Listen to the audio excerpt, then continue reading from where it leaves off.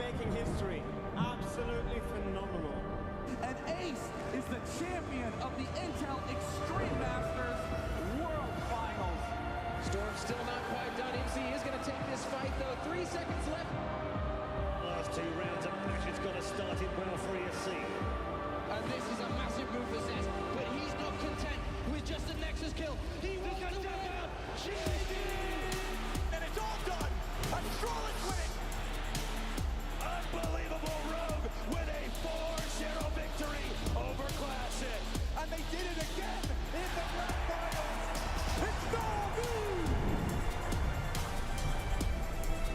Give it up for your Intel Extreme Masters World Champion.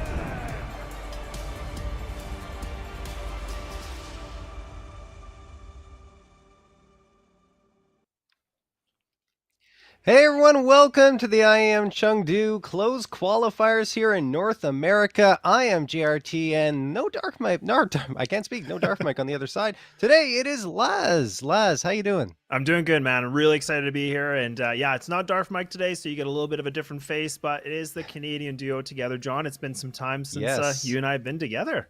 Yeah, it's been a hot minute, honestly, but it's good to be casting with you again. Like you said, the Canadian duo. We got north of the border coming through here. A couple of people who love being in the cold weather. For whatever reason, we continue to live here, even though it's absolutely awful for 9 months out of the year. So, with that out of the way, we got Wildcard up against M80 today. But before we get into that, why don't we talk about the bracket? Hopefully, we'll get that up on your screen and kind of guide you through this journey, right? What happened yesterday? And Laz, why don't you start us off here? Yeah, and I think, for everybody, you can see on the screen, right? I mean, this is the matchup where we talked about M80 and Wildcard, and we saw that, in the very beginning, they actually did play each other with that 2-1 that went for Wildcard, but then we've seen, Team Liquid taking, teams like Boss with the 2-0, and then M80, with that loss in the beginning, have made their way into that lower bracket, and here we are kind of again, John, and that's kind of the thing that's really interesting about this, because we have to say, goodbye to a team like Boss, which they've been really impressive, right? But I mean, to me, this has got to be one of the most exciting matchups, and we're only in the lower bracket finals. Like, that's insane to think about too. Yeah, I think we were talking about it yesterday. Like the caliber of teams here is very, very high. I think of the close qualifiers I've covered over the past couple of years in North America, it feels like we actually have 4 legitimately top teams, and more than that. Like Nouns isn't here. We got a couple other teams that aren't present here, and it's just like NA has a very large amount of teams that are starting to break through to the top, which is I haven't seen in a very, very long time. And I mean, speaking of M80 and Wildcard being 2 of those teams that have started to move their way up, Wildcard, a little bit of a newer team in terms of, well, their composition, but the players themselves have been around for quite some time. You have Infinite, Slight, Stanislaw, Stanislaw and Sonic, I should say, who are more of the veterans. Slight on the younger side, but he's been around for some time. But JBA, he's that young gun that's been so impressive over the last, I would say, 3 months since this team was kind of formed. I looked at him and said, Forsaken, okay, Limitless, and not really that much experience. And then he's just come to the foreground and said, okay, I'm one of these players to watch out for. He's made a name for himself. Yeah, he really has, right? I mean, like you said, like I think we've even both covered him in different varieties of, in the Challenger League and stuff like that. And he came through Advanced, and he was with like Limitless and stuff like that. And really impressive, because I think we've got to see a lot of highs and a lot of lows for him. But now he's with this group with quite a few veterans, I would say, in our scene. And that's what you were kind of mentioning is kind of the exciting point about a team like Wildcard, because I mean, they have some good leadership. They have some good foundation here. They've been a team to beat. And I mean, that's what, again, makes me so excited for this matchup, because I mean, we can go on a little bit about M80 too, but Wildcard, they're definitely one of those teams that's been really intriguing just with what they've been able to do from their Forsaken days to now. Yeah, and I mean, like there was a lot of question marks for me, and there were some struggles at the beginning for this roster at the end of last year when they first started playing their matches. There was a bit of that learning curve. Felt like they weren't necessarily gelling. They were losing matches that we thought they should have been winning. But now, I mean, they got the practice in the offseason, clearly. They jumped into this year looking absolutely solid. The matches they were losing to M80 before, now they're winning on a consistent basis. They have had 3-map series against M80 over the last 2 BO3s, but they won both of them. And even losing that first map, I think it was last night, they lost 4-13, right? And then they came back and didn't give up double digits again to M80 on either of the next 2 maps and reverse swept them. So, I mean, look, Wildcard is looking like a team that's one to watch out for on the level, I would have say, of M80, of Boss. And then there's Liquid above them all. I don't know. We'll get to them after, right? Because they're in that grand final. We're only casting them as the second match starting at 9:30 tonight, Eastern anyway. But let's talk about M80 now. Yeah. How are they doing? Yeah, they're doing great. Again, for me, probably one of my favorite teams to be kind of seeing through the scene right now, because again, there's a lot of good players. Like it's of course like Swisher, Manx, Rec, Mulbs, and Slacks, right? I mean, this has been a very interesting roster. They had a little bit of, adjustments early on in the first iterations of the M80 team, but it's great to see someone like Swisher that's been in the scene for an immense amount of time. He's been, with the Bad News Bears. He's been with so many rosters I can name here, but he's doing quite well. I mean, he's sitting himself at a 1.23 rating with this team so far, and we're getting to see that foundation that we were kind of waiting for, right? I mean, he's been waiting for a big team where he can kind of explode and do really well in the scene. I think that's kind of this team now.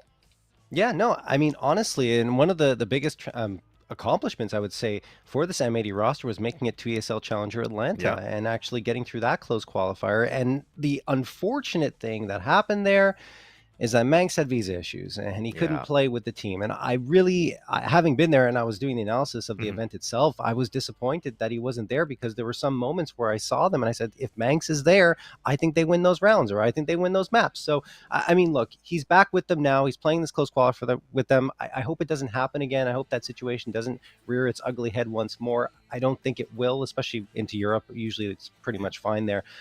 So yeah, I'm really hopeful for this M80 squad. I think that they came really close and competed against Virtus Pro, which is not easy, and actually had a map against them that I thought they had a lot of positives out of. Probably a little bit of a downer for them after that event, not having Manx there, not necessarily achieving the goals that they went in there hoping to get. But I think that that's going to quickly subside, and these guys are going to be successful, very successful going into the future.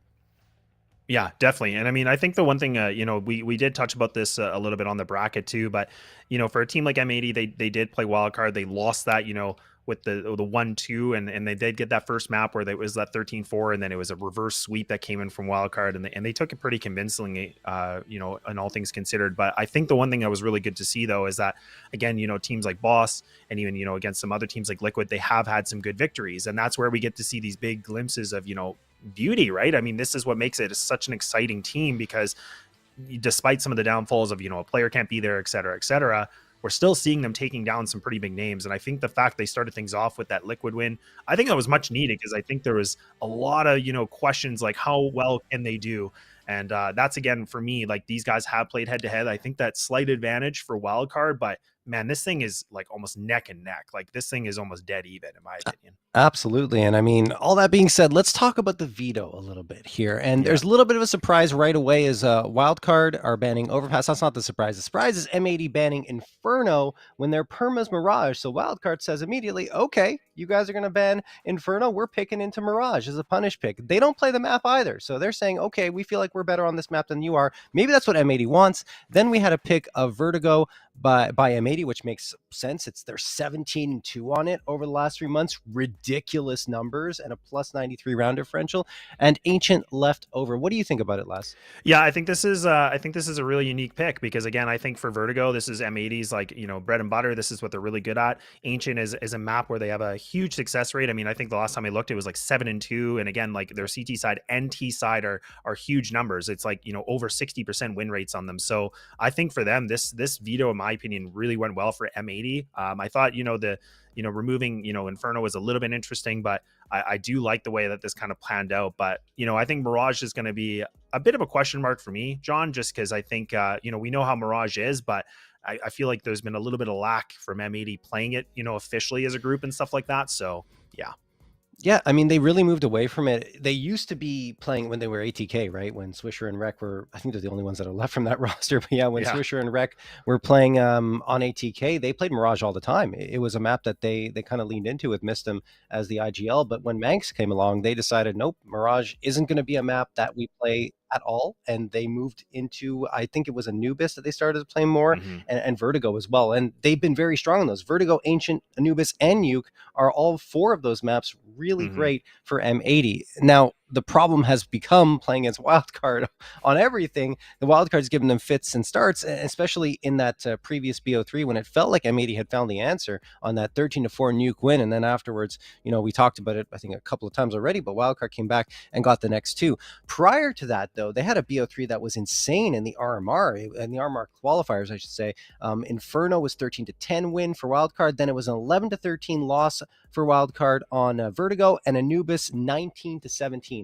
Double overtime. So, I mean, look, there's so much that went on in that series, which made me think that the one that happened yesterday would be a little closer, and it wasn't, So anyway, look, we've talked about it a lot. These guys are in the server. They're getting ready to go. Before then, though, we have to take a quick break, and we'll be right back with map number 1.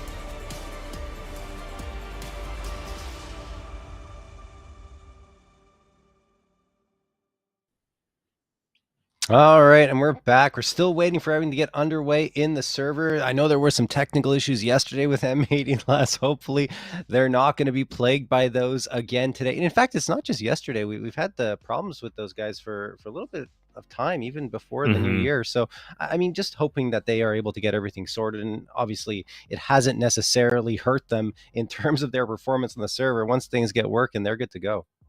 Yeah, definitely. And I mean, it wouldn't be Counter-Strike without, a few little technical issues and stuff like that, right? So we're fine. It would not be NACS without true, a yes. few technical issues. Let's put that discleamer. NACS. Yes, I agree. But you know what? I think for me, like, I wanted to quickly ask your opinion on this too, because I've been really pondering on this, the whole Mirage thing. Like, I don't know if you have a different perception about how this could go. Like, I agree with you. I think it's interesting since we've had that roster change with M80 and stuff like that. It's been a lackluster in terms of them playing it, but I'm going to be curious if maybe it's like the, like a little bit of a big surprise that like they actually are pretty filthy on it. I don't know. What is your perspective? Yeah, honestly, I'm not entirely sure how this one's going to play out. Mirage is a map that anyone can play, right? All these players have pugged out a Mirage. They know how to play the map. So it comes down to the strategies. It comes down to who's going to be better in terms of the executions, in terms of utility usage. Are they going to be able to throw curveballs? Because there aren't many curveballs to be thrown on a map like Mirage. You know what strategy you're going to use. You're going to throw the window smoke. You're going to throw the con smoke. You're going to go for mid control,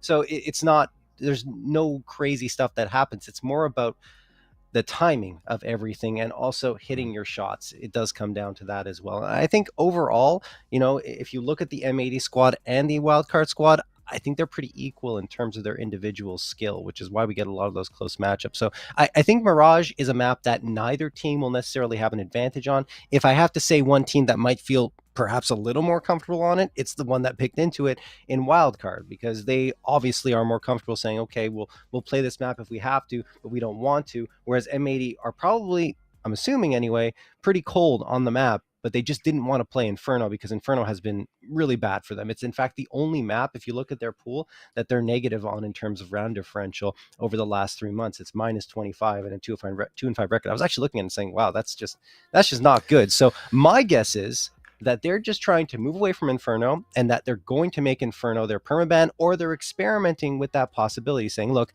it's against the wildcard squad that's played really well against us. They really have performed and beaten us over the last 2 BO3s. If we're going to experiment and see if something's going to work, this is a great team to try it against.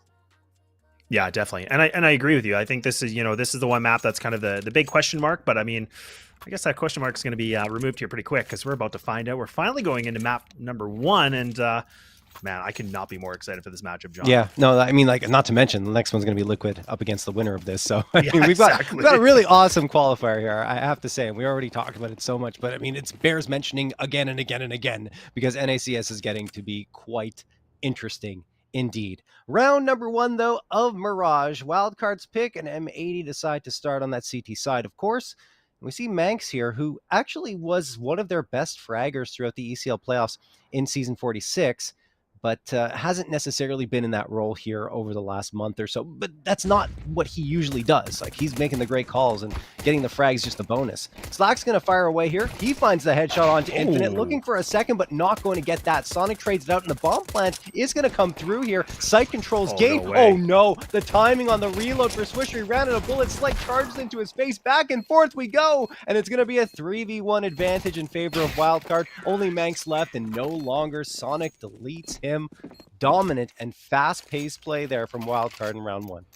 Yeah, I love that, because again, it's just a pretty simple strat, right? I mean, they just kind of, throw the double smoke for stairs and for jungle, and then what they do is they just kind of bombard the site. I mean, you can see that M80 were playing kind of more that like retake setup, but the fact that Wildcard just went so aggressive into this, and I love that, because they put those Glocks to work. They get up close and personal. It made it really uncomfortable for M80, and you could see, I mean, there was only like 2 players that were able to find duels in their favor, and Wildcard now they have a full investment here, which is great, because they got the double AK with the Glio and the double Mac 10, so that Mac 10 could be a money grabber. Yeah, I think Wildcard was anticipating a force up by M80, seeing those AKs come through. Oh, JBA, you got to get away from this, and well, he's okay, because there's just USPs on the other side. Slacks does manage to get one, but it's still a 4v2 edge, and I think that was the end of the threat here on the round for M80. At least it should be, given the numbers that Wildcard have in the weaponry. Oh my goodness.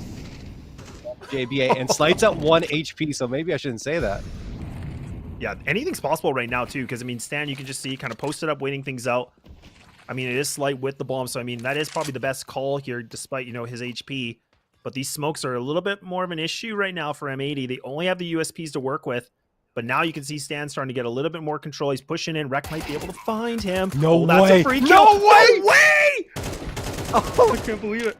Sonic's gonna get one back onto Manx. 1v1. Rex got the AK, not the frag. Sonic finds it. 3 for him. 2-0 for Wildcard, but that was so successful in terms of M80. I mean, look, they only had USPs. They got 4 frags out of it. Rec peeking around, just the perfect timing, and the low HP, I think it was Slight, with only 1 HP remaining, was an easy victim for him after finding the initial frag. So, wow, that got so very close. Wildcard barely making out of that round, and they didn't invest quite heavily. Luckily for them, they still have enough money to get rifles across the board here. The thing is, M80, with those frags bolstering their economy a little bit, will have the op along with 4 M4s. Yeah, it's such a good point you bring up, John, because again, now for Slacks to have this AWP, this is going to be so critical for their round like this for number 3. They need to, you know, be able to find some momentum. But again, that round was so close. The previous one with the USPs, like that was such a success point for them because they put like no investment into that. So Wildcard, it's going to be a little shaky right now, but we'll have to see if they can reply back a little bit better. Bombs all the way in the back, right? So they're just kind of slowing things up, getting a little bit more of that default. Slacks getting posted up a little bit. The double player in B, this could be dangerous. Slacks is going to, oh, he might actually try to re-aggress, but no, he's going to pull back. This is probably the right call. Almost. Oh, I thought he had that. I really did. I think he just moved around a little bit too much, and the shot went wide. Stanislaw tries to get onto that B site. Swisher denies him the space, and that means they have no real support to help him out after going down, so the trade doesn't come through. 5v4 in favor of M80. Time starting to become a problem for Wildcard, and they immediately activate up the A ramp. Sonic gets one almost the second. He had the lineup, but just couldn't get the shot off in time. And on the other side, Swisher does manage to get another frag to give his team a man advantage, then Mobs gives his team the 2-man edge. Sonic trying to find something else, but he cannot. Slight manages to get one over the top of the smoke, but it's not going to be anything more than that. M80 finally cracked the scoreboard with Swisher's 3K. Yeah, and I'd love to see that too, because again, both these players, being Swisher and, you know, Mulbs, I mean, they're both kind of leading in terms of the rating department. I mean, they're both sitting at that 1.23. They're looking really good right now. And I mean, you and I have been able to see, you know, Mulbs in a variety of different rosters, but yeah, when he starts moving, man, like he is just so scary and he just pops heads, right? So we get to see them finally convert that round for their favor. Wildcard just put the pistols on the board. Lots of utility. So this might just be the old classic V-pop. Yeah, an interesting thing, you mentioned Mobs. It was actually Swisher and I would say Mobs that were combining to go for those opening frag duties on both, well, entries for T side and opening frags on CT side. But Mobs has really, over the last month, taken control of that category. 45 frags, and behind him, Rec at 26. So he's 19 frags ahead of his team in terms of opening frags. And at 25.7% of the rounds they win, he's got an opener. So it's quite significant, right, in terms of his contribution in that regard. He's always been that kind of player. Nice shot from Slacks. Stanislaw goes down, and Wildcard's just hoping to get a bomb plant with the Tech 9s, and Deagle's bought up here, and they've got nothing at all. In fact, there's the only frag they've found so far in Infinite's headshot, but I think that's going to be the end of their threat. Yeah, it definitely is. I really like this setup from M80 because, again, they just play really passive, just allow that control to be there. They're putting a lot of reliance here for Slacks to find these shots with the op. So they don't have that big risk where they could lose these, you know, rifles in the pistol close quarter combat. So I think that's really good read from them. Like, again, it's a simple detail, but look at how well that panned out for them. I don't even think they lost a player. So they were able to sweep the site. Oh, just one. No, there you go. See? My old eyes, you know, can catch that. But I appreciate old it. eyes. Well, I'm older than you, so I mean, like, I don't think you can use that anymore. Maybe with other co-casters, but yeah, that's true. You can't. True. Not an excuse, lad. No, I'm just kidding. Mom's gonna get the opener over on Stan, and this one's another throwaway round. Just blocked on the other side, and M80's already taken care of it. My goodness. Yeah, this is a nice speed run. Again, like some damage inflicted, but really nothing really much to sweat about. And Wildcard now finally have some money on the board. They do have enough if they want to go for that glass cannon op or Slight, if they want to, but that's a pretty big risk for me. I think the rifle with the utility would be better, in my opinion. But you know what? He's going to prove me wrong here, and we're going to have to see what he can do, because he is that player where he can start to move that op, and he can be lethal.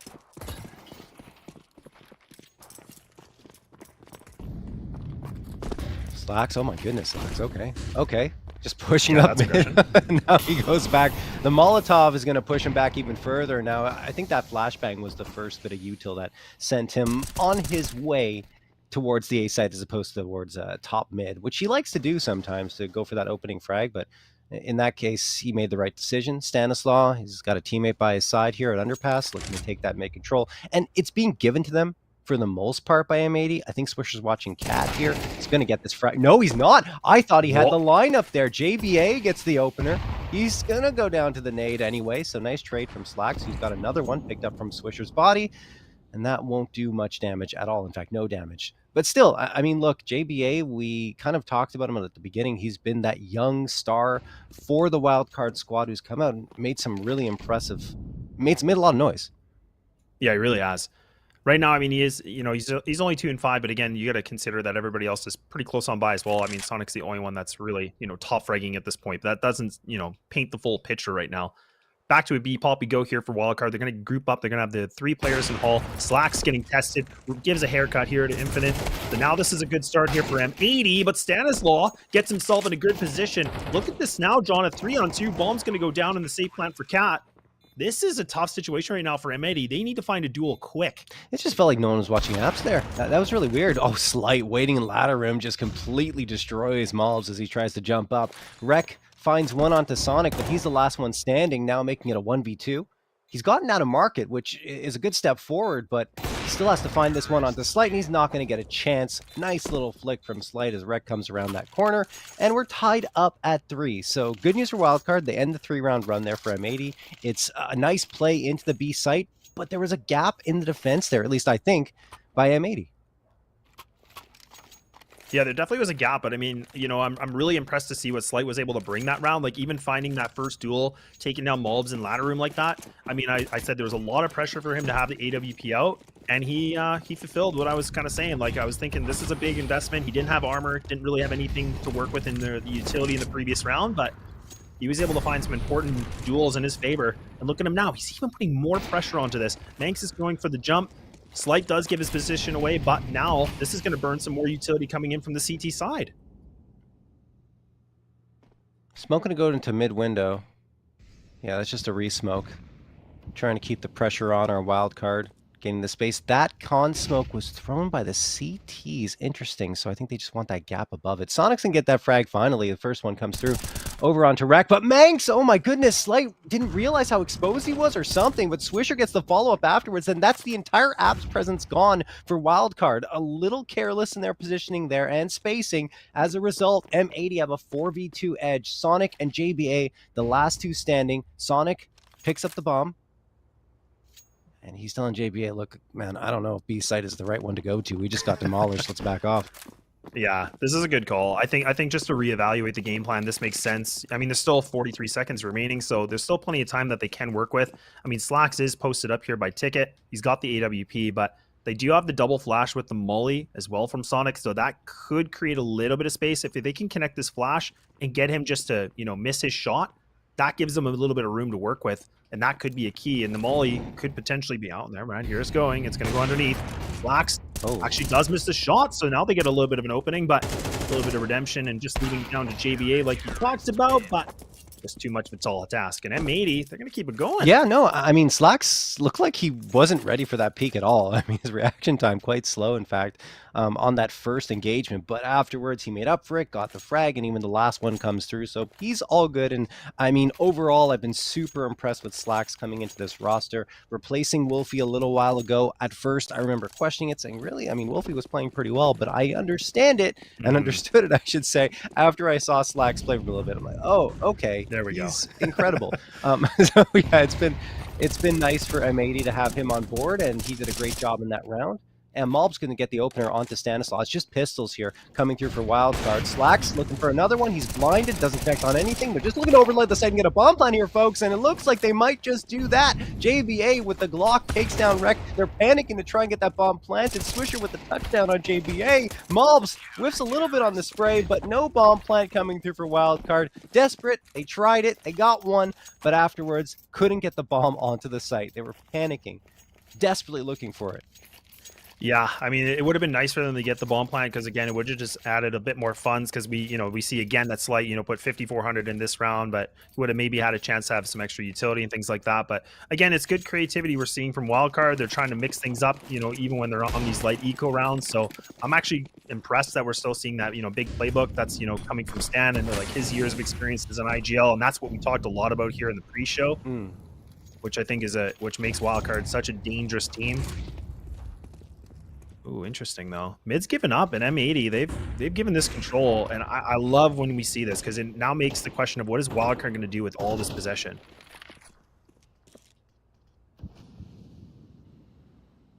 Yeah, I mean they can go wherever they want. Can either go through Con or towards the B site. M80 giving them all this space.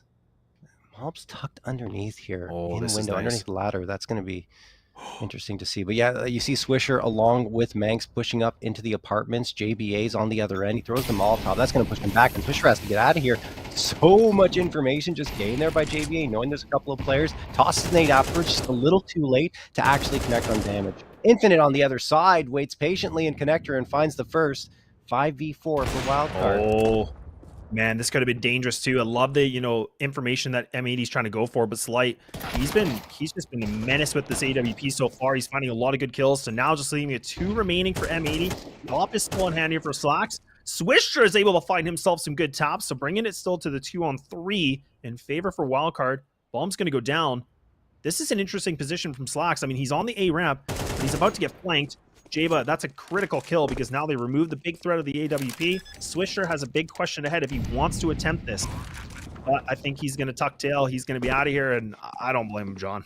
Yeah, I mean, looking at the money, it's great for Swisher and Manx. Slacks can probably buy the next round, but this AK is so important because he can drop it to Mobs, which is probably the player you want to drop it to, or Rek, who is also solid. But they need this rifle to get a proper buy up into the next round. So good on Wildcard. I mean, this has been very back and forth as we kind of expected, and I expect for the entirety of this series. That 13-4 on Nuke that M80 pulled off yesterday is an aberration in my mind. I don't think that type of stuff is going to happen between these two squads very often. You're usually going to see very close, tightly contested maps and 3-map series, which we did yesterday, just not in the way I expected. Well, it's like you even talked about, when it was for the RMR, like all those maps went pretty much to the wire, right? It was like 13-10, 13-11, and a 19-17. So it's like, that's what I was kind of saying. Like the head-to-head, it like just favors Wildcard, like just barely. But I mean, M80, I feel like whenever they take losses, they just come back in full strides and look so much better. Like it's, they take the loss as a learning opportunity, and then we get to see them, correct so many mistakes that they made in the previous game they had.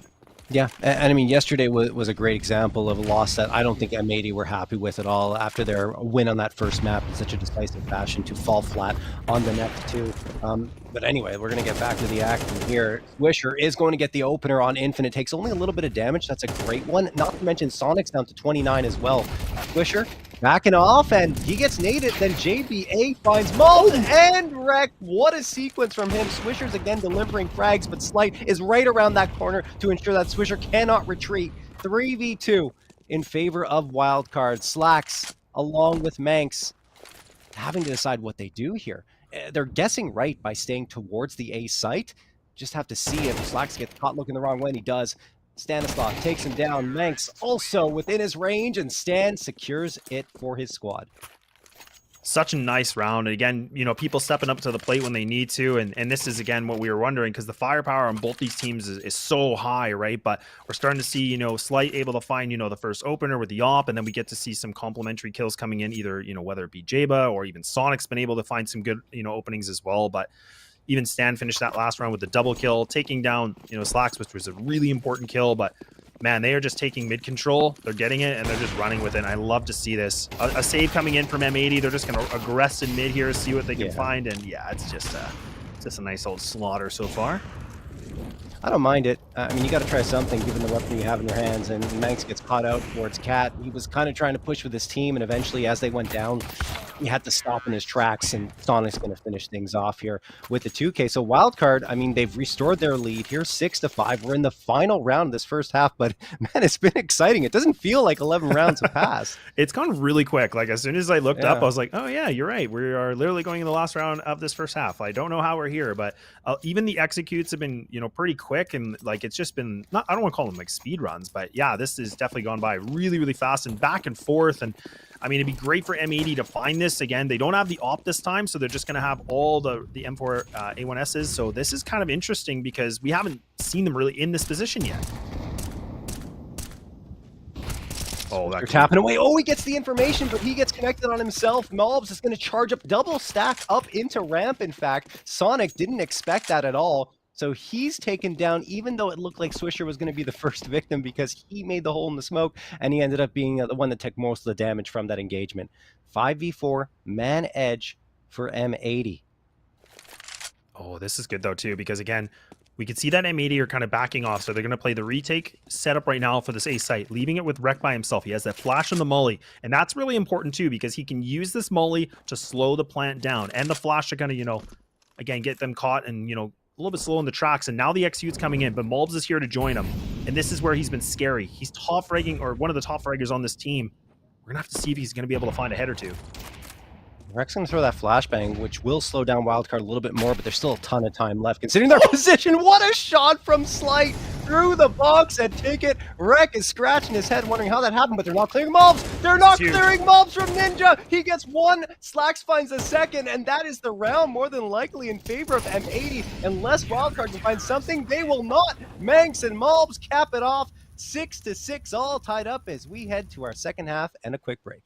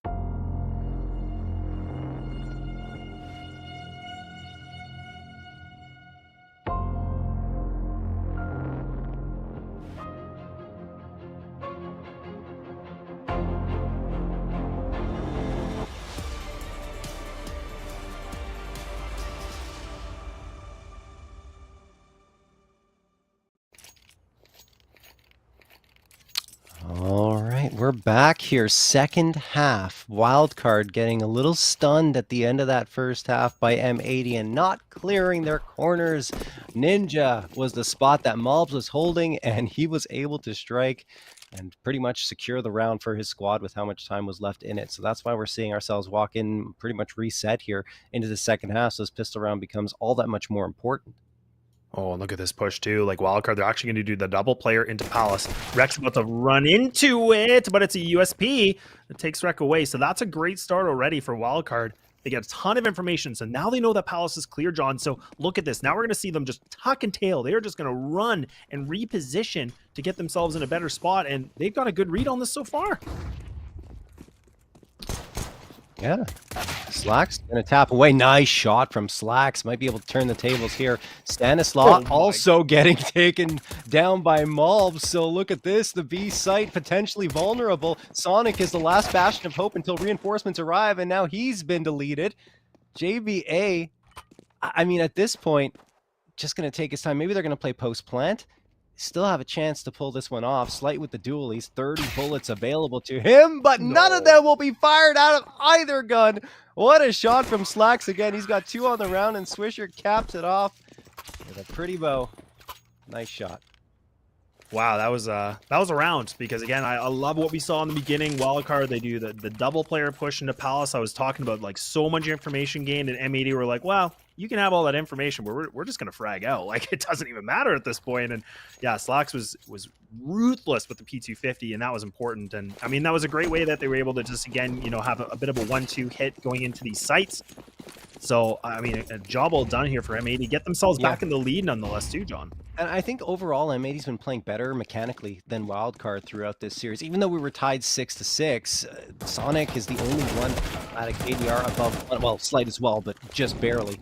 Infinite's going to get the opener here, and I think that stack has been read by M80, realizing 4 players in apartment. Slacks coming through. He's actually pretty exposed. Malbs supporting him, but he could go down. Malbs is gone. Slacks at 2 HP, and JBA's doing all the work here with just the USP. True found for him. Slacks manages to bring him back to a 2v2. But look at this. Infinite has an AK, no armor, which might be a bit of a problem. The other end, though, I don't even know if the armor matters for Wildcard, because Slacks is 2 HP and Rek's 41.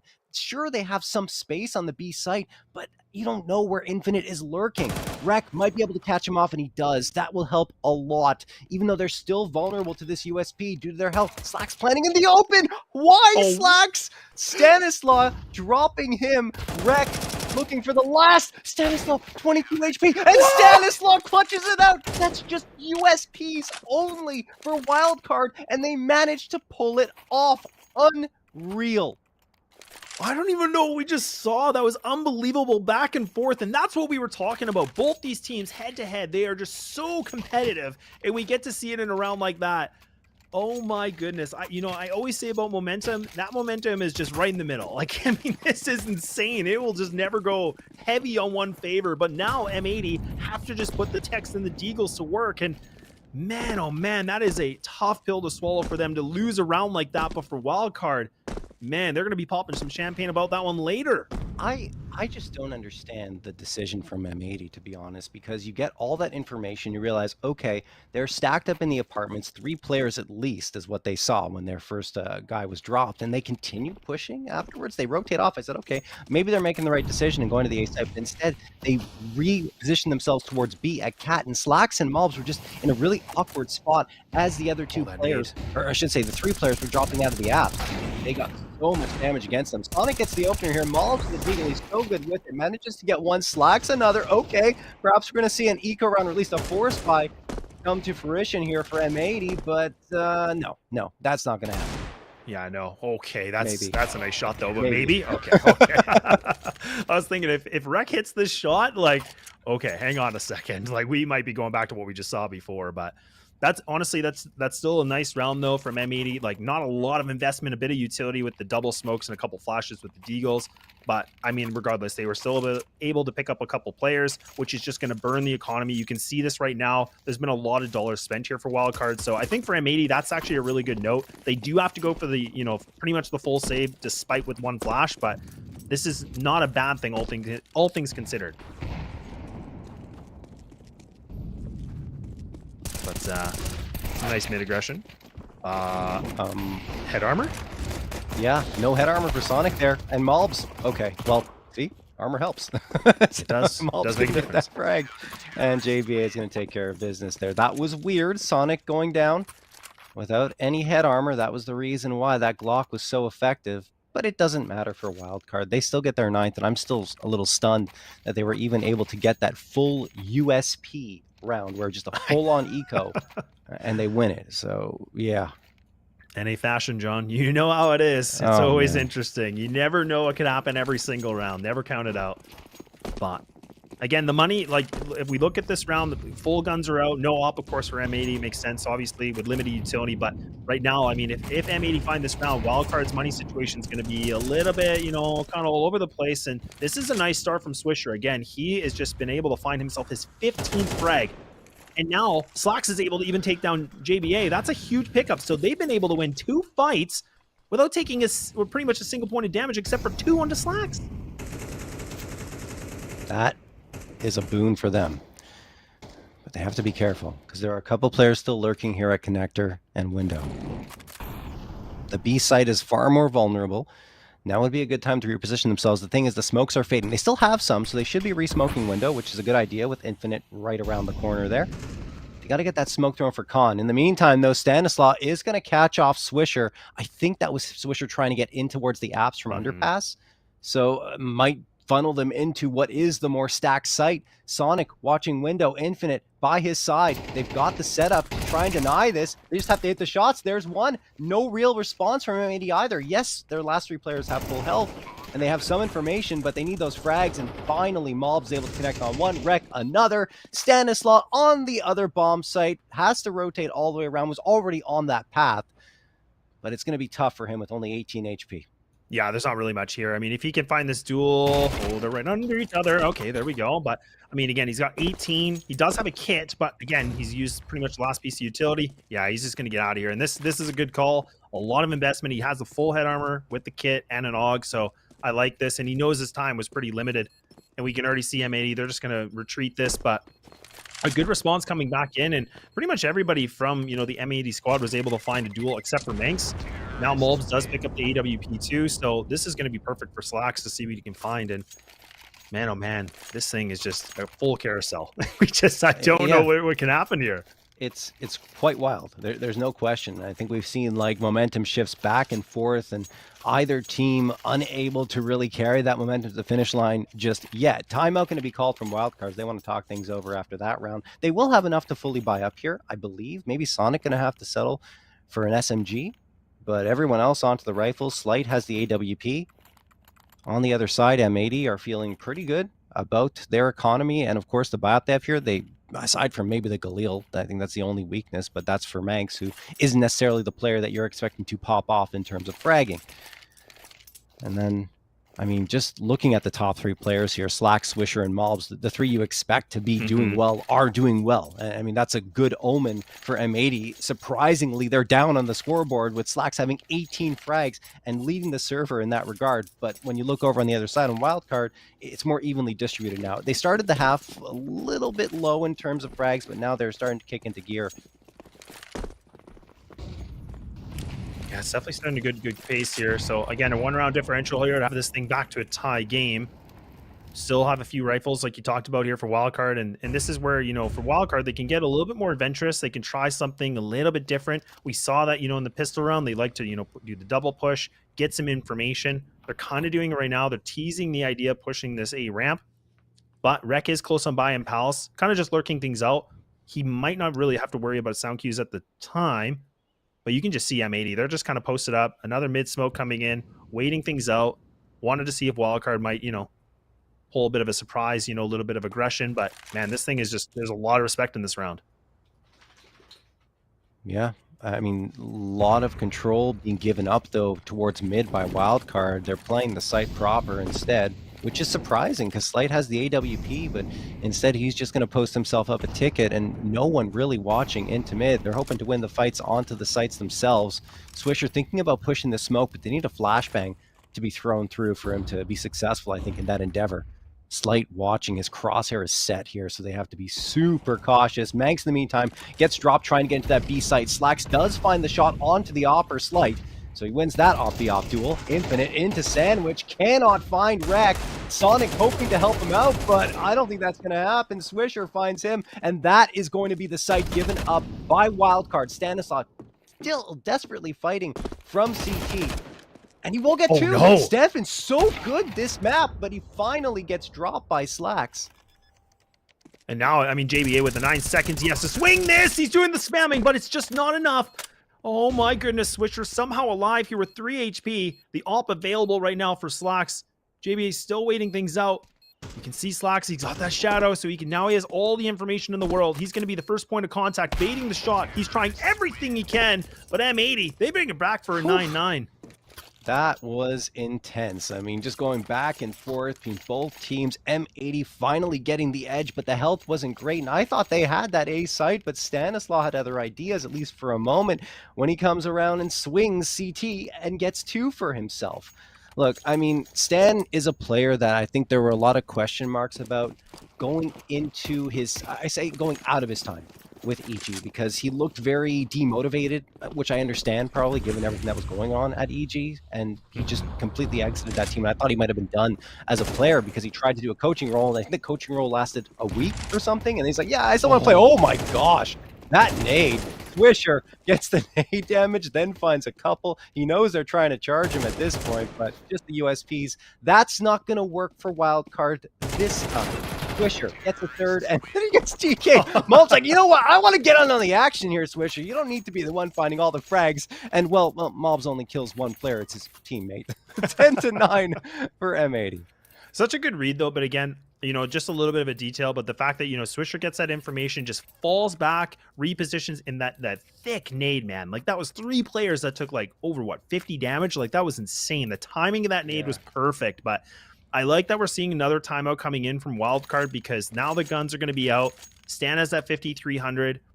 I mean, it's a question about the op and stuff like that, right? But we're going to have to see, what do they want to do a little bit differently, because they have contested mid a few times. They have pushed, you know, A-Ramp and Palace. So they really have been, you know, treading some, you know, interesting waters. So I think round 20 here, this is where we got to see, do they kind of play the normal setup, or do they want to be a bit more creative again?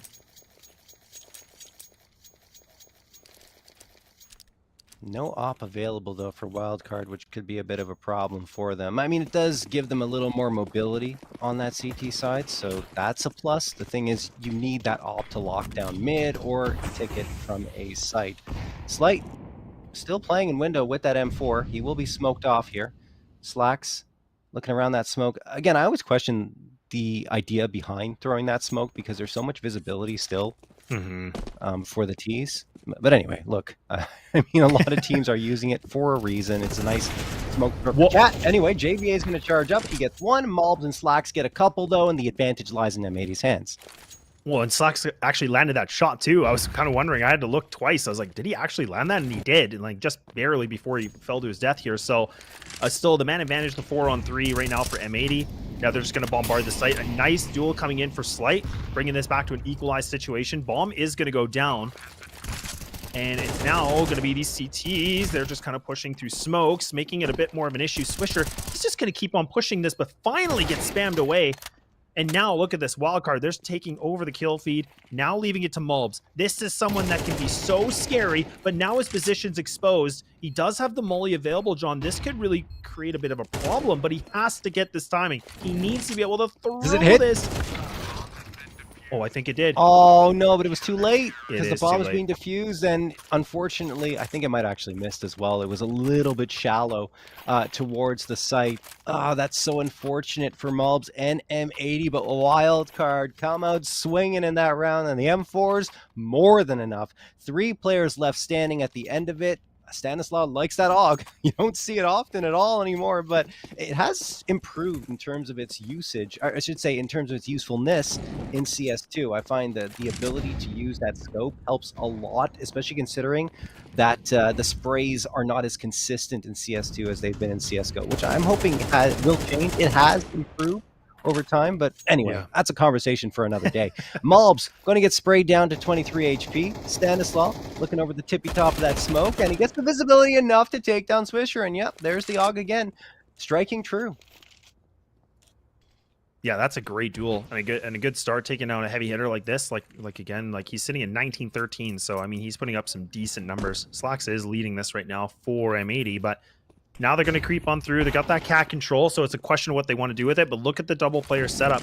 They were waiting for it. They knew exactly what was coming for them. So Wildcard have done a great job reading this round, and it's just falling apart here for M80. It's Stan again, too. I mean, Yeah. he's just been a sentry here towards those apartments and drops his second player in the exact same spot, pretty much, that he found the first. I mean, the X's are overlaying on top of each other here on the minimap. I'm surprised they even tried to challenge him once more, given that, you know, no one was really there to support if the frag comes through. 5v2 in favor of Wildcard. Fortunes are starting to favor them. With 35 seconds left on the clock, Infinite could find an easy one. Yep, there it is. Manx in ladder room. Didn't even hear that. That's a perfect jump, by the way, for Infinite. No audio cue, nothing. Sneaks on in, and Manx had no idea. Slacks, last one. AWP worth saving.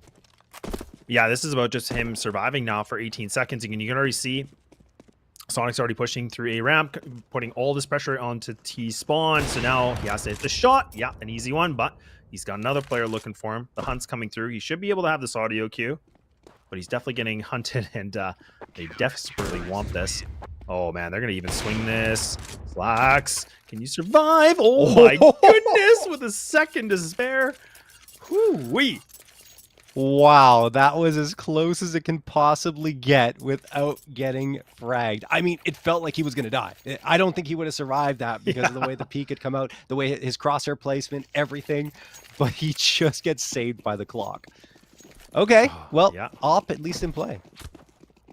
Yeah, and I mean, this is a little bit interesting too, because they, Swisher's the only one that put, the investment in terms of a pistol, but we do have the, double utility coming in from Manx.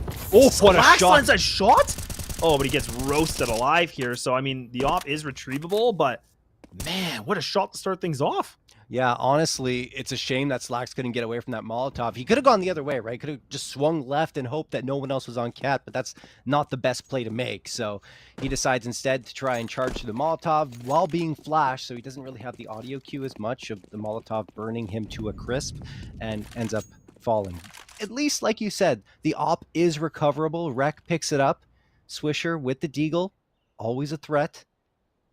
I think they're going to send the op out first. You have to imagine. No, Yeah, actually, are they? They're going to maybe do the double swing, maybe? Oh, Infinite actually gets that easy one, too. Op picked up from Manx now. Kind of like hot potato with the op right now, John. They're like, hey, who wants a turn? You get a turn. I get a turn. Good molly, though. Look at that. That's a Infinite. great molly. That is crispy. That is down to 20 HP. This is nice. If they can get this bomb across, that could be everything, but nah, not going to be the point. And John, we're on that point. Jeez, yeah. This is a crazy one. 12-10 in favor of Wildcard. Neither team really able to kind of assert their dominance, I would say, on this map. It's just about these mini momentum shifts that have happened, and Wildcard has it right now at the perfect time. 12 rounds. One more required of the next two to push this map number 2, but M80 have a full-on buy, 4 AKs, Galil in the mix, it's okay. Utility is strong, so I think they still got a chance to stay in this one. Potentially push it to round number 24, so we go the full distance. Oh, it's just so much tension on this. And M80, they know the pressure is now built up. 2 rounds needed to get themselves back into an overtime conversation. But what are they going to do with this? And like we talked about, they just have the AKs with the Galil, like you said, and the utility's a little lackluster. Manx throwing the window smoke now, so that's going to be thrown, or actually the cat smoke, my apologies, but we'll have to see. And Wildcard, again, putting a little bit more pressure on this. I like this position from Sonic, though. He actually was playing just on the left side of the window. That's always powerful. Oh, but look at that. He gets a little bit of intel, too, here, John. Yeah, no, I mean, obviously they spotted out Sonic trying to get away, so there's always that threat from window, and I think Sonic wins that engagement just purely on the fact that he gets a ton of information. The threat of window is still there for M80, so they have to give up this mid control, likely out of the fear that 1, there's a player window, and 2, probably one con. Thing is, that's would be the wrong read right now, because there's 2 players stacked up at ramp who will deny this play. Wildcard have the advantage. And I think that Q should be there. Like they heard that it was like a quick smoke like that, so they knew that somebody was close on by from wildcard. Yeah, but I don't know. It looks like they're second guessing themselves a little bit here. This is tough. I mean, there's a lot of decisions that have to be made here. 25 seconds remaining, and now they can't mess around. And Slight, he's putting this off to work, and he misses the second. And now M80 need to find these bodies, but it's all down to Mobs by himself. A 1-on-3 now with 14 seconds. Doesn't have the bomb. He has to frag out, and he's already able to find this first, but he has to get the plant down. No and way. Mobs, no way can he find this. He's bringing it to a 1v1. Not like this, John. M80 on the cusp of pushing this thing alive still. He makes some noise, but Stan gets it done. Wow. I mean, honestly, I think that pretty much caps off exactly how this match went, exactly how this map went for both these two teams. I mean, back and forth. Each round didn't feel like a sure thing for pretty much either of these squads. And even there, Mobs, I thought he had it. I really did. Once he gets that second one, I'm like, okay. And he got the smoke off as well. But Stanislaw, I'm not sure, but I think he spotted that jump above the smoke just barely and had an idea of where Mobs was. If he didn't. Yeah. Sorry, guys. No.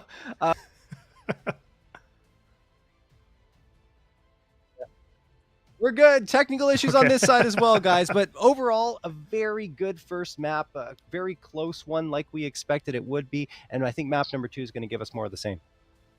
Yeah, I couldn't agree more. I think that, this first map kind of delivered what we thought. We were both kind of wondering, like, both these teams have really not played it that much, and it went right to the distance. And I think that, Wildcard were able to have some really good control in the later portion of this, despite, the first half being, neck and neck, but really impressive to see what Wildcard were able to do. And to be honest, the biggest thing for me was Slight. Like, I was really impressed with what he was able to do. I mean, we've been able to see his op, really shine bright, but we've also seen it in some of those other darker times too. And I feel like in this game, he was able to get some good, important, impactful frags, which really allowed them to get some more space and, the man advantage. Yeah, and I think for me, it's Stanislaw, the last player standing on the server at the end of that map. He was the one with the AUG of all things, doing so much damage, right? Round after round, it felt like he was the one that was triggering everything to happen in favor of his team. Not to mention, he's also that guy on that USP round who got 2 frags and really kicked things off for them in a good way after they had lost pistols. So yeah, I mean, this whole team for Wildcard continues to impress me, continues to come together in a strong way. M80 challenged repeatedly, and I think there's just some little mistakes that they're making at times, micro mistakes that, I mean, Wildcard are good enough to punish.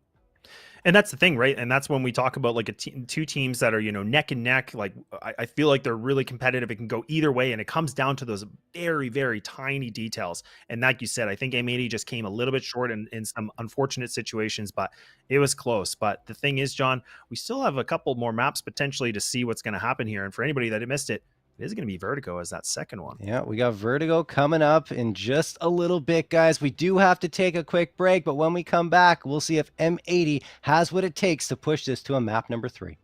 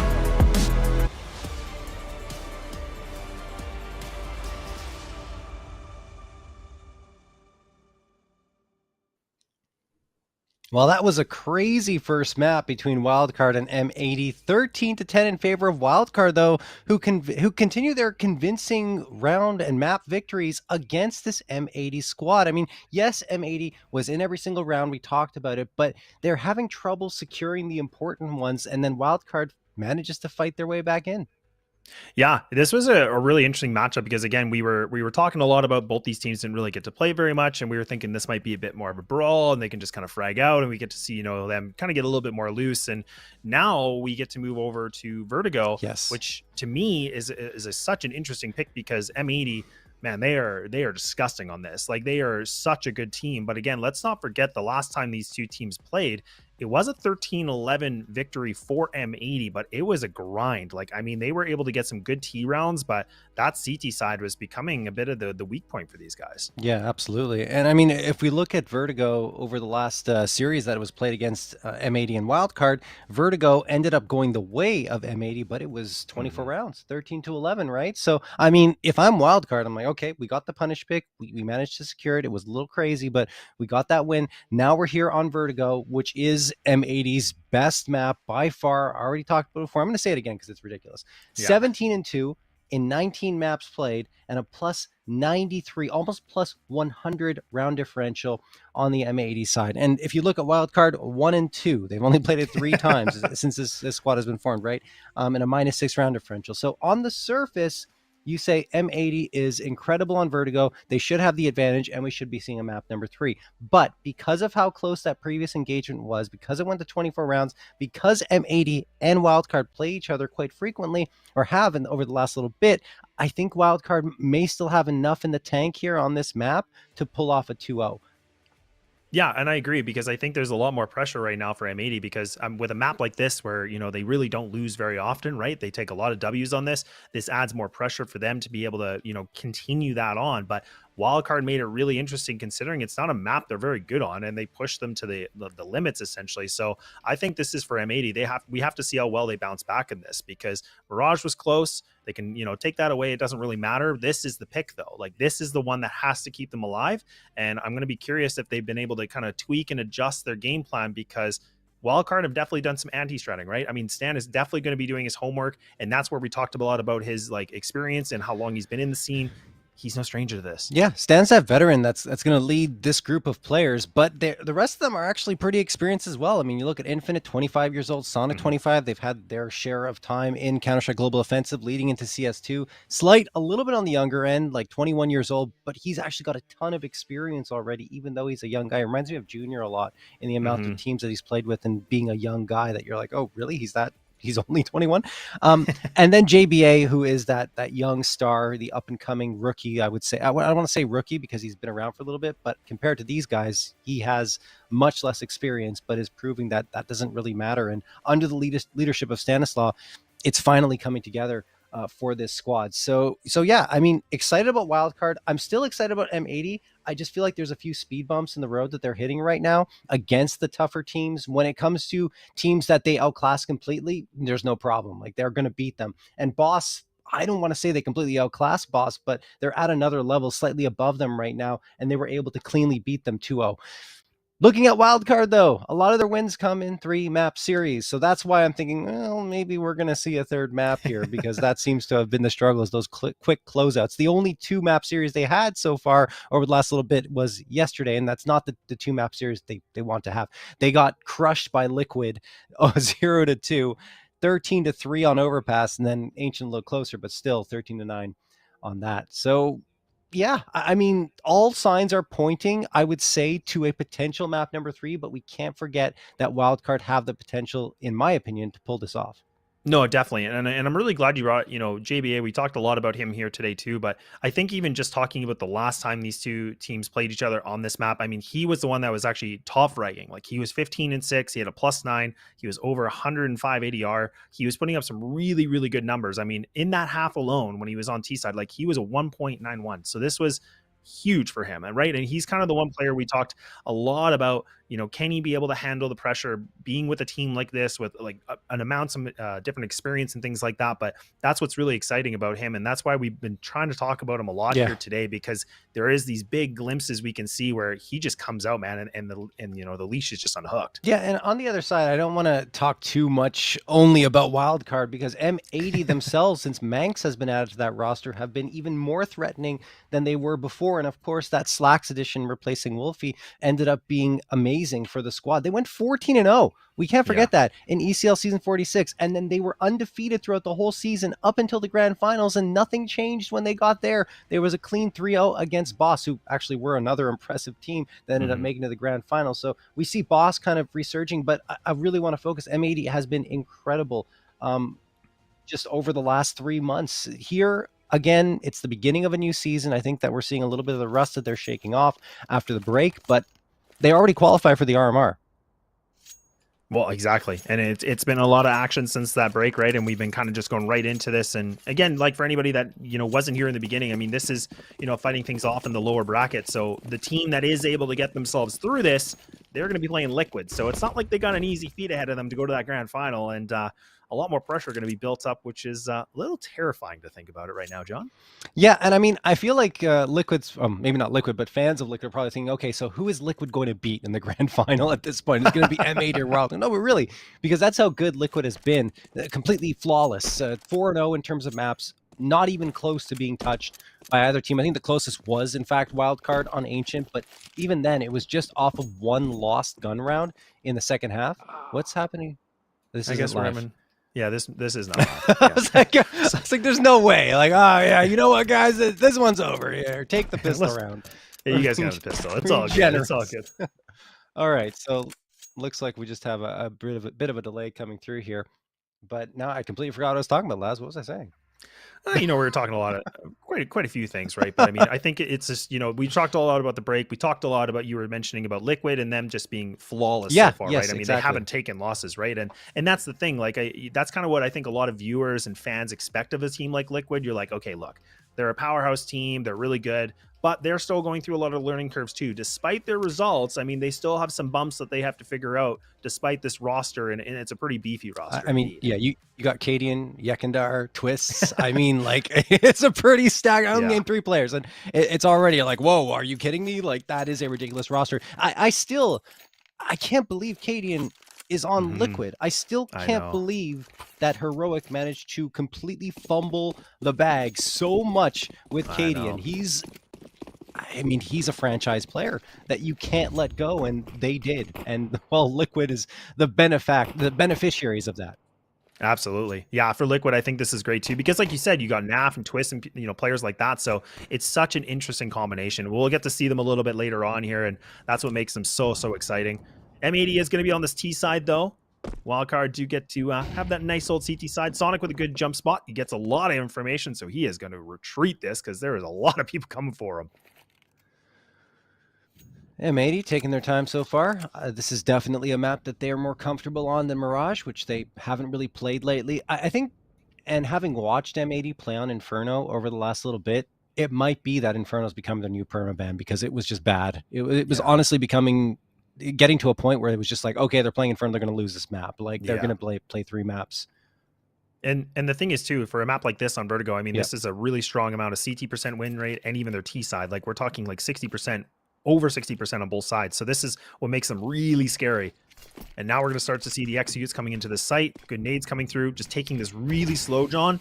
And I like this. So now Wildcard, they're just going to allow that site to go in their favor. So they're just going to go for the retake.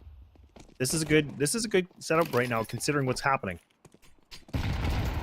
Oh, those nades are so good. And M80 baited them out too, right? Mobs fakes the plant, backs off. The nades come through. Mangs gets the opening frag, in fact, and a great flashbang toss forward to give that peek and frag to Swisher. 5v3 in favor of M80. Slight continues to fight away, and it is pistol round. These advantages can quickly disappear. There's one for JBA. Stanislaw looking for the follow-up, but it's not going to come for him. In fact, it's 2 for M80. Only JBA left. Tapping heads. Sees Manx around the corner. JBA playing ring around the rosy, but he is not going to be the one to find the frag, or likely this round now, because time is just taken away. I can't believe it took that long for someone to die in that situation, but there you go. Slacks gets it. It's like Duck Duck Goose, right? They're just running around. You got to get me, it's crazy. He even got a reload in that whole, amount of fighting too. Like, that was just insane. But man, again, going back to a point you made, and it's such a great detail, because I talked about Wildcard playing that retake, and I was like, yeah, I like this setup. The utility was there. And then they went for, the nade stack to take down the planter. But M80, they knew exactly what was going on, and they faked that plant, which is such an important detail, because then they knew exactly what to expect, and they can have a way better post-plant situation. And we got to see it there. Yeah, not forgetting that if Malbs sticks that plant, he's dead. Those nades take him out, no question. So yeah, very impressive stuff from M80. Had the read on what Wildcard wanted to do and played the counter strat to perfection. So now we're looking at Wildcard, who decide, okay, well, let's force up. Let's try to get this done. Infinite's got enough to get an A1S in his hands, and we've got him with a smoke and a nade around it. Everyone else on pistols, and they're stacking up towards the safe site. They do leave one player lurking around that B site. It's Stanislaw. Right now he's on boost spot, but it looks like he's going to fall off. In the meantime, though, M80 are going to walk into the stack. Oh, boy. Yeah, this is scary. I mean, this is a good gamble from Wildcard. I mean, just doing the, you know, the multiple player stack on this, I love this. But this is terrifying for any M80 fans right now because, again, you know, and now they actually pull back on this. I love it. I don't know. They had a, you know, spidey sense or something. They're like, you know what? Something seems a little wrong here, John. And we're gonna just reset this. We're just gonna make a new plan on this one. And look at that now. You can see they're grouping up, getting ready into main. They're going to be able to execute into this, and they're just going to take it in full force. That's one thing that M80 is so good on Vertigo is they don't try to force the issue. They take their time. They kind of feel their way around the map, and they go off instinct sometimes. And this call was purely instinctual. Like you said, a gut feeling that they couldn't go towards A and that's where the stack was going to be, and it was absolutely correct. Smokes gets popped here by Wildcard. Swisher peeks around the corner. Oh my, he's going to feast here. One, maybe the second. There it is. 5v2. Sonic has to get out of here. He says, look, I invested into a rifle in this round. Cannot lose that, and he won't. Slight, probably insurance policy for him to kind of guard that M4 and make sure it doesn't get lost. As it stands, M80 off to a really good start. Such a good read, though. Like you said, I mean, when a team is this composed on a map, they feel very comfortable. We saw that, you know, they knew that there was something a little bit wrong. And I love that gut feeling and just kind of resetting and taking it as a full team, not having lurk, not the risk of losing a weapon. So this was a really good play from M80. They should be able to survive with everybody. And I mean, there is that one rifle here from Sonic, but yeah, this is good for M80 because now they still have the Galils, and we're going to have to see what they want to do with this. They're going to have full utility. And the money, John, it's not really great here for Wildcard because, I mean, they put a lot of investment into it. Yeah, I mean, look, Sonic is going to get that A1S in his hands. But outside of that, they do have to be careful with their economy here and make sure that they stay above the 2K mark. Slight's just saving for the op, so he's going to stay at 3.5. And yeah, they're going to hope again that the M4 is enough to take down M80. And once more, because they're more limited in terms of what they've purchased up here, they stack up on the A site, leaving only Stanislav with the USP on B. We'll see if M80 get the read again and realize this is what's happening. Pop flash thrown for Malbs. Malbs doesn't really see much off of it. But again, I mean, biding their time, yes. And I was going to say Infinite, like, actually jiggling this too. I mean, it might be a potential giveaway that there could be multiple just because he's that one player peeking, and it's kind of like baiting them in, like, oh yeah, come back for more, and like, let's see what you want to find here. But I mean, look again, M80, instead of, you know, pushing towards ramp, they're just, again, re-aggressing into mid now, getting some different control, just investigating. They're just getting a lot of information and taking this with a lot of slow and methodical play, and I really like it. And now Wildcard, they're going to back off the stack and they're going to reposition themselves.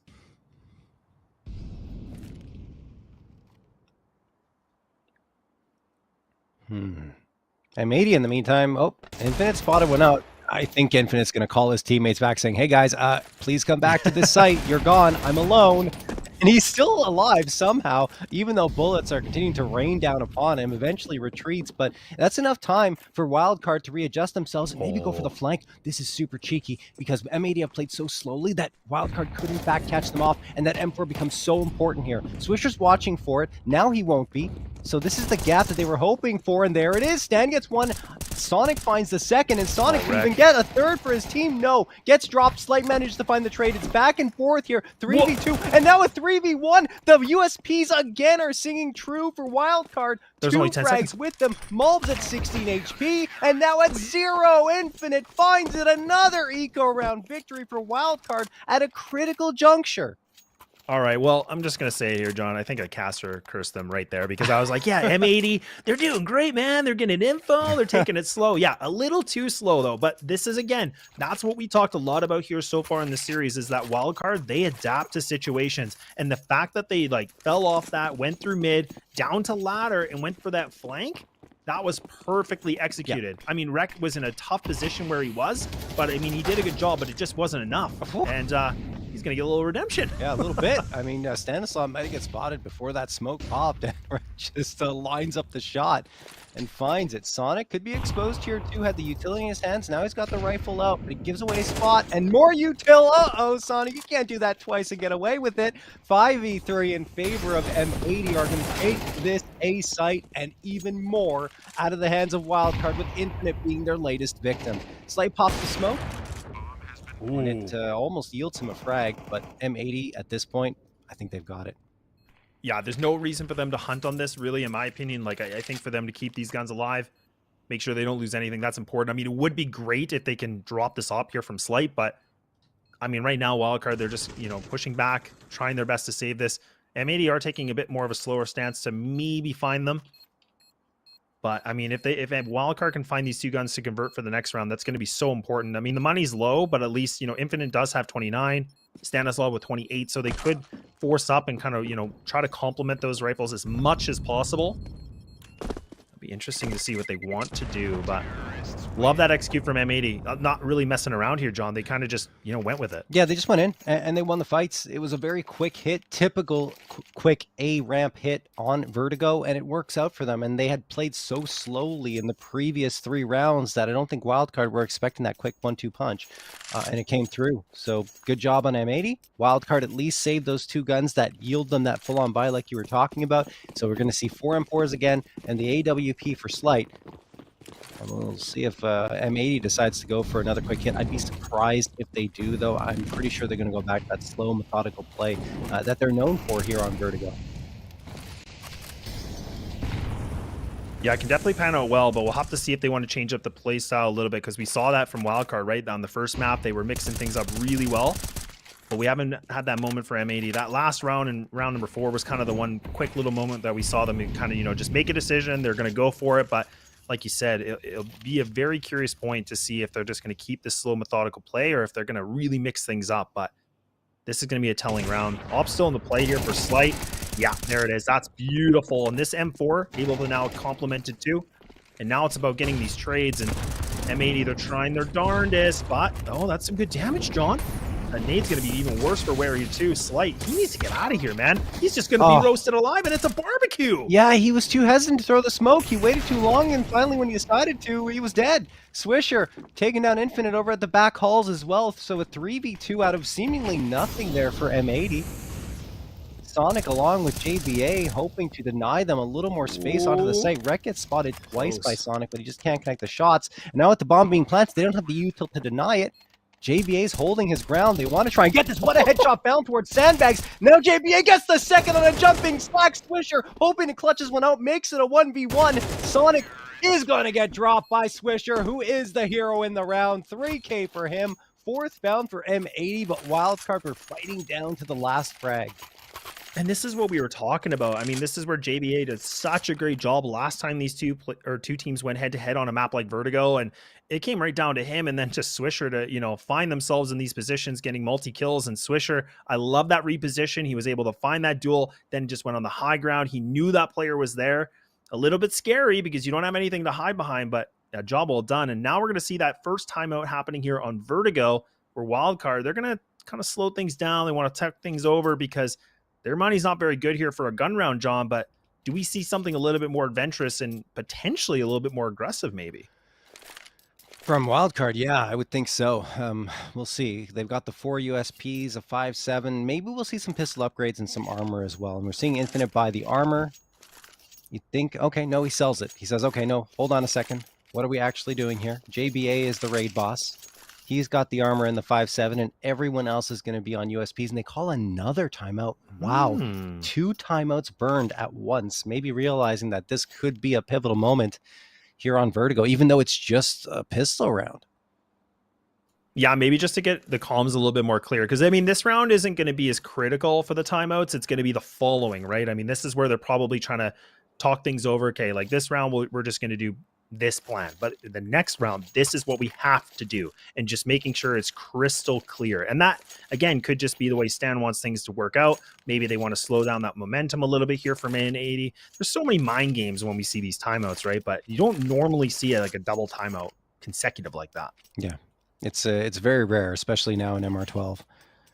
But it did happen. Wildcard trying to figure things out, and eventually they do. It looks like we're going to see more of those upgrades as expected. Everyone has either a P250 or a 5.7, and those 5.7s are exceptionally potent, especially when you close the distance. JBA already pushed in towards T-spawn. No one really realizes this, and I think they just wanted the information. That's Sonic as well. Now they back off, so they've got an idea, of course, that this is probably going to be an A hit, and that would be correct. Thing is, they have to rotate around because there's only one player here. It's Stanislav. Oh, man. This is a little bit terrifying, though, but M80 putting a little bit more pressure. Mulb's now going to lead this. Oh, that flash. That could be everything, but Mulb's just doing Mulb things, and he's able to find 3 and just mops the floor here with Wildcard. I was thinking he could have been gone, could have been a dead man, but instead, he's finding that quad, John, and getting a little hungry for an ace maybe, but no, he's going to hit the grave. Yeah, Infinite says, no ace for you today. But you will get the round.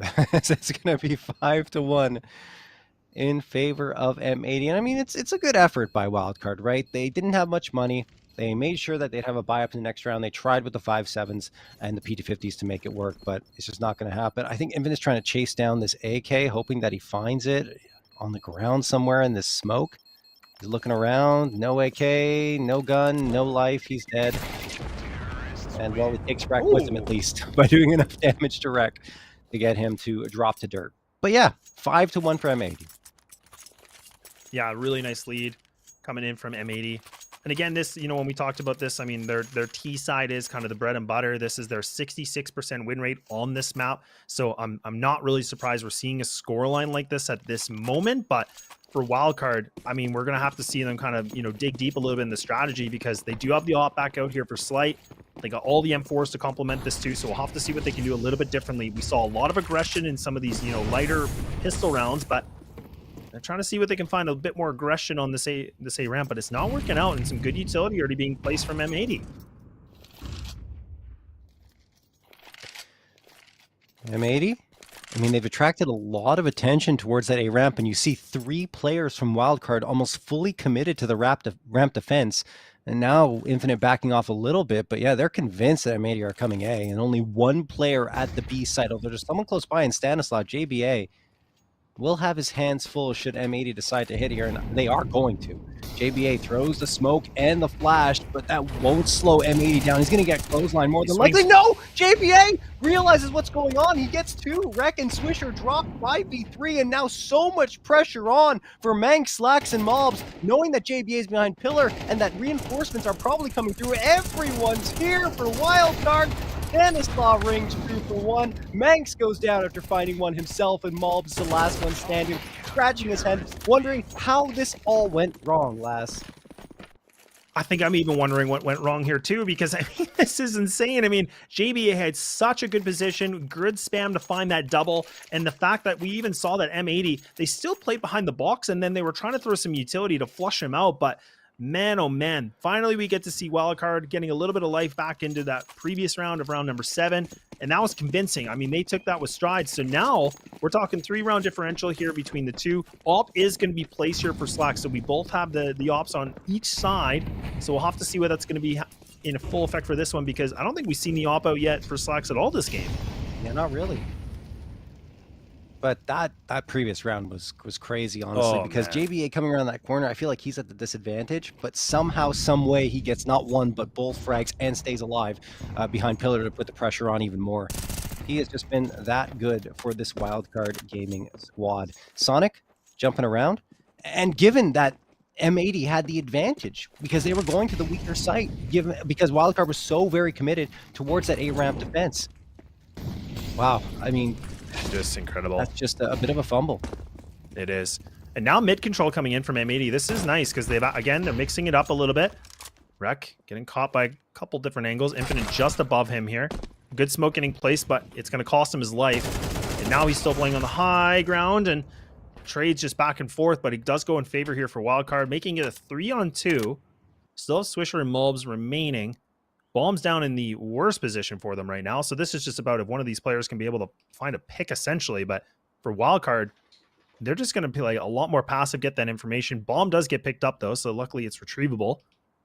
what do they want to do with this? I mean, this taking down JBA is going to be important. Swisher has to be able to find this, but he made so much noise, and it's a free and easy one. I think Swisher fired off a shot, and JBA is like, okay, that's all I needed. And he swings around the corner to find Swish. Malbs, alone on an island. A hope, a prayer that he'll be able to clutch this one out. He has slipped her into CT, but unfortunately for him, time's going to run out, so there's no clutch. And now he's giving an audio cue away, so I'm pretty sure Wildcard are going to chase a little bit. They got the money. Did they see the barrel of the gun? I don't think so. I don't think so. Okay. Just barely, though. Yeah, maybe that was just the X-ray fooling me. But either way, a third round found for Wildcard. Malb saves an AK, but everyone else is just going to have pistols or pretty much nothing at all purchased into this round. I think it's going to be the default Glocks with maybe a little bit of util. Yeah, and it seems like that the B site is kind of the kryptonite right now for M80. It seems like every time they try to contest this, I mean, JBA, again, I know we talked so much about him, but he's sitting at 10 frags right now. He is top fragging on this team, and he's been able to lock things down really nicely, so making things problematic for M80. And that AK is just going to go towards middle. Everybody else is kind of on the ramp, so this is a very interesting setup, and Mulbs is going to be that lurk to see if he can find something late round, but man, there's a lot of reliance here, John. I really, JBA again. I was going to say, I love the idea from him to mix it up and go instead from pillar towards that. Wow. Okay. Anyway, we'll get back to it because M80 is going to get a couple here and make it a 3v2. JBA dropped, and after that, his teammates fell like dominoes. This is still a very winnable situation potentially for Wildcard because, again, if they can find one of these duels, this could be really good. And there we go. So Sonic does take a huge amount of damage, though. Going to be switching the up. Bogdan's Law here. 2v2. Kit's still available here for the CTs. Do have double smokes available. No more utility here for M80. So this is about firepower. This is where they have to be able to frag out. The smokes are getting placed. Now the CTs are going to swarm into this. Slack's going to be the first person to contact, and it's good trades, and there we go.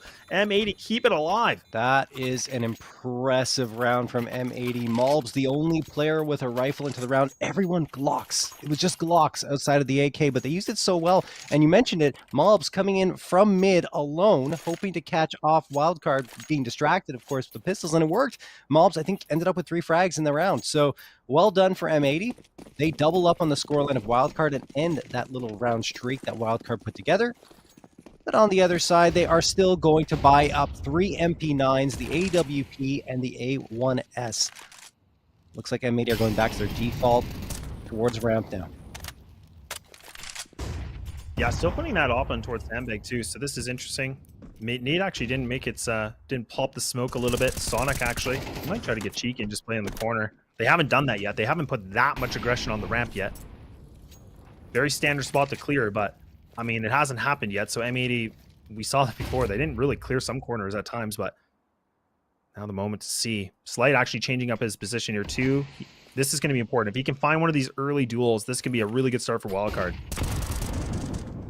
Oh, smoke pop there by M80, hoping for some information, but Malbs only gets a bullet to the dome, down to 16 HP, continuing to push up. I think Sonic and Infinite should have the edge, but no, Infinite is dropped. Sonic does manage to get one, and then Stan and Sonic double swing around that corner. Stan even gets the follow-up. The MP9s are just crazy right now for Wildcard. I mean, Rek and Slacks, I can't even keep up with it, are going to get a couple back to make it a 2v2. And look at the positioning from Rek too. So he's actually going to go for the, he potentially is going to go for this big flank, but actually no, he's just going to post up on the site. That's fine. Okay. I was thinking he might try to do something a little bit dangerous. I was thinking this is really risky. Now the plant's going to come in. Good molly. Still lots of time here, John. So I like this. They're just taking a lot of their time, their patience on this. Stan just going to clear out mid. This is good. Again, just information, just making sure nobody's hanging out. The only problem is they don't have kits, so they actually do have to go in a little bit earlier than they probably would like.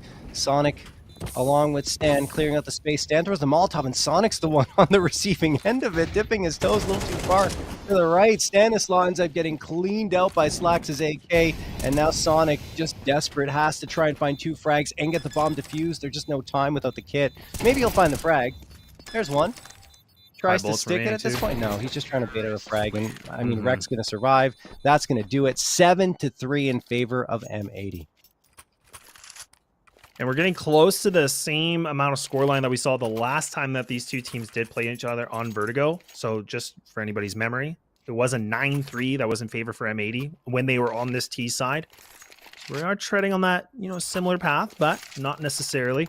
This round, I mean, on paper, yeah, we normally would say USPs, probably not a lot that they're going to be able to do. But you know what? I'm going to say that's not true because we did see them win some really interesting and chaotic rounds when there was barely any investment. That is very, very true. In fact, I think it was that first round, sorry, that they found that was just USPs, right? Again, or not USPs, but they had pistols only, and it worked out for them. Or was USPs? What am I saying? I'm questioning myself. It's okay. Hey, it's okay. It's okay. Well, this one's gonna be quick. Yeah, quick and dirty. There we go. 8-3. So nicely done here from M80. Put themselves in a nice position here with the buffer for this first half. So even if they lose this, it could be finishing off the first half with an 8-4. But now, to me, it's a big question. What does Wildcard want to do? We saw many, many times that Slight has put this AWP towards, the ramp, trying to find that first opening duel. It hasn't been successful. Do we see something a little bit different now? I guess we're about to find out, though. Maybe some aggression for Wildcard that we haven't seen before. Slide tries it and he gets one blinded. I don't even know when he got that frag, to be quite honest with you, with everything happening. It's such a frenetic pace to this half. But Swisher does go down and then is traded out by Rec to even out the numbers in a very early first foray. Stanislav charging up. There's that aggression. I mean, that's some very deep control of the stairs. Rec is kind of waiting for this, so Stan has to be careful how far forward he goes, and it looks like he's frozen in his tracks. It's a good idea not to push further forward. Yeah, it's a good read from both these guys. Like I think they've learned a lot of tendencies from each other. And I mean, look at how close this fight could be. But some good discipline coming in from Wildcard. They're not just swinging aimlessly. This is good. But now actually M80 once again will go up ladder. They're going to switch things up back to mid. Manx will lead this charge, and this is the one thing that's been so impressive with M80 is they just kind of all of a sudden change up their game plan without really much to say. Yeah, all four players going in towards mid, one hanging back a little bit. Sonic, that's for the util, of course. Sonic reads it well, goes back into CT, fades away a little bit. Man advantage gain. JBA gets blindsided by Mobs, so does quite a bit of damage before he falls himself. I'm not sure if it's going to make much of a difference. Slacks finds the connection on the AWP, but he also takes a ton of damage himself. Stanislav in a really great position to punish. There's one through the wall. It's the high HP player, Mobs, desperately hoping that he doesn't get spotted before the flank comes through, and he won't.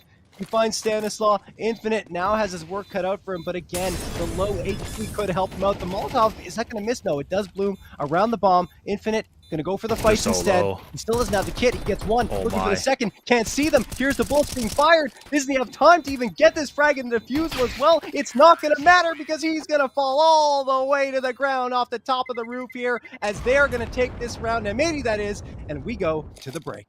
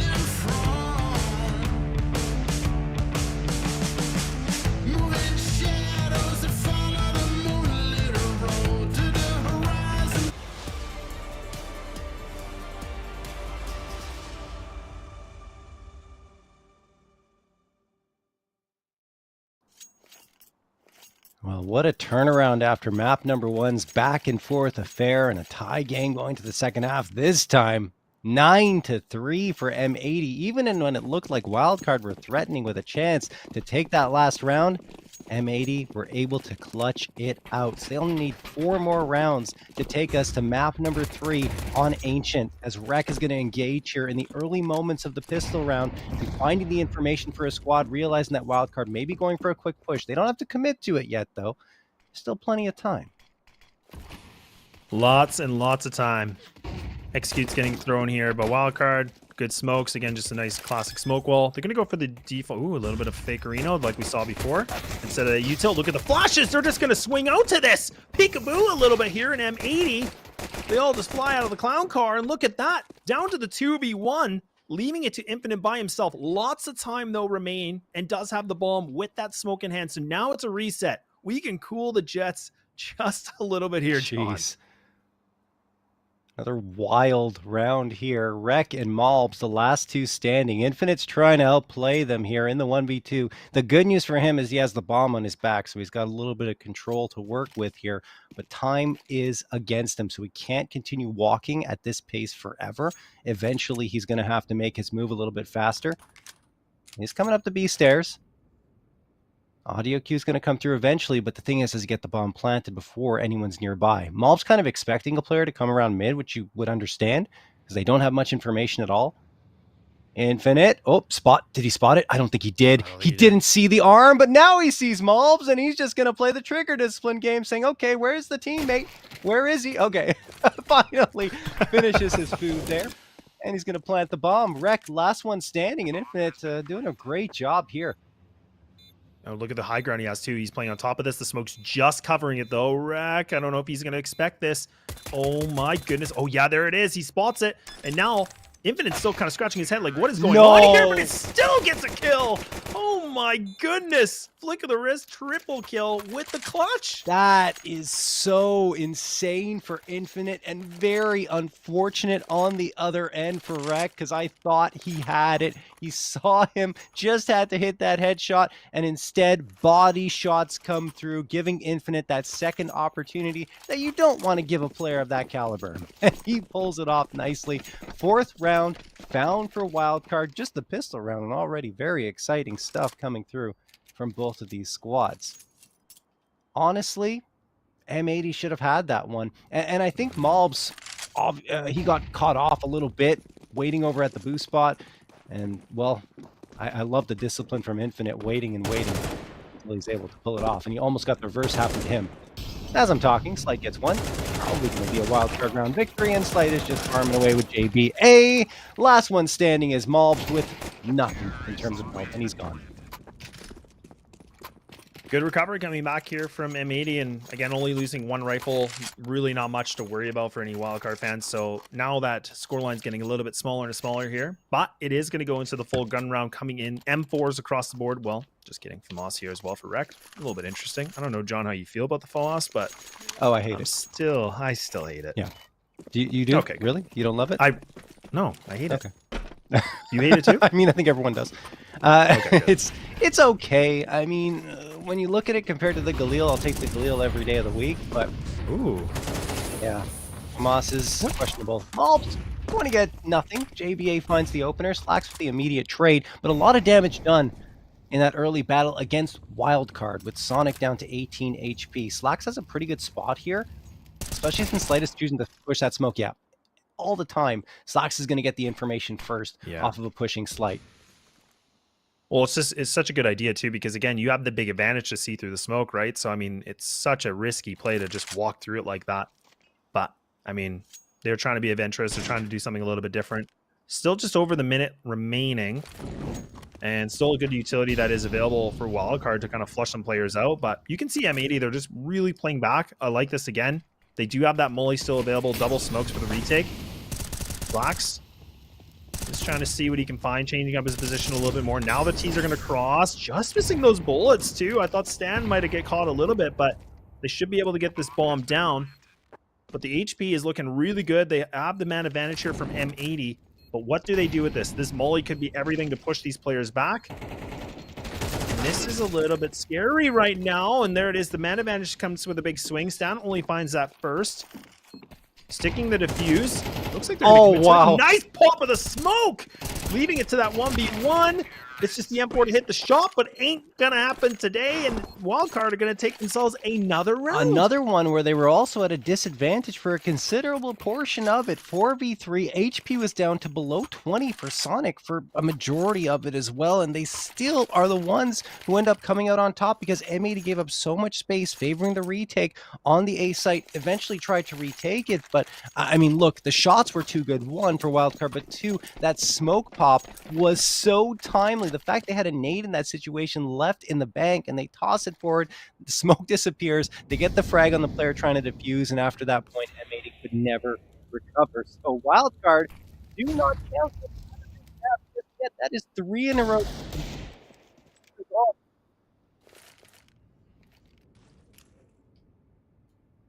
And I mean, now for Wildcard, like you said, I mean, that nade is so important, right? I mean, it was the fact that they were able to get that diffuser that changed everything around. And now the CTs are going to have the double player setup here. Mulbs is going to try to see what he can find with that Deagle. He's someone very scary, but these Mac 10s are a little bit more dangerous right now. The mid execute coming in from Wildcard. They're just going to wait things out. Still a minute remaining. These pistols looking to find something. Desperation starting to seep in just a little bit right now. Right now for M80, and Infinite does take another one away. We haven't been able to see somebody from Wildcard getting taken out yet. They're doing a great job just playing this very patient, allowing M80 to try to make a move, and they're just punishing him for it right now. And the Deagle remaining for Slacks. And now, I mean, he's kind of just waiting things out. Not much to work with. And Wildcard, there shouldn't be a reason they go for the hunt on this. If we can see a rifle picked up from Slacks, that'd be a great thing right now. Yeah, Slacks, I mean, at this point, might even be better just to keep the Deagle in his hands. I'm not sure what he's going to be able to do in this situation. We'll see. Perhaps the chase will come through from Wildcard, although I think, like you said, not necessary to go for it, especially with Slate at $0 in the bank, and they're running Mac 10s right now. Oh, okay. JBA decides, I don't care. Ooh. And he manages to headshot Slacks, who doesn't have any armor at all, meaning the Mac 10's even more potent, and that will do it. Deagle upgrade for JBA. He's happy with the result, and so are Wildcard, who have closed the gap to only 2 rounds. But here come the rifles once more from M80. This is the round where they have to strike true if they hope to push this to map number 3. Otherwise, it's going to be a much taller ask. Yeah, no doubt. I mean, this is the thing we were talking a lot about before for Wildcard on their T side on this map. It definitely seems to be where they play a lot better. I mean, their CT side is such a low win rate, like 33%. When you talk about, you know, pushing 53% on this side here. So this is where we're starting to see it. And I mean, that's where I talked about JBA was last time they played, where is that, you know, loss for Wildcard, but it was a field day for him. He was popping off and he was top fragging pretty heavy. But now M80 are going to have to see what they've learned a little bit differently since the last time they played on this. Yes, they got the win, but they're going to have to see what mistakes they can kind of correct in this one. And this lead is starting to dwindle a little bit, John, and it's a little bit nerve-wracking. Yeah, M80 is going to have to take control here. I mean, their fate is in their own hands because they got that huge lead out of the first half, 9-3. It's time to put a stop for them to this Wildcard run. See if they can do it. Manx comes around, nice swing. Slacks in the meantime found the shot before that, and it's all M80 over at the A ramp. They find 3 with only 1 on the other side for Wildcard. Swisher's waiting at B, flicks around, misses the shot onto JBA, and Stanislaw opens up the B site completely. Problem is, they don't have the bomb.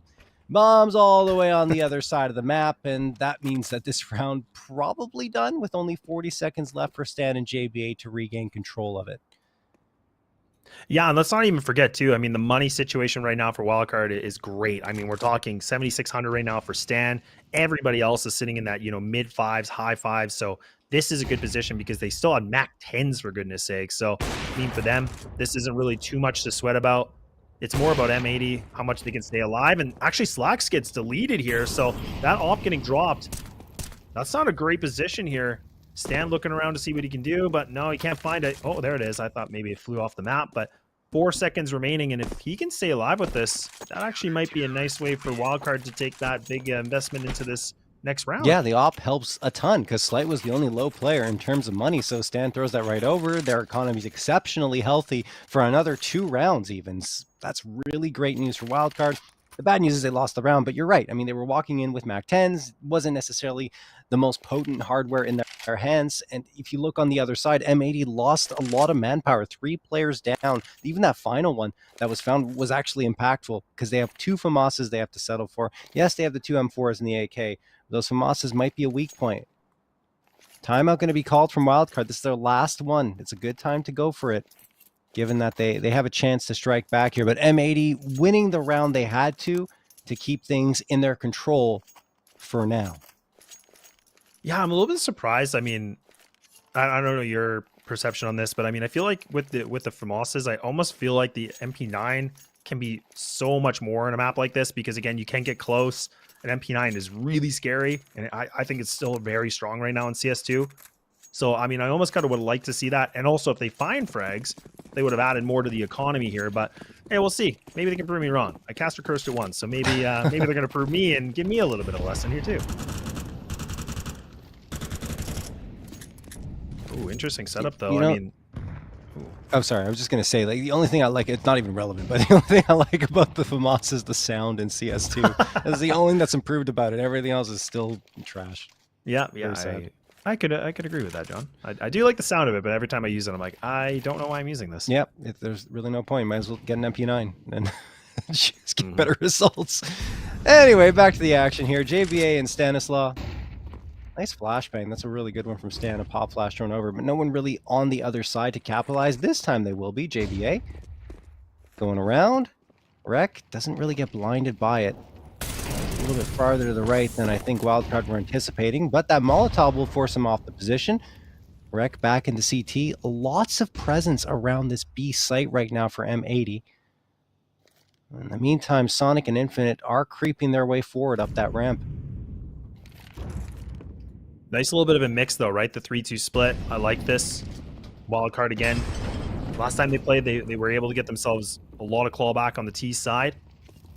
And, I mean, that utility is getting very dwindled right now. But that M4 is going to be nice to find the double from Rec. Oh, man, this flash could be everything. Sonic gets blind, but Infinite, he's able to find 2. Excuse me? What is going on? This thing's just going back and forth. Everybody's just fighting, and now Slight is going to try to put this off to work. He's trying to find somebody, but he gets overwhelmed, and there we go. Good reaction, good comeback from M8. It's getting a little scary, though. We've seen so many rounds like this throughout this series so far, where it's just 2Ks back and forth from each side. And over on Mirage, it was Wildcard who ended up on the winning side of them. This time, it's M80 who are on the winning end. 11-7 now in their favor. Wildcard unable to punish M80's economy, and the fact that they had 2 FAMASs walking into that, and that really does bolster M80's hardware. They've got an AK, 2 M4s, and an AWP, along with an MP9 for Manx. So this is already a much better situation for M80 than it was in the previous one, even though Wildcard managed their economy so well that they will have another rifle round come through, this time with 2 Galils, but it's 2 AKs in the op around it. So still a chance for Wildcard to crack onto the scoreboard again and find an 8th here, but they are running out of time. Yeah, I'll have to see it. They still have lots of steam remaining here, too. Nice full flash again, like you said. It's not going to really make too much of a problem, but actually Manx, I think he was caught with it, so you can just see the quick reaction with all the utility that he's just burning right away, just making sure he doesn't get overwhelmed. He was expecting some kind of full aggression. Slack's kind of posted up here in mid. Yeah, these nades are really making them overthink this a little bit. Seems like they're kind of edgy. Oh, they're going to go back. 53 seconds. Still time. As Wildcard are indeed going to fall back into the B site, which also isn't that great for them. But if the flashbang is good and the timing's great for them, then maybe they can pull this one off. 4 players coming through, thinking about going for that boost over the danger panel. It's being watched for. Yeah, this is a stack too, and look at Swisher. He actually goes for the big swing, but even Sonic. Oh, Sonic! No, he fell no! off. I can't believe it. This is not what you want. Slight does get a little bit of reply back, JBA to help him out too. The man advantage now, somehow, some way, with 12 seconds remaining, is still in effect here for Wildcard, but we got to get moving. And now JBA overextends it, but Mobs is able to find 2 more. And now just leaving it down to Slight for the plan to get some money. But now he needs to be able to find some no-scopes. But Mobs is just going to do Mob things. And he finds himself a triple to push this thing to map point. Jeez, man, that is wild. Mobs with a bit of BM afterwards. I guess it's earned because he's got 21 frags. He has been a monster here on Vertigo, and that is a huge recovery when it looked like Wildcard were going to take the edge. Sonic not helping things by falling off the map on an attempted jump, and the movement just wasn't there. And, well, M80 capitalized on that mistake. 5 opportunities to close out the map and send us over to map 3, which will be Ancient. Here comes Wildcard. They're charging up aggressively, Laz, and I think they're going to try and get into the faces of M80 and win some duels because the hardware isn't great. They need to have close range engagements, but they're not getting any results. Malbs and Manx already get 2, 5v3. And they're just spamming away too. And Slight's actually just going to, again, re-aggress, but look at that. They're just giving up bodies that they can't afford right now. And M80 still have 5 alive. The only player that's taken so much damage is Manx. He's still able to find a kill, leaving it just down to JBA. Look at the position he's in. No utility, a Galil on a 1-on-5. I do not like the odds of this. And he gets caught, and there we go. And M80, they're going to respond back, and they get that second map. Yeah, I mean, honestly, that was the convincing Vertigo map victory that we expected to see in the previous series that they played Vertigo on. So that's good to see from M80. And, well, we're headed to map number 3 on Ancient, where I feel like it's probably anyone's game. Maybe M80 have a bit of an edge, having played it a lot more than Wildcard have over the last 3 months. But, I mean, just talking a little bit more about Vertigo, there was that comeback that felt like it was going to come to fruition on the Wildcard side at the beginning of that half. But once M80 got to that critical juncture, they got their rifles back in their hands for the second time in the half. They just closed it out.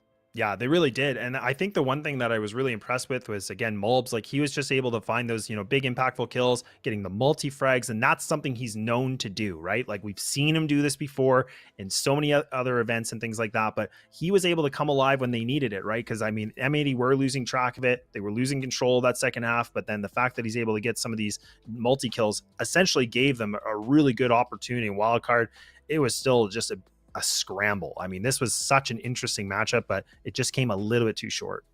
It feels like the advantages that are gained by either team are never safe in this series. So like, true. you have a 5v3 edge, and oh, look at that. Now you're down 3v2, and you're unable to really get anything back. And even then, sometimes the disadvantaged team will come back again in the same round, and it's just absolutely frenetic Counter-Strike that we're seeing between these two squads right now. But we're going to get one more map.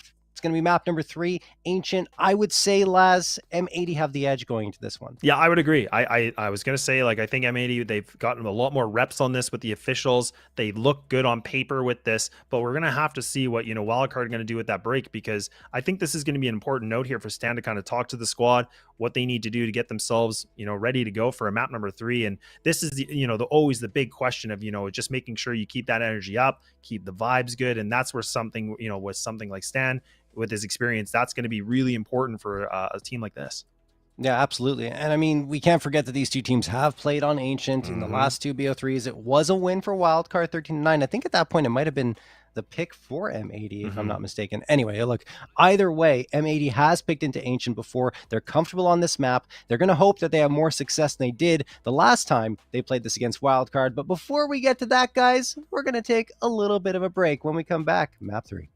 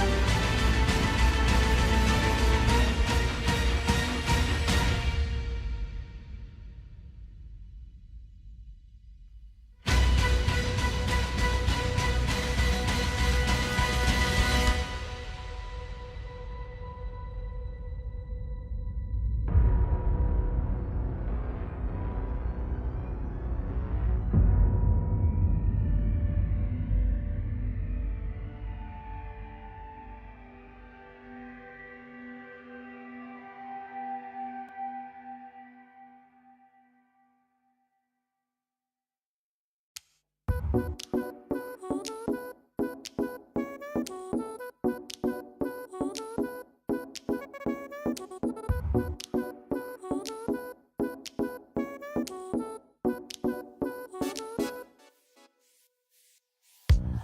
can't explain.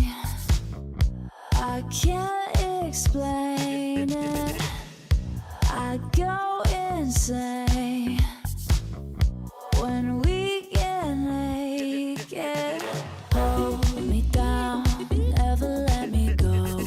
Take me in, I want you to show. Hold me down, never let me go. Take me in, I want you to show me love.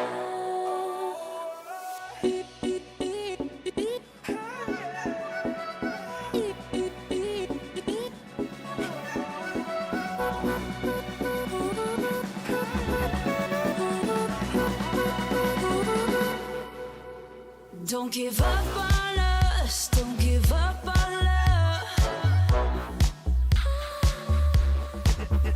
Don't give up on us, don't give up on love.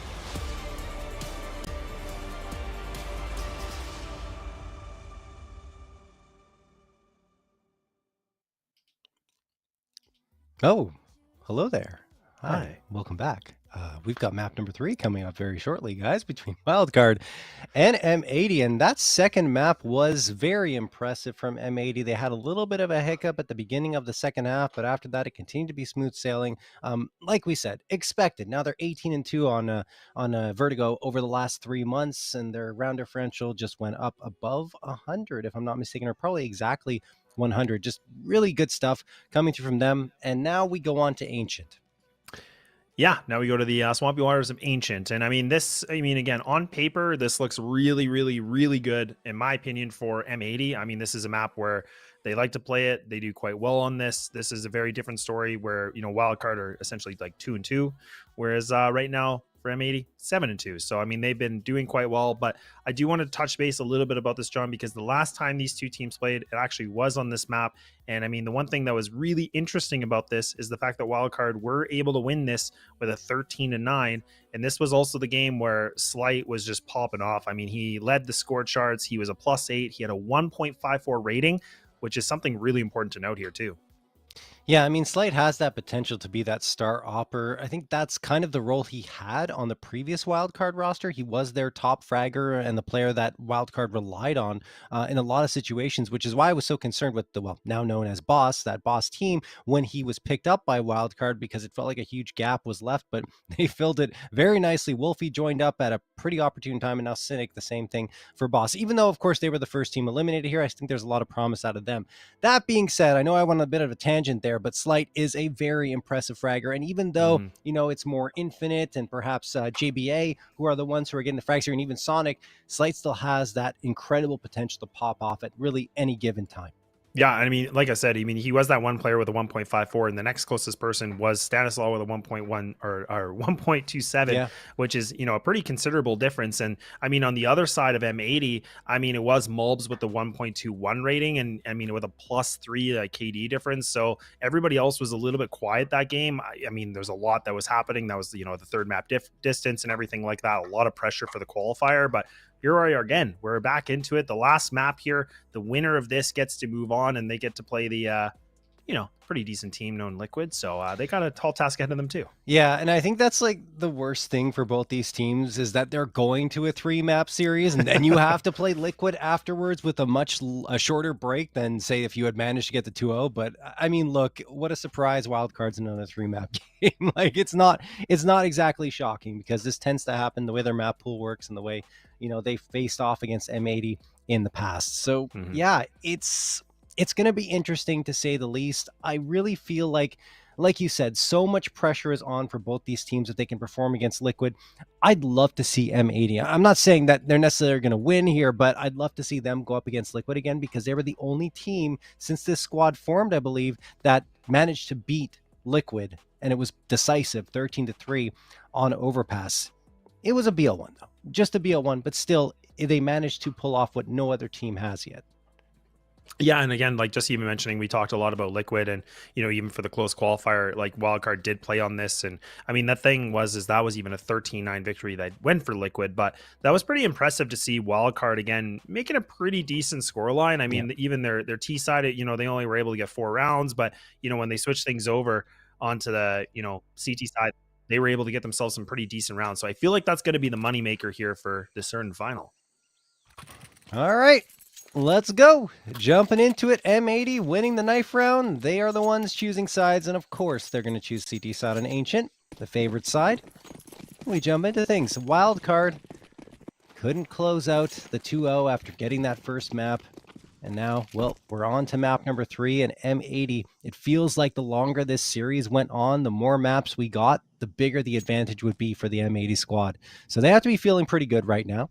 Slacks and Rec are pushing up aggressively through A main. This is so much information gained. The problem is, if Wildcard quickly go donut, then they're in a lot of trouble.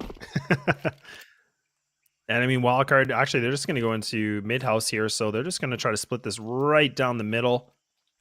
And I mean, that A site is yapped a little bit, but look at this flank. This is nice. Slacks is able to find 2, make it 3. Why not? Slacks trying to see what else he can do, but they both fall Infinite with a nice little bit of a cleanup. But this is a little worse for wear. A nice little 1-2 connect here with the dualies. We haven't seen that yet at all, John. And all of a sudden, with a minute remaining, it's just JBA by himself with a P250 and a dream of a 1-on-3. Yeah, honestly, JBA is going to go out here and maybe have the engagement with Mobs. He does, and Mobs is not going to miss that. Nice little headshot, little bit of PM at it again. 1-0 in favor of M80. I love that pistol round strat from M80, right? You go immediately for the push into A main. If you go down, at least you have the possibility of a trade because there are 2 players pushing up. If you don't, and there's no one there, you have the possibility of a flank coming through into mid, and that's exactly what happens. There's of course that moment of exposure where if Wildcard decides to push in either through mid house or in through A main, or excuse me, in through donut into the site, then you're completely you got a problem on your hands. But Wildcard took their time, and of course Slacks is able to capitalize with 3 perfect shots. And that's going to do it for that pistol round. But jumping into things here, Rec is going to get the opening headshot onto Infinite. Slacks finds another one, although overstays his welcome a little bit, and Sonic manages to get that frag.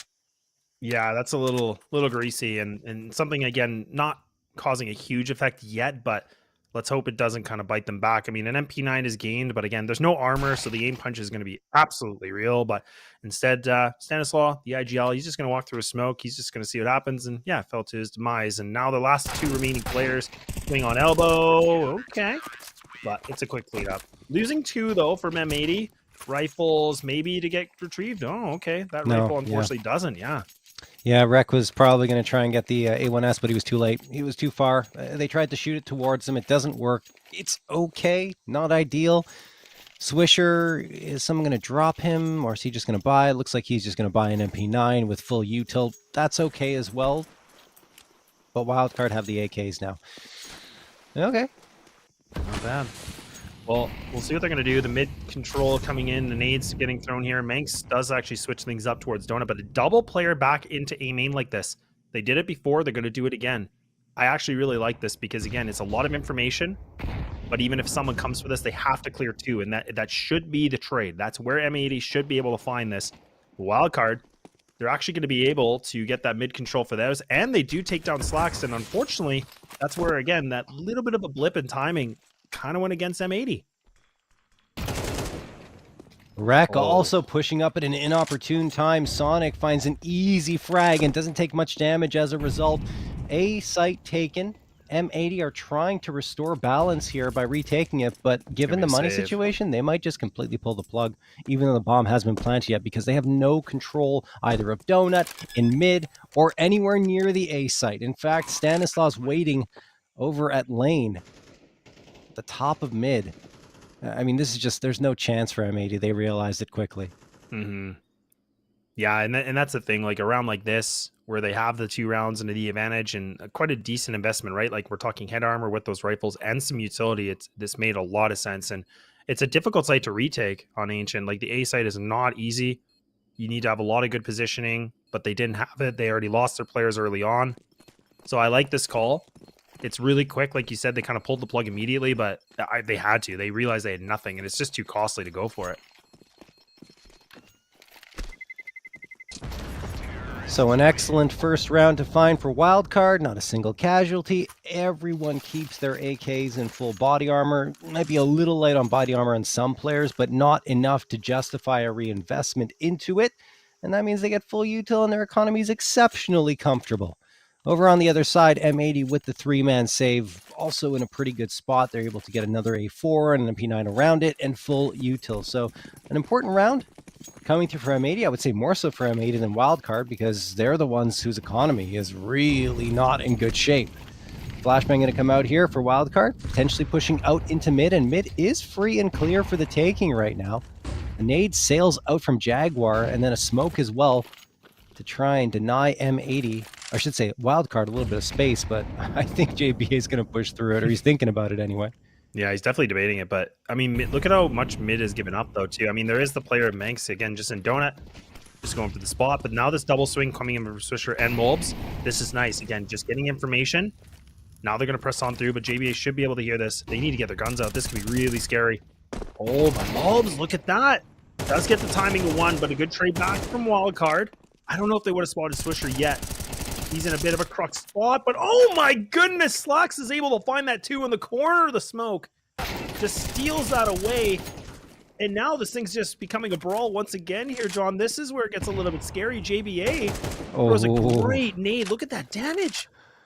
I'm surprised wildcard doesn't have the edge here, but I mean, look, Slacks was big, and then he's even bigger there on that final engagement. 2 frags came out that honestly I thought he would get traded on. He doesn't, and he caps it off with a 3K.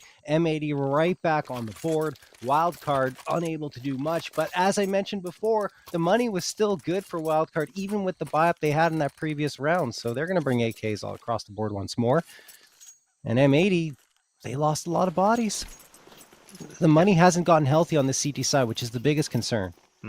Yeah, this, I mean, for, you know, again, for wildcard, I mean, despite them losing rounds, I mean, this is good in terms of the economy. They're really making this expensive, like you said. That's such a good thing to note here, though, because as soon as M80 lose a round, like, this could be a double save within minutes. Swisher. Just looking around Jaguar. Trying to see if there's anything that he can do here in the early round, and then falls back completely. So M80 playing very passively right now, but it feels like they want to try and go for some aggressive mid control. Slacks creeping up through red room. There we go. 4 players out, but it was being waited for on the other side. Sonic gets one. Trade comes through again from Slacks. He's doing so much work from mid-house, and Malb supports now. Slacks again strikes for a third for his squad. Finally a response here from Wildcard, but it's still the man advantage for M80. Good news for Wildcard, they pick the right site. B, relatively empty. There is Swisher there with the MP9 on the back lines, but he's probably going to have to give up the bomb plant. Yeah, and they're going to go for a different plant position too, not just behind the pillar like normal. Instead, it's going to keep it open, and that's perfect for Infinite because now they got a good lineup on this with Cave. But it is the 3-on-2, still the advantage for M80. They're all going to group up together on this. They're not going to have anybody, you know, going on their own. So they have the trade potential here. Good smoke that's going to go on to B ramp. This is going to block off Stan. So now they've isolated him for the time being. So now they can just put all their attention into Infinite right now. They got an inkling. That molly goes a bit deep and doesn't actually land, or a bit shallow, I should say. And now Stan's making a lot of noise. Infinite becoming the problem child now. Able to find that first. Looking to see for more, maybe? And he's going to be able to get the job done. And Wildcard, they take this round away. Infinite realizing his fate was sealed at the end of that round, just throwing his gun to the air. But that was wonderful from Wildcard. But a mistake from M80. The Molotov falls short. You have to throw it deep enough so that you make sure that player that could be hiding around the corner doesn't have a chance to do exactly what he did. Infinite, clear sight lines, no smoke in his way, and was able to ensure that the bomb diffuser dropped, the second player as well. And then, yeah, there was someone left, but they were too busy trying to make sure that the flank was covered, and that was it. Yeah, I think the Molotov is, again, the device here for M80. It's just the fact that it didn't go a little bit deeper, that could have changed things because Infinite would have had to swing. He didn't really have much to work with, but yeah, that just allowed him that micro detail that we talked about, right? That was what we mentioned in the first map, and here we are again kind of bringing that part up. But M80 had a right idea, just fell a little bit short. But we Oh, do no, see yeah. them call that timeout, which I think is perfect because look at the scoreline. No, it's a good timeout to call, given it's still a very close game here in the first 6 rounds of map number 3. But that was their round. I mean, they played it right. They had the idea, like you said, to throw that Molotov in towards Cave and then watch the flank. They got the flank player, but the Cave player was the one who did all the damage. It just little details that they have to work out as they move forward here. Anyway, this is far from over. M80 still have a lead, but they only have 4 USPs and the 1 rifle. That 1 rifle, though, the hero rifle, is able to sing for 1 frag. Ooh, and that's information too, right? I mean, not even just the double players, but now they know that the 1 rifle that was saved or that's in the round, it's going to be back towards A, so they can use that time to get into this B site. Look at this. There we go. They're already into this. They're going to creep things out. They're going to expect an easy kill on the Swisher. This is a nice read, and Wildcard is just taking their time with it. I love this patience. Yeah, but M80's managed to pick up a Galil here, so they're a little more potent. Not forgetting they only walked into this one with the 4 USPs and the hero rifle. JBA, Stan, should be able to take care of this. You think they will? They absolutely do. JBA with a 2K. Manx says, okay, well, bye guys. I'm going to save the Galil and get the heck out of Dodge. 3-3, all tied up. Yeah, really good read coming in. Again, I love that M80 again are putting some good pressure onto the same main, but Wildcard again reacting really well. And like I said, I think it was really important that they knew that Mulbs did have that 1 rifle. So they took that, you know, picking up the pace a little bit more just to go towards B, realizing that, okay, the big threat is on the other side of the map. We might have some time here to clear up the site. And there we go. Back to the 3-3. And like we said, I mean, this isn't on paper. This looks like an M80 map. I would say not like by a big margin, but a pretty decent one. But even right now for a team like Wildcard, their T side is the better side on this. I mean, it is a 53.5 win percent rate on their T compared to their CT where it's quite a bit lower with 46. That's interesting. Well, I mean, look, for Wildcard, they don't have as many reps on Ancient. That's the one thing going against them, at least in terms of officials. I don't know how much they're scrimming it or how much they're practicing it on the side, but M80 is the one that has been playing it in much more officials than Wildcard has. Yeah, it definitely makes a big difference. Yeah. It's a nice molly, though. Very interesting setup from M80. I mean, again, just still putting some good pressure here towards mid, just making sure nobody can get close on by. Player in mid cubby. Manx actually swings on to Stan. Very interesting, and he's by himself. And look what they're doing here, John. They're just kind of going 1 by 1, and they're going to win these fights. I mean, one of them finally gets taken out, but they're able to find 2. Yeah, Malps and Manx just kind of waiting in position and managing to get a couple of them outside of those B double doors. Now Wildcard have finally faded away from that fight, but the timing and the spacing was off. That was the problem for them. They will get the mid control that they were hoping for. But you have to imagine that M80 are saying, look, we've got the man advantage. We don't have to challenge that much. And now they've got the information. Slacks could be the linchpin here to all of their plans. Rek gets 1, and he gets the 2nd. The FAMAS is finally getting some frags here. Slight, last one standing. Yeah, and I mean, this is where he's just kind of walking things out. I mean, he does have the smoke and flash, so he could try to go for the plant just to get some money here. Does have about 26 seconds to work with. It's not a lot, though. He's got to smoke, don't it? Yeah, he's got to. I mean, I don't know why you wouldn't. But I mean, Manx is close on by. Rex close on by. Oh my goodness, he hears a noise cue. Might be able to find this timing. I don't know if he'll expect another one. Oh, he does. And he's actually able to win that too? Oh, no way. He's making the plant! He gets the frag. Does he have time? He only has 3 seconds. Doesn't have time. He has to try and go for the frag. It's not going to come through. Oh my goodness, Slight. What an effort. That was insane. He was so close. I don't think he needs to fake that second attempt at the plant, but he wanted to get the frag, and I understand it. Damaging the economy is quite valuable considering that M80 haven't been able to get that foundation in that regard at any point in this half. I just would have loved to see him get that plant because it's very unlikely he would have been fragged due to the smoke that he threw for himself to try and get it down. Anyway, look, wild stuff again, falls just short, but in a way it's a victory in terms of damaging the economy. JBA along with Infinite are going to go for some early control of A main. M80 have 1 player here at Slacks who's been the most effective one so far here on Ancient.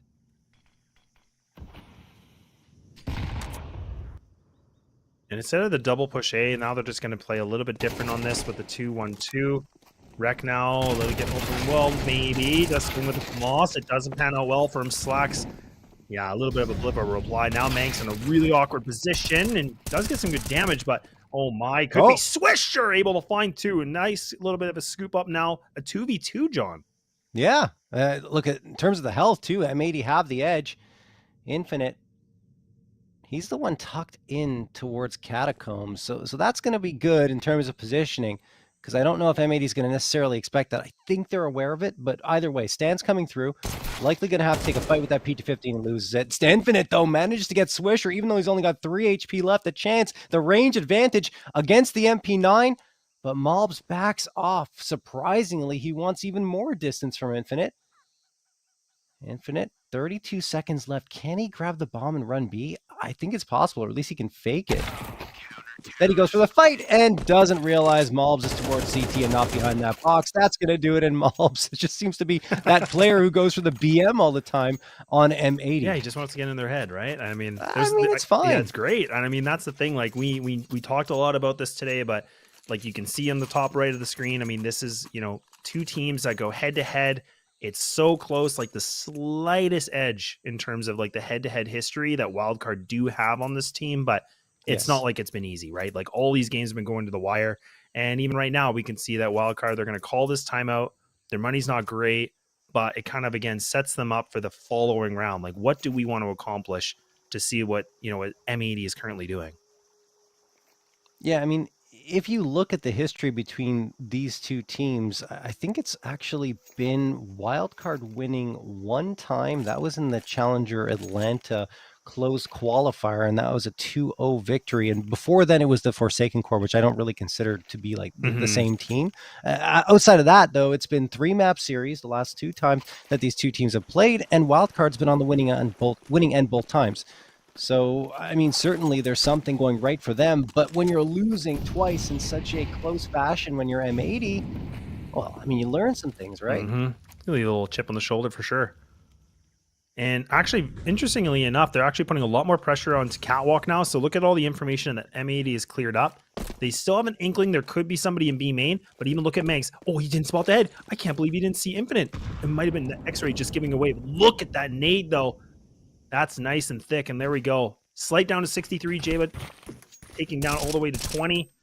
They are just wounding them right now, and they haven't even seen him yet. Wildcard haven't seen a single player. Oh my goodness. This is going to be a spam, and a lot of damage. Ranks gets almost everyone. 4 frags for him. Padding the stats. There we go. I got it the right way around there. Only had 2 frags before that, but he's going to take it as the IGL, not usually the one to get all of that damage. It doesn't matter. M80 doubling up on the scoreline of Wildcard, and this is starting to trend the same way Vertigo did. No, it really is. And I mean, it is kind of going down some similar paths a little bit, but I mean, again, last time it was a bit more of a brawl. M80 weren't able to get more than 5 rounds the last time these two went head to head. So they've already had a mission accomplished here a little bit. Wisher getting a little bit aggressive here, and look at him and Manx able to clean it up now. This is convincing. Look at this. I mean, they have just pinched Wildcard, and the only reply is taking down Mulbs. But look at how far these two players are. They're completely separated from each other. And the bomb? It's in the middle of the site. Yep. This round is probably done. You said 6, I think they had 9 rounds last time, right? Against Wildcard and Ancient? I think it was 6 on Anubis, if I'm not mistaken. I could be wrong, too. Yeah, it was not. It was a 13-9 that was for Wildcard, but I mean, for M80, they were only able to get 5 rounds on their CT side. So you're right. So it like I'm already thinking they did a great job to kind of, again, correct those, mistakes, if you want to call it that, or, learning from what, they did last time. So that absolutely, which is great to see. I got you, Laz. There we go. We're on the same chapter now, same wavelength. Yes, I like it. 44 seconds left on the clock. Sonic and Infinite, the last 2 standing. They don't have that bomb control, like you said. And I mean, at this point, what do you even do? No util, no bomb. Probably a save if you're looking at the economy for them as well. Yeah, no reason for M80 even to put any pressure on Oh, this. nope, they're going. Oh, wow. They're going, lads. Ooh. Hold on a second. Slack spots them out. Nade's going to sail forward. 19 seconds on the clock, and now they fall back. It was just they picked up a piece of utility on the ground, like, hey, let's try throwing a flashbang. Maybe we'll be able to get a kill, and it doesn't happen. They say, okay, that's it. Bye. Yeah, I mean, they a little bit of a tease, right? But they're like, nah, we're good. We actually don't want to do this. We just want to see the casters react, and we did. We fell for the bait, you know. So, but I mean, very impressive. Now a 7-3. And I mean, the money situation, this is tough, John. I don't know what your thoughts are, but I mean, again, you have two players with the AKs. They could gleal up. And You have to. Yeah, and I feel like at this kind of a scoreline, it makes sense. And well, yeah. Also, not forgetting, right? Those two players that save don't get any loss bonus into this round. And then if you do decide to save with two AKs up, it just leaves you in another weird financial situation going into the next round. So, I mean, honestly, I think it's better to buy up here and just try for it and maybe get a fourth. So I like this. I do too. Actually, interesting. They're going to go for the Mac 10s. Yeah, so if they can find these duels, yeah, it's going to be a money grabber. And I like this too. And also allows them to get some extra utility. We'll see, though. M80 trying to go for another 9-3 half here and get a stranglehold on the decisive map number 3 here.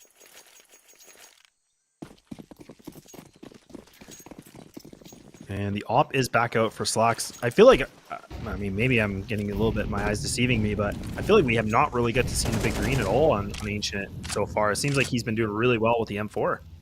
Yeah, I mean, you're not wrong. He had it for, I think, one other round where he managed to get a couple of frags, but here we're probably going to see something good given the position he has around the edge of that smoke. It was popped briefly. Manx, could get caught out here. Manages to fade away right before Infant comes around the corner, but his teammate's gone, and so is he. 5v3 in favor of it. Wild card, but M80 gets a couple of frags right on back. Rek and Swisher double teaming those two guys. It makes it a 3v3. Slight and Stanislaw in the meantime do gain the space onto this A site. Rek tossing the nade on forward. Slight finds Malbs. Back and forth we go as Wildcard want to get a fourth. They're still persevering through this, and Slight gets caught, and look at that. Rek, he just walks through the smoke, and now he's able to find this, leaving it to the 2v2. Rek just posted up, waiting things out. This is a good angle. Do they clear it, though? Do they expect him to be here? They're going to double swing this for the information, and he still gets that 1-1. Oh my goodness. Somehow, in some way, it's down to Swisher versus Stan, and Swisher might be able to find his head, and he does. Way. What a shame for Stan. I think he thought he was walking into the open site at that point, but instead, it's Swisher waiting right in the perfect spot. And there's that 8th round. That is a heartbreaker for Wildcard because they had the first two and it was looking so incredible for them. And after that, Swisher, along with Slacks, I believe it was, come around the corner and deal 2 frags immediately afterwards and somehow regain composure in that round and balance things out. What a shame for Wildcard, but at the very least, that loss bonus does yield them another full-on buy here for Galil's and the AK. The only problem is, I said full-on buy, it's not the case for their util. Only 2 players have util in their hands. Yeah, not a pretty position right now for Wildcard.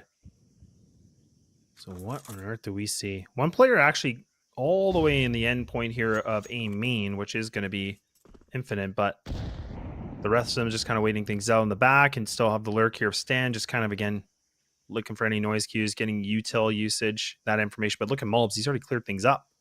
He's already in cubby. They got real estate.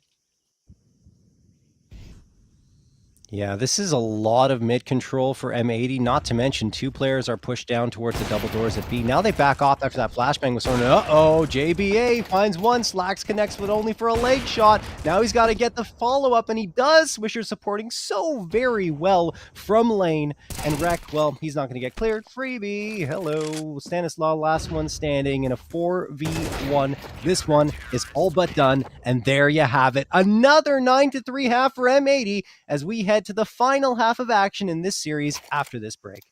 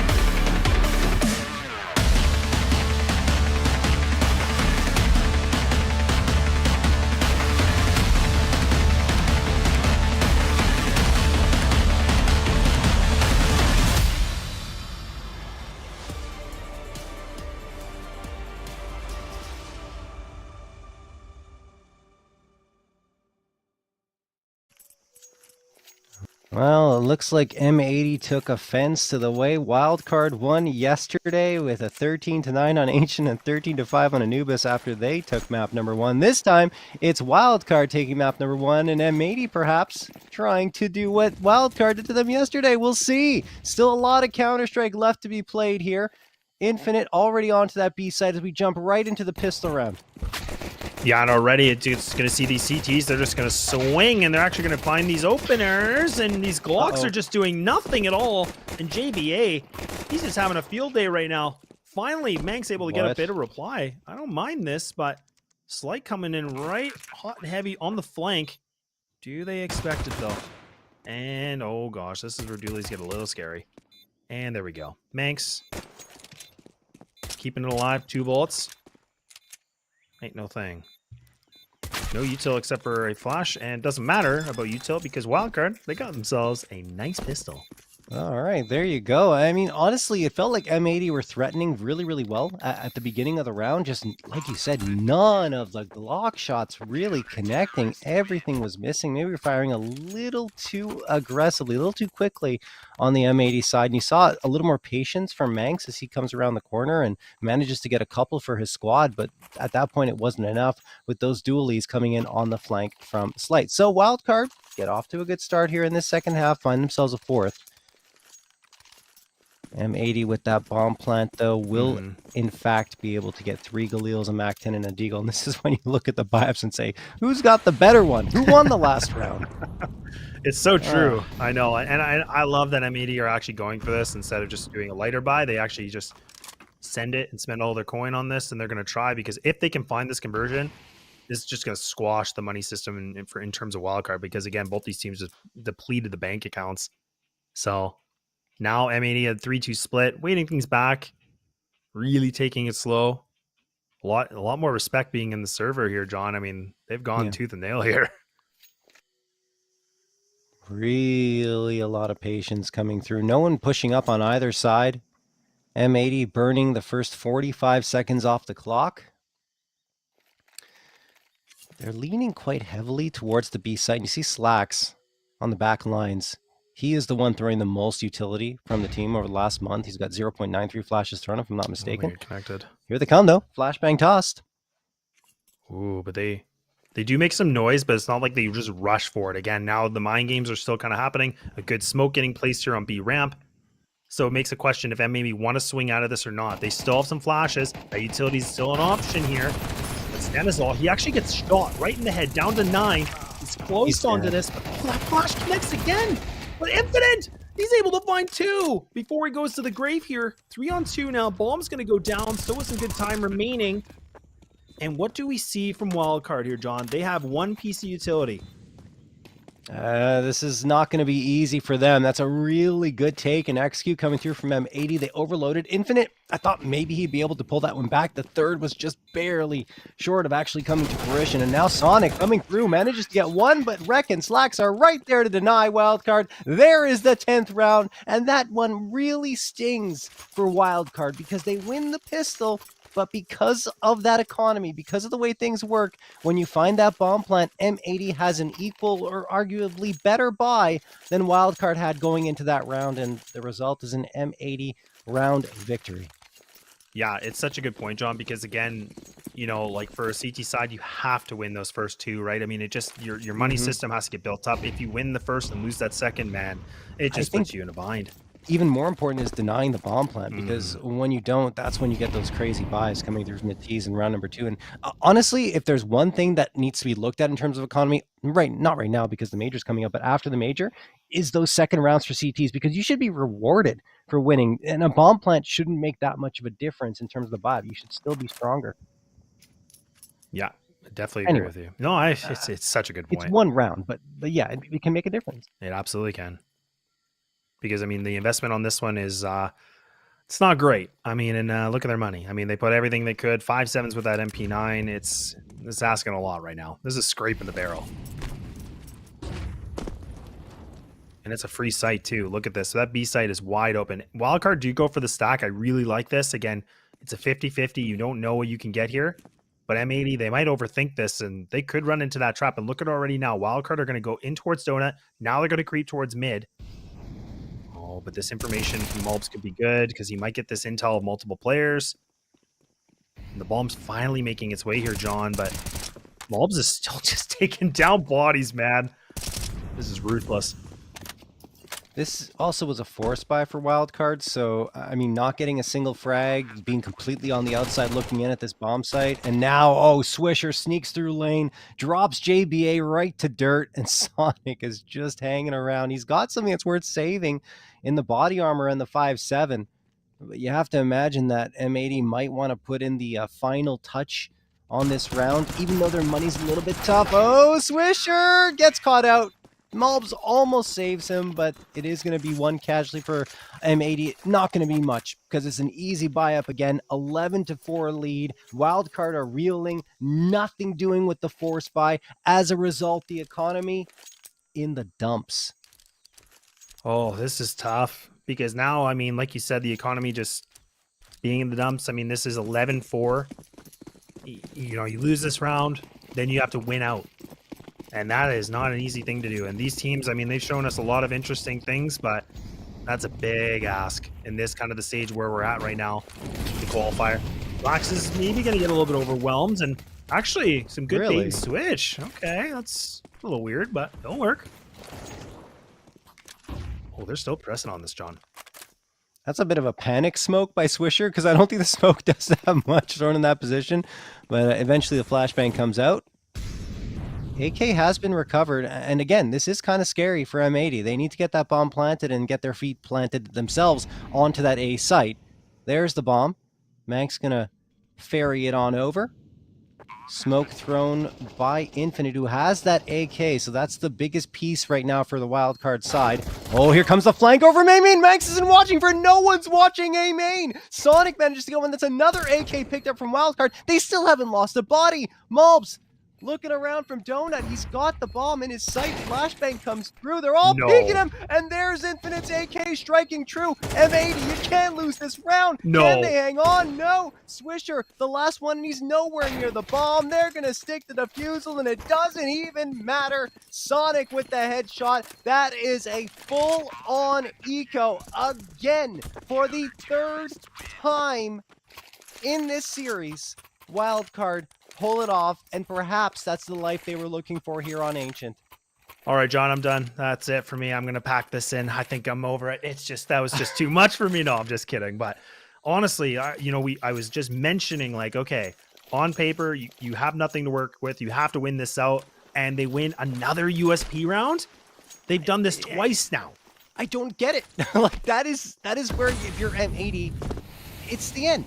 You need to get your 12th round and put all the pressure on Wildcard, and instead Wildcard, with an aggressive play, to their credit, it was nice, coming out of Cave and then going through Jaguar to find the first, but after that, you just have to regroup if you're M80 and make sure you get that stop. It was a bit of panic that kind of set in place, and Wildcard, realizing that M80 was panicked, continued the pressure forward, and I mean, the fact they had 2 frags, and I think even 3 before losing a body is insane. It is insane. I mean, we recognize the score is still a huge gap, but you have to realize too, but losing a round like that can just squash the mental game here for M80. That is a dagger to the heart right there. And also gives Wildcard now a lot more fired up play because they have the op, they got some AKs, they're equipped here. So this means that they can, have that money kind of flowing in a little bit. And this is now giving up a round that they really should have won. So this is important for M80 to get themselves a little bit back in control of the ship, but man, oh man. These anti-ecos are just, have been abysmal, honestly, for M80 at times. 3 times, you should not be losing the full USPs 3 times in any series ever. 1 time is already bad enough. So anyway, I love the M80 guys. I don't want to rag on them too much, but that was another tough pill for them to swallow at a point in the match where they should have been in control. It might not mean anything. We'll see.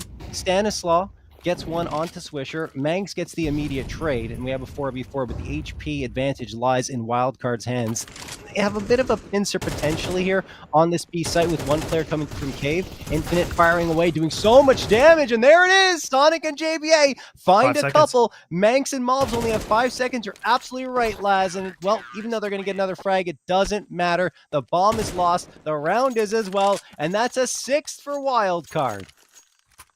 Oh, this is why I made that comment. I'm like, yeah, the scoreline is huge, but M80 have now lost 2 rounds in a row. And now Wildcard do have the funds that they can get, you know, guns on the board. And look at M80. Look what they're working with. They got 1 AK in the AWP that were saved. And now they have to complement this. They have to work around this and coordinate together the protocols with the Deagles, a P250, and a tech. So this is not ideal. So now we have Slacks and Mulbs. They have to be the difference makers. They're the ones that have to find some big kills and multi-frags quick. Oh, and it's a push in A main? You're kidding. Infinite now close on by with Slight. Slight is able to help him out, gets his back, and oh man, things are getting awkward and weird. That Tech 9 does get that retrade, but okay, they push it back a little bit. They're going to reset. M80 needs one of these weird round victories now, it seems, to get themselves back into this one. I say back into it. A round victory gets them 12, and then they're on map and series point. But they could have been there, and in fact should have been there already. JBA waiting towards the B site. M80 guessing wrong. The A site is the one that's more vulnerable at this point. Maybe they'll readjust themselves. There's still time on the clock. Oh, he's biting on it. Yeah. Someone's watching mid. That is Slight. So, oh my goodness, they saw him. He wasn't holding the best angle, and he has to back off. He is lucky, and probably thanking his lucky stars, that he's still alive and gets another crack at this one. Yeah, this is important because he does know there's a player there. He does make that connection, so that's great. So now, hold up, let him cook a little bit. Now the M4 is starting to get the spam through the smoke. 2 on 4. These 2 players, with Slacks available with the AWP, Manx here with the AK, no more utility. They just need to hold this post plant down. Look at that spam. Even JBA takes Manx blindly through the smoke. Manx contemplating to go for a swing. He's spraying, but it's only 1. Now it's Slacks with the AWP to see what he can do. Smoked out. It's going to be a blind shot, a fake defuse. Oh my goodness. Now he's just hoping, praying for it. Oh, and it's just going to be a defuse, and Wildcard are still in this game. I don't know, man. Like, I don't know. If M80 lose this map, they only have themselves to look at, truly. This was in their control. 4-round lead still, but look at the economy. It's another pistol buy-up coming through. Wildcard are really starting to find their groove. Couple of ops now, double op setup coming through. An AK to bolster their defense even further. I'm not feeling good if I'm M80. Not at all. I think a timeout would be a good thing to call. I think they should have called a timeout after that round and lost, to be honest, but they decided to continue playing forward. Yeah, I could agree with you more. Yeah, I think you just have to talk it over in the moment and say, okay, that sucked. It was awful, but we can come back into this one, and maybe that would have made a difference. But now Mob's just going to eat a nade. His head literally bangs back and hits the wall. And Infinite, along with Stanislaw, just taking care of business here. Oh man, and Manx is just running. I mean, he does have time. He can get this plant through. So this will be good. Oh, it's going to be gross in there. Okay, at least he got his one job done. Shadow's going to give it away. An easy one for Infinite. I was a little bit nervous, I'll be honest, for the double op. Just with the pistols, I was thinking, okay, maybe they're going to get aggressive. They might get in their face with it. But they played that a very slow round. But look, I mean, at least they are climbing that money situation, that bomb plant like we talked about. Look at what they got now. I mean, we were seeing players pushing that $6,000 pretty much. So this is nice. So now they have a full buy. I mean, yeah, even though they don't get any frags in that round, I think it is mission accomplished. You found the bomb plant, and you're able to bolster your economy. That means a full buy comes through. Even the AWP is able to be purchased by Slacks, and 4 AKs around it with, as you mentioned, the full util. 3 rounds, though, are the only thing that separate these 2 teams, and from Wildcard getting a ridiculous comeback. Manx comes out and finds his doom immediately. Great to have the trade from Mobs. That was actually, again, at mid. But Infinite is right there to find the answer. 4v3 in favor of Wildcard in a critical round that could lead to a tie game if Wildcard are able to take it. Man, and the double ops are still alive here for Wildcard too. And now you can see M80, they're kind of reevaluating the plan, grouped up in the back of B main. And double smoke with the double molly will be nice for an execute. 2 CTs in cave now. But Swisher is close on by. He might need to be the one that has to find this entry. Mollies do land, so Slight's actually caught here with the molly and the flashes. That's really good utility usage. Now this is a free plant. Stanislaw could punish. They didn't clear cave. They didn't clear cave. Oh, no. Stanislaw, oh my goodness, just barely misses the frag on Swisher, but Infinite finds the finishing touch with the grenade. Infinite looking for more now. He's that second opper on the squad, taking his time, waiting for his teammate to come in to reinforce.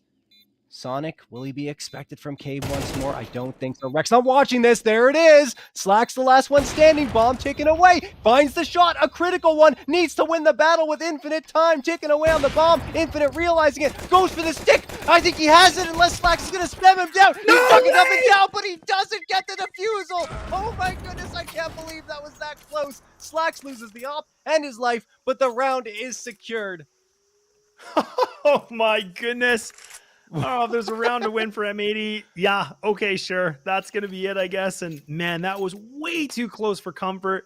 And you can even see they called a timeout. They realized that was just nuts. Like, that was chaos. And now they need to get themselves back in composure. They are on that map in series point, but my goodness, John, that is just not the most convincing way to win the round. I thought he had it. I mean, that was like a millisecond away, Yeah. just ducking up and down, dodging bullets against the Glock, which is not the best pistol. I mean, far from the best pistol to have in that situation. And the AWP just wasn't cutting it for him. That was as close as it could possibly be. M80, credit to them. It was a tough post plan to hold, but they managed to do it. A wild card just barely lose that round. 4 opportunities now for M80 to close this one out and completely forget about that USP round that Wildcard got up against them. But, I mean, the buy-up's still better for Wildcard here. And I mean, speaking of buy-up too, I mean, again, Wildcard are going to actually put that 6,600 on the board here for the double ops. So Slight and Infinite are going to be the ones that are equipped with big greens here. I mean, it was working well. I didn't know if they'd want to keep that moving, just considering how this game could be going. But it's a lot of investment, but I'm not against it. And look at Stan. Oh, he's going to mix things up. These flashes could be critical, but if they can get the smoke on door, that'd be ideal. Just so he can get a better position. But Slight's actually going to be that bit of a switch, a bit of a fake. Oh, they might not expect Stan to be here. But he's in a tight spot here, John. He either has to commit to this or he has to fall back. Okay, this is the right call. Now he's just going to play it back, regroup with his teammates.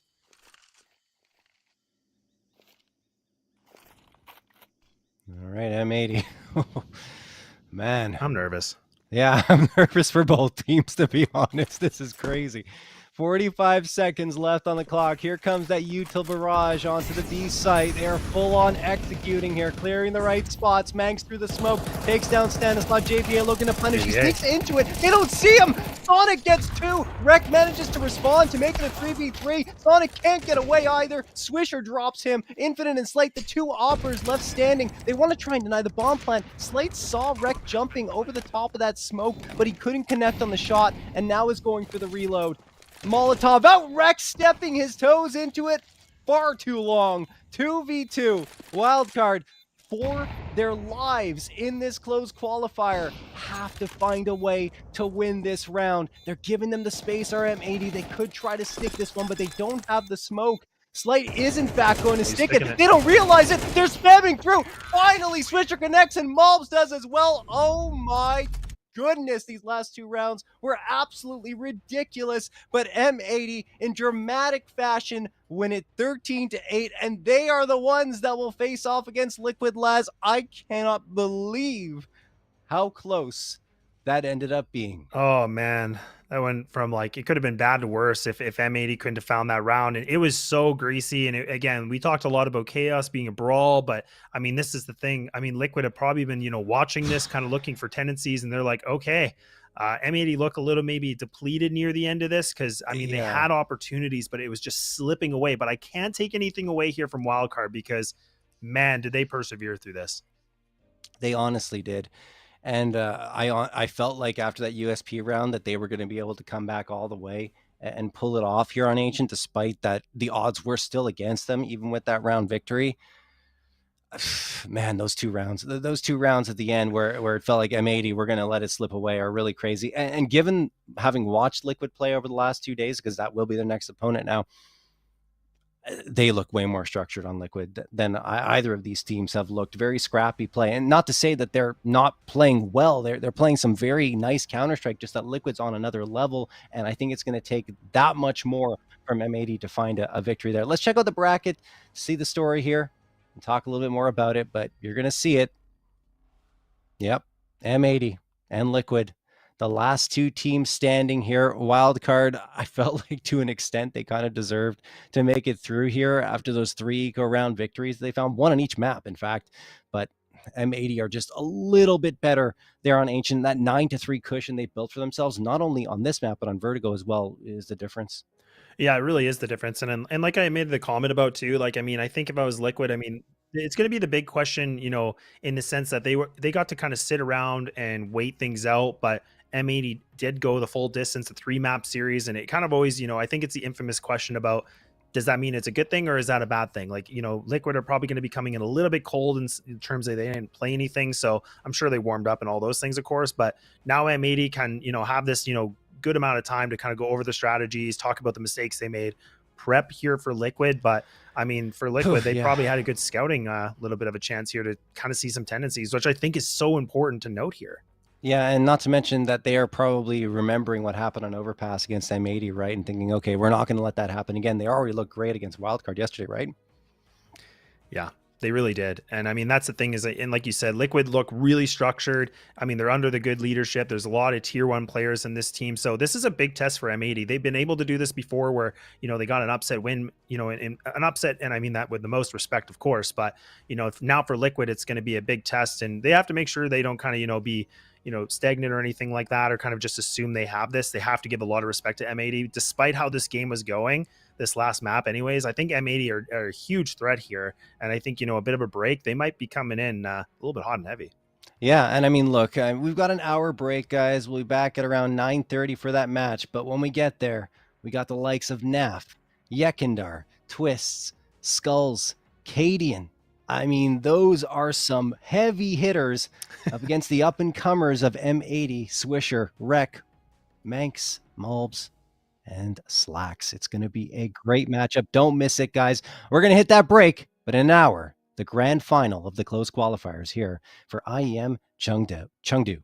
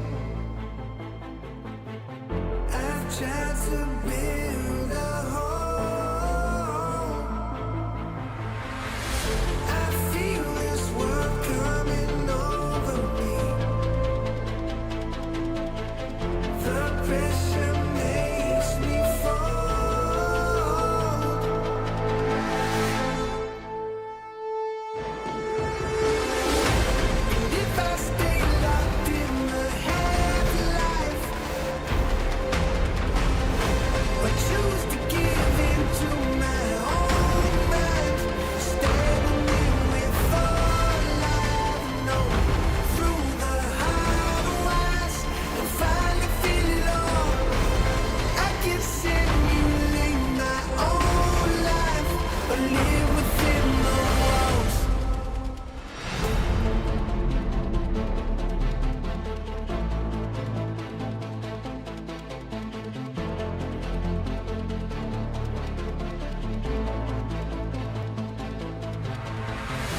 You light the fires in this place, so you can reap what we've sown.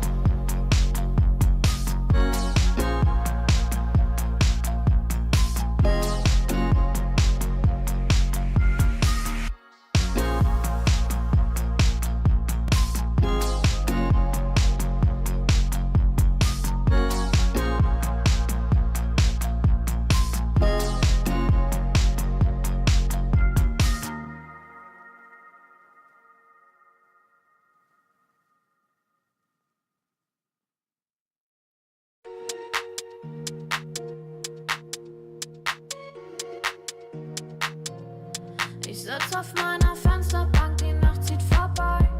Ich blick über den Tellerrand, trinke Sekt auf Eis. Ein Teufel und ein Engel tanzen auf dem Parkett. Vielleicht sind wir unsterblich, müssen nie wieder weg. Ich sitz auf meiner Fensterbank, die Nacht zieht vorbei. Ich blick über den Tellerrand, trinke Sekt auf Eis. Ein Teufel und ein Engel tanzen auf dem Parkett. Vielleicht sind wir unsterblich, müssen nie wieder weg. Backpack, Kippen und Drinks gegen Tristess. Großstadtbild, komm mir nicht weg. Kopf fragt, mach kein Pisstest, nein. Ich will nicht auf deine Party gehen, nein. Engel und Teufel tanzen schwanzig. Von deinen Lippen tropft der Chardonnay. Ich küss ihn weg, bevor du schlafen gehst. Ich sitz auf meiner Fensterbank, die Nacht zieht vorbei. Ich blick über den Tellerrand, trinke Sekt auf Eis. Ein Teufel und ein Engel tanzen auf dem Parkett. Vielleicht sind wir unsterblich, müssen nie wieder weg. Ich sitz auf meiner Fensterbank, die Nacht zieht vorbei. Ich blick über den Tellerrand, trinke Sekt auf Eis. Ein Teufel und ein Engel tanzen auf dem Parkett. Vielleicht sind wir unsterblich, müssen nie wieder weg. Faded auf den Wohnzimmerdeal. Baby, sag, wieso sind wir hier? Kann sein, dass wir den Boden verlieren. Wir heben ab morgens um 4. Ich sitz auf meiner Fensterbank, die Nacht zieht vorbei. Ich blick über den Tellerrand, trinke Sekt auf Eis. Ein Teufel und ein Engel tanzen auf dem Parkett. Vielleicht sind wir unsterblich, müssen nie wieder weg. Ich sitz auf meiner Fensterbank, die Nacht zieht vorbei.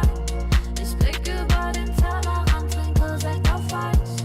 Ein Teufel und ein Engel tanzen auf dem Parkett. Vielleicht sind wir unsterblich, müssen nie wieder weg.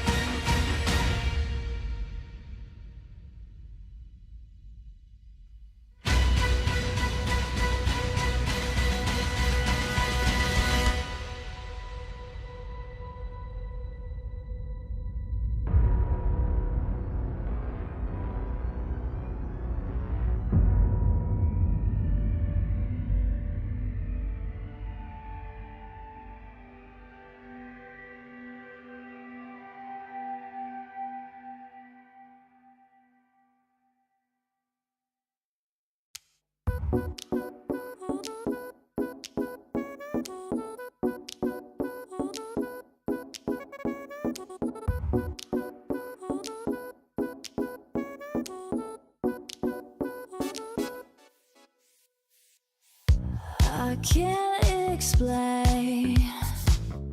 I can't explain it.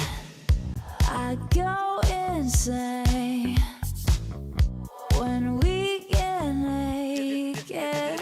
Hold me down, never let me go. Take me in, I want you to show. Hold me down, never let me go. Take me in, I want you to show me love.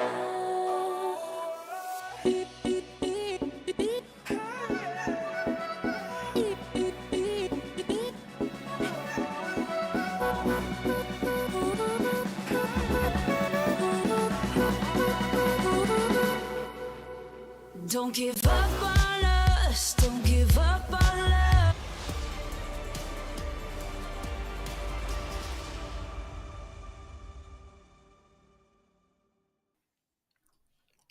And welcome back, ladies and gentlemen, to the IEM Chengdu closed qualifiers. We're in the grand finals here in North America, deciding who will make the journey to China and who is going to be sent packing. And we've got the heavy hitter Liquid going up against the up-and-comers M80. I think we know who the favorite here is, Laz.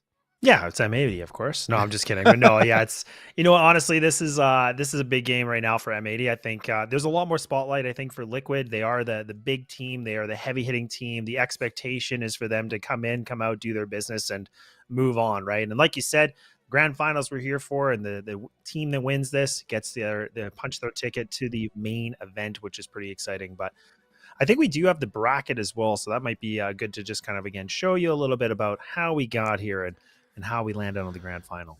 Yeah, I mean, if you look at Liquid's journey, 2-0. Very nonplussed by their competition. 13-5 twice against Boss on Anubis and Ancient, and then against Wildcard 13-3 on Overpass, and then 13-9 on Ancient. So Wildcard got a couple more rounds than Boss did against Liquid, but essentially Liquid has been as we expected here throughout this close qualifier. Looking the way that these players, having formed this type of roster, they're playing the way we want them to, at least from North America's standpoint.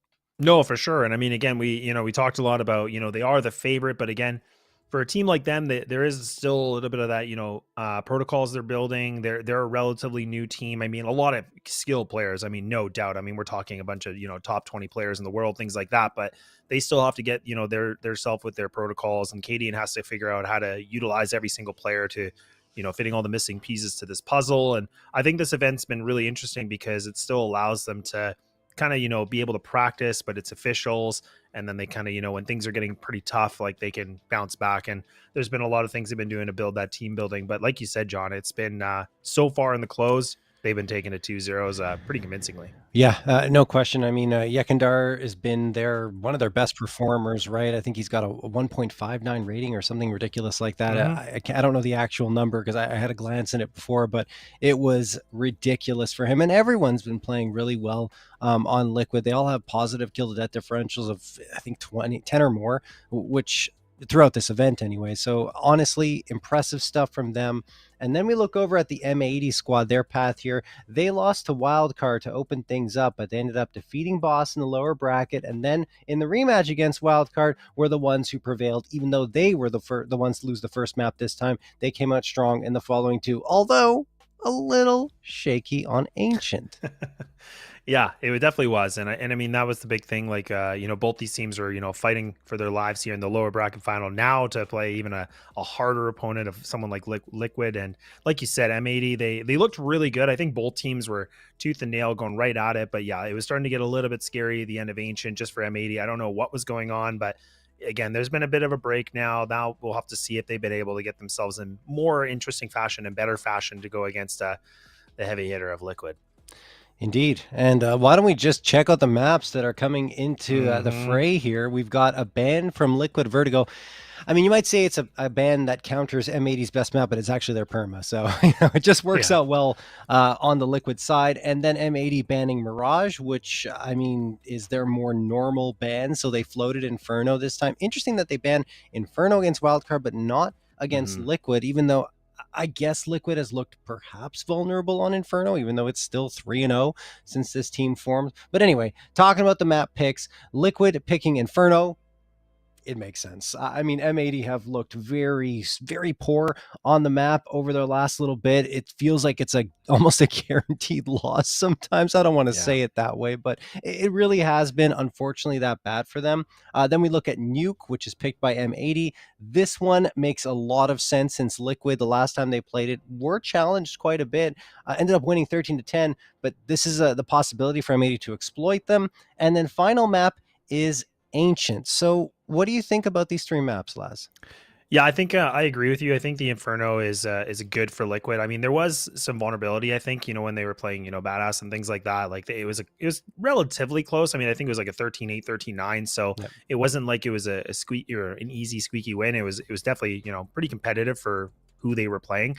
But I think, in terms of paper for M80, it's not one of the maps they like to play. And I mean, this is where I think Liquid should have that advantage. Again, all these players have so much experience from a variety of teams. So it's just, evident there. But I think Ancient was interesting to see it go to the third, just because I think M80, the way that they were playing, they did get the W, but it definitely wasn't easy. And this was a bit of a shaky one. So I'm not against this, but I definitely think Liquid have a huge upper hand here, John. Like when we talk about their map pool, like these guys are like 1-0, 2-0, 5-0. Like it's just so strong.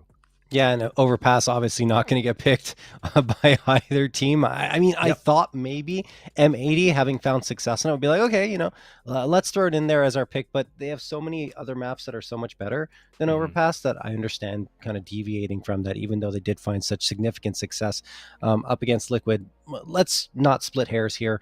Liquid have the huge advantage. They're the team that has looked absolutely incredible throughout this close qualifier, throughout the RMR. They've lost one map. It was to M80, as we mentioned, but in this close qualifier, and even the open qualifier, not a single map lost. They've been on a clean run to this grand final. Yeah, and I'm glad you brought that up because yes, they, Liquid have kind of come in, done the business they need to do, kind of what everybody was expecting. But I mean, the one thing just to kind of make the comment about too is that, even in the very beginning of this, I mean, when we talk about the opens and then moving into the close, like Liquid did struggle, and I kind of want to use struggle with a bit of an asterisk on there, but I mean, it was a 13-11 against Loss. I mean, a 16-12 win against Wildcard. So it's not like they were, again, convincing wins. They had to work for some of these, and I mean, thankfully they've been able to be undefeated, but there's definitely been some nail biters. So that's I think kind of showing that these guys are human and they can get damaged here. Yeah, but also there's the point that we think about it like, yes, were they in their infancy when they were playing some of those matches? Are they still in their infancy in terms of this roster? Yes and yes. So they had some growing to do. They've grown at a rate that wasn't maybe necessarily expected because they've gotten to looking like they're completely coordinated and the cohesion is perfect. One thing in particular that's hard to get as a new team is utility and timing it right and making sure your teammates know where you are, know when you're going to toss your util, and that type of communication comes with time, and oftentimes it's not even needed to be said, because your teammate's going to throw this at this time of the round, and you have a set play that you're running. Yesterday, it looked perfect. Everything was looking incredible in terms of the flash timing, in terms of players waiting for a certain utility to pop out. One example that comes to mind is Yekindar on Overpass was going into Monster and then waited for his teammate to throw a Molotov and Toxic. And I talked to this yesterday because it was so nice. And then as soon as he hears the smoke come out to defuse the Molotov, he knows that there's a player at Toxic. He doesn't have to think about that player because he can swing around and go and look on the other side because that player's still in the smoke. And then that's where all the chaos happens and all the frags happen for Liquid. So that type of stuff is a play that usually can't materialize until the squad's been together for a long time. But with Cadian at the helm, who's like a star player in his own right as an IGL and an Opper, is just absolutely crazy. Anyway, I've been babbling on here, but we do have to take a quick break here, guys. And then when we come back, we will have map number 1 of the series.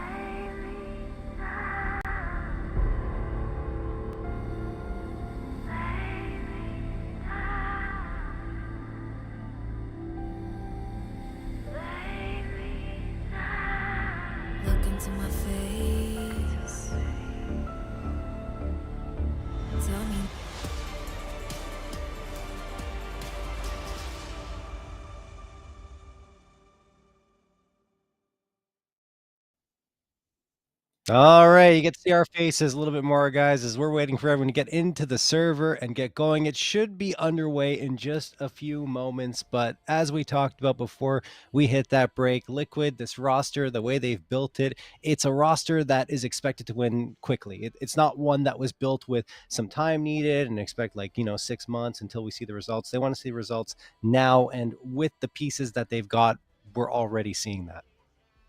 Yeah, we definitely are. And again, we did talk a little bit about the bracket. We did talk a little bit about what's at stake here. So like we said, whoever does win this does get to punch their ticket to, going, against many teams across the globe. I mean, this is, like the Phases, the Mouses, the Virtus Pros, Montes, G2s of the world. So this is a really great opportunity. And like you said, Liquid have, come in with the full expectation. I think all the fans and viewers are kind of thinking, look, like Liquid is a well-established name, a really good organization. The players are, phenomenal. So they really should be coming in and doing a good job. But that doesn't take anything away from M80, because we have seen M80, they were able to get a win over like Liquid before. It was a best of one. So we know that's the elephant in the room too. But M80 is a young and hungry team. So that's what can be really scary here for a big dog like Liquid, in my opinion. Yeah, I mean, definitely. I just think that those little mistakes that we're seeing M80 again, that they had against Wildcard, losing the anti-ecos, a lot of things that added up, even though they do get the win there,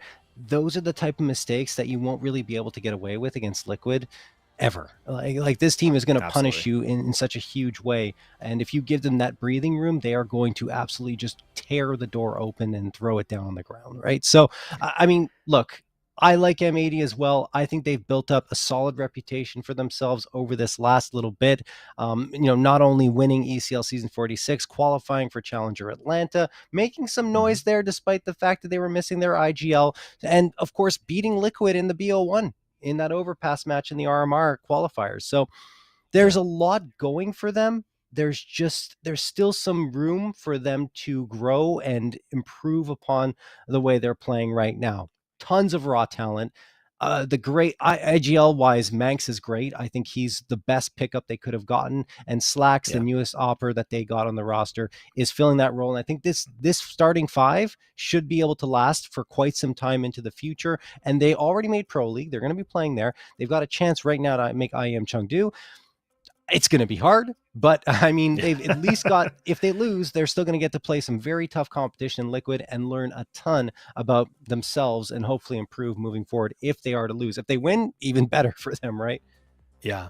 No, exactly. And I mean, when we talk about even like the top players, I mean, all 5 Liquid players are on, the best stats here for the whole close qualifier, which makes sense because like you said, it's been pretty much 2-0s and convincing wins for the most part. So, but I mean, Ykinder is sitting on top of that 1.40, which is kind of crazy when you actually put that in full perspective. But I mean, this is the thing, like it is such a big notch of players that we have on this Liquid roster, but it's such a good test for M80 too, because we've talked so much about the NA scene and like the up and coming talent, and M80 is still a lot of people that have been around in the scene through like challenger leagues and so forth. But this is really good opportunity to play some really good competition, and all these individuals from Liquid, they played international. So these are, if you're going to play a team, you want to play Liquid because you're only going to learn from it if it doesn't go their way. But like I said, them being that, underdog team, that can be a scary thing too, because they might have some tricks up the sleeve and Liquid might not be prepared for it because they're still in a bit of that reforming, stage right now as a new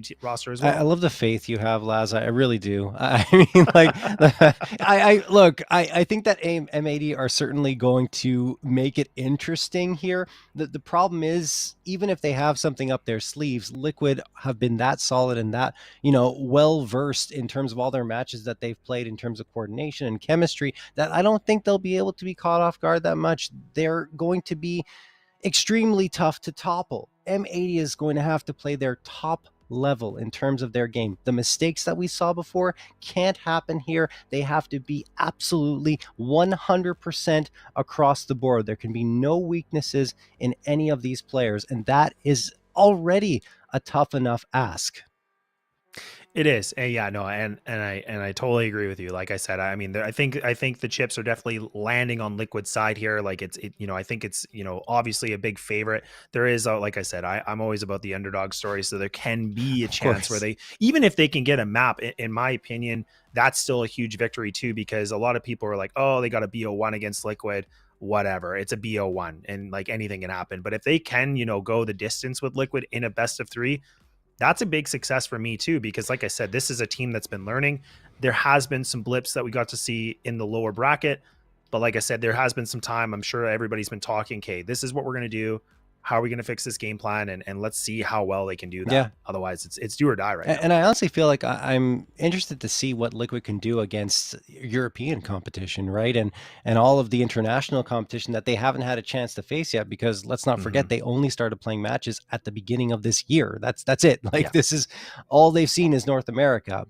But given the way they've played, I think things will go well. I hope things will go well, because I want to see more than just one NA team performing well. We have Complexity who's doing pretty well right now.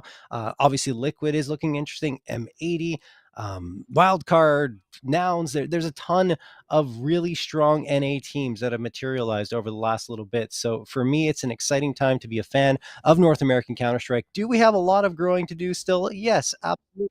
I don't think that we're going to see the success and the results that we're hoping for, but I want to see the major spots, the available ones for North America expand. And I think that's like the ultimate goal for the region right now, because there's just so many for Europe. And I mean, they deserve it. Europe deserves those spots because they have been better. But now North America has a chance to change that. Yeah, definitely. And I think I think what we've seen from the open qualifier moving into the close, there's been a lot of, teams that have been able to shine bright and really show that they are competitive and they can, be a competitor in this league. So hopefully, this is going to be a good sign to see if NA could get an opportunity for more spots, things like that. I know there was a lot of pushback from the community, but we got to earn it back though. That's the thing, and right? Let's not forget, like, we might not even have as many spots as we do because Liquid was European for a little bit. That experiment quickly ended, thankfully, and they're back to North America. Yay, we're happy about that. But either way, there's still so much ground to gain on this soil, and let's see if Liquid are going to be able to gain some ground themselves and make it to IEM Chengdu and join their compatriots in Complexity over there in China. Let's see. We jump into round number 1. We're finally underway here. M80, they've got the dualies in Swisher's hands, as they like to do. Everyone else onto the USPs. Little bit of util for them. Same story for Liquid. And look at this interesting little boost to get some information over that half ball. And Swisher, well, he's not going to get the first engagement. Malbs does. He tries to swing around the corner, gets one and the second. Looking for the third, but it's Slacks who drops 2 of his own. And it's a 3v1 in favor of M80. Yeah, that's insane. I mean, the fact that Slacks was able to find 2 in that kind of a situation with Swisher, they both find themselves doubles. Now Skulls, with a lot of time here, Body has to worry about 3 players. And I mean, 2 in front of him, 1 coming in from the back. He doesn't have that bomb, but if he would have had the bomb, he could go for that fight in mid. This is interesting. Look at that smoke dissipate. And good coordination comes in. M80 will pick up the pistol and pretty convincing. And again, Swisher did a great job on that timing because the flash came in and he was able to find that first initial 2, which Liquid, they were caught off guard. Yeah. Also, I have to mention this, Laz. Yesterday, Liquid won, if I'm not mistaken, 3 of 8 pistol rounds. So below 50% in terms of success there.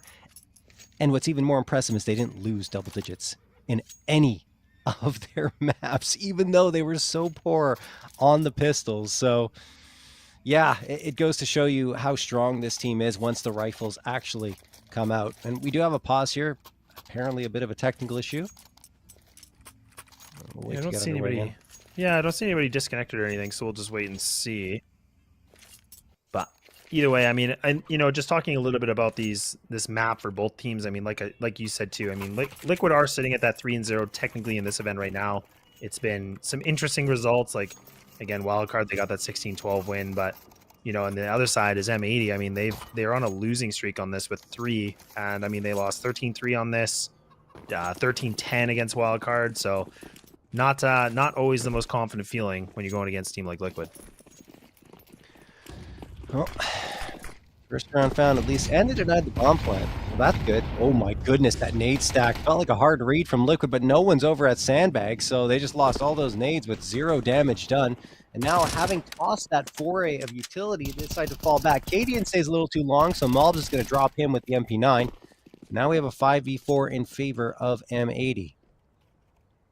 Yeah, and they're just going to slow things down a little bit more. Again, more nades coming in from Liquid, just kind of throwing that towards Car. But again, no one's home, so unfortunately that utility is not really going to make much of an impact at all. No damage is inflicted against M80 yet.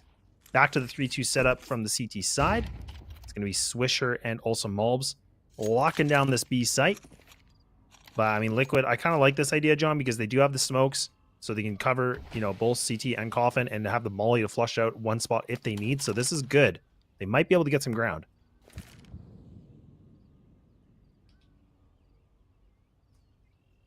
Naf lining up the Molotov here.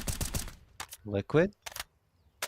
Yeah, this is definitely good for them. They're going to charge on forward, but Mulbs is waiting there. Swisher is as well, and they make it look easy. Completely denied the space onto that B side are Liquid, and M80 only 2 deaths in the first 2 rounds. So they jump into round number 3, and because Liquid forced up in that previous one, they will not be able to buy up into this round. They'll upgrade a little bit, you have to imagine. You already see Naf going for the Deagle, but I doubt they'll invest that much. No, it's such a good point, and you brought that up in the previous round too, is again, the bomb doesn't go down, so the money is just, it's not flowing in nicely. So Liquid are just going to have to, again, just work with what they got. They do actually invest the Deag, and I believe as well as the P250 too. So, I mean, this is kind of not a lot to be working with, but it is some heavy hitters from Liquid, so we'll see what they want to do. Naf's actually going to be leading this a little bit, posting up with the Deag. Manx isn't too careful. He might get shot here. Kinder takes a big amount of damage. Naf turns at the wrong time. Good trade coming in with a Glock, though, from Twist. Yeah, this is looking like a bit of a blender so far. Slox is in a bit of a scary position. Just like that. I was worried if he peeks this by himself, he might be a dead man, and there it is. These M4s are doing damage, but Liquid's done pretty well considering, John. 2 bodies already gone. Yeah, I mean, given what they brought into this round, which was just the Deagle in Naf's hands, that's great for Liquid to force M80 to buy a little bit more. I mean, the round is pretty much over anyway, as Swisher finds his second. Yekindar maybe slips through? No. Rack finds him. 3-0 for M80, but I mean, I think we saw 3-0 starts for both Wildcard and Boss against Liquid, 3 of the 4 maps, and yet Liquid ended up coming back. As soon as the rifles were in their hands, they were a different team. So we'll see if that trend continues here. Yeah, and I mean, it's definitely going to be a big note here because M80 will have to see what they can do. Slacks actually does equip the AWP. Famos and MP9 still here too, so still keeping the funds a little bit afloat. Good pop flash coming in, so they're going to try to contest with this banana control. Slacks! Oh man, Kinder just finds his head and removes him, and a great start now for the Liquid fans. They can get a little bit of cheering, and another kill through the smoke! Oh, Kinder, this is why he's one of the top players so far in the closed qualifier. Yeah, he's ridiculous. Good old Yeki. Coming out here, finding a couple. And, I mean, Mike talked about this last night, and Skull's just going to make it look easy against Rec. My goodness, walking through. And there, flashbang after the smoke, and he ends up finally getting dropped. A taste of his own medicine as Mobs finds it through the smoke. But the thing is, they've already lost the A site. I think the round's done. M80 probably just going to go for the save at this point. And that's it. That was pretty quick. And really just came back from Kinder to be able to find those first 2, right? I mean, and let's not forget, I mean, the one was like through the edge of the smoke, and then the other one was just a full spam through it. So it's just disgusting. But yeah, this is a good save, right? Yeah, and sorry, I want to finish my thought from before last, because I was saying, Oh, Mike and I were talking about the fact that Yekindar was freed up from the IGL duties, right? Because Cadian is here, and I think he really was openly saying that this is what he would prefer, because you see it already, the results fragging wise, he's freed up to do whatever he pleases, which is when he performs his best, just taking those fights, being on his own, going through smokes, winning duels, getting 2Ks, and even through the smokes themselves, firing off bullets and just getting a ton of frags on the board.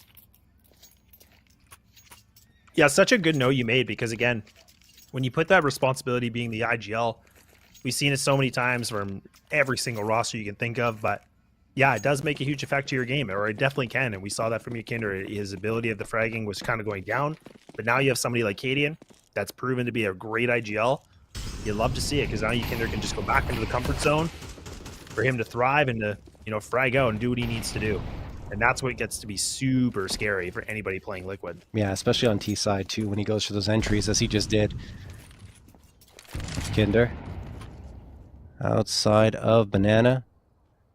But the hit looks like it's going towards A. Slack's watching this with the AW. Let's not forget that was a bonus round for M80. Slack's though. Oh no, that's a huge miss. There was even a lineup for a potential collat coming through. He does manage to escape and go back towards the A site, but now he's probably going to call for reinforcements. And Liquid, look at the awareness, realizing that perhaps the defense is in a bit of chaos right now on the M80 side, are doubling back towards Banana. Thing is, Malbs and Swisher are actually settling in. Swisher on the half wall, a little bit exposed. Kinder almost finding it. Malbs up close, can't get the frag, and now Swisher doesn't find the trade either. Oh, and that nade. And they're going to A. Yeah, Oh double my back. Gosh. Oh man, this is just worse. This is just from bad to worse right now for M80. But luckily, they still have Slacks and of course Rec posted up here in the site, so it's not like they just left it open, but they have to be able to find these multis. Now there's 29 seconds. Slacks does get that start. There we go. Almost gets that one too. Twist able to take him away. Now the haircut comes in. Liquid, they're going to get the site, and you can just see M80. They are out of here, John. They want nothing to do with this round 5, and there you go. Liquid again, finding the second consecutive round. I mean, look, like once these rifles are out, like I said, it's just absolutely unbelievable. And the util is well on point. I think Naf flashed himself out there into pit, gets the easy frag as a result, and M80 have their tails between their legs, running away from the site once more, just trying to save whatever they can. And at least these two A1Ss will make life a little bit easier into the next round, but everyone else is going to be likely on a save. They could potentially justify a buy-up because Malbs has 2.5k, which will end up being 4k, 4.5k, something along those lines once they get into the next round. But even then, it's not going to be the greatest buy-up, and the utility is going to be a little rough. I'm pretty impressed, like, just a small note that you got that math pretty good. Like, that was really risky. I was like, man, that was a bold move. And I was like, ooh, boy, I don't know if I'd want to do it. But, yeah, good job. But I do it live all the time. That's my thing. Live all the time. And I think this will be interesting because Swisher and Manx having these rifles, and then Malbs, like you talked about, with the 4400. I mean, he could, force up a rifle, and they could try to do what they can with this. I wouldn't be against it. But if they lose it, it's going to be it's not going to be great. It's not going to be a good story here, but it could be a good way to catch Liquid off guard, though. Yeah, technical pause coming through here, which means they cannot talk about anything. I don't know how much they actually respect that in online play, but, you hope that they're honest about it. Yeah, that's true. 2A1, I mean, look, they do have to call attack if they actually want to talk over what's going to happen into this round. But, yeah, looking at the money, I would say play it safe. I would say hope that these two rifles either stack them both on one site or split them between sites, and then hope that you can get something done and stick everyone else on the pistols. Yeah, no, and I agree. Like, I think, the way they got to have a lot of respect here for Liquid. So, I think when they played, like teams like Wildcard that are, they're both neck and neck, like in terms of their skill level, of course, like it's a bit more you can go for that risk. But I think right now they want to just kind of keep that money flowing as much as they can. So I'm not against this. Good smoke going to come in from the CT side here to block off Banana. But we'll have to see. Cadian does have the big green out, so this will be the first time we've seen him on it in this game. Ooh, nice little bit of control in apartment. But it's the wrong play here, John. Well, they do have 3 players stacked up towards top Banana, which is the right play. Swisher peeking around. Util's going to be good for Liquid, though, so they have to be careful. Yeah, there you go. Just that flashbang grazing Swisher a little bit, guising off his vision, and Yekender gets the frag onto Malbs. That means Slacks is on his own, and he immediately falls back. This could already be another save being called from M80. Yeah, it's going to be. It feels like over the last 3 rounds, they've maybe played 30 seconds, 40 seconds total, and then they go for the save, as Liquid's just kind of running them over. Yeah, and this is the thing about, a map like Inferno. I mean, when you're on that CT side, like if you start losing your teammates this quickly, and not really getting those trades, I mean, that's when we start to see the stage just getting all over the place, right? Kind of notorious for it. And now you can see Liquid, they're just on a full hunt. Look at this on the mini-map. They're coming from every single direction. And this is about survival now. And Manx does a good job, though. He gets himself too. I mean, he's very wounded. And yeah, he's by himself. And this is terrifying. And Manx needs to stay alive a lot longer. And Twist just does one better. And it's a tie game, John. Yeah, and one thing that can be a little bit risky, leaving that bomb site completely abandoned, is if you don't cover all of your tracks and make sure that there's no one that can come in from a flank or something, you're in trouble. But in that case, Liquid were very methodical. Each player had their own pathing to ensure that no one could slip by, and they already had some information, of course, to help them realize that, yes, the hunt is on and they don't need to worry about anyone getting to that bomb site. So, well done for Liquid. They get 3 in a row. And that pistol round that they lost is but a memory right now. Yeah, a little bit. Look at this now. They're just going to even change the pace again. Twist instead gets the MAC-10. He's just going to barrel with a a mid. MAC-10. Oh my goodness. Just when Have you A. think it couldn't get It's any worse. over. It's over. They have the A site. You already beat me to it. And look at this. You can already see Slacks is like, yeah, guys, we're saving again. We have nothing. We have no control of this. What do you do if you're M80? You're like, okay, we're playing our positions and we just got run over by a MAC-10 from Twist and then immediately lose our second player and have to fall off the site again in the first 15 seconds of the round. How do you stop that when you're just straight up losing the duels? Click better, I guess. Malb's going to get a couple here as Liquid are getting a little overzealous in their pushes. Nade lands at the feet of Malbs.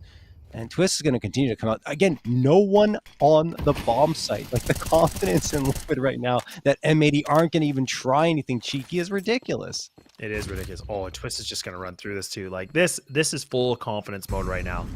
Liquid are feeling it. 6 and 3, though, for Twist, and that smoke going to block off Slacks.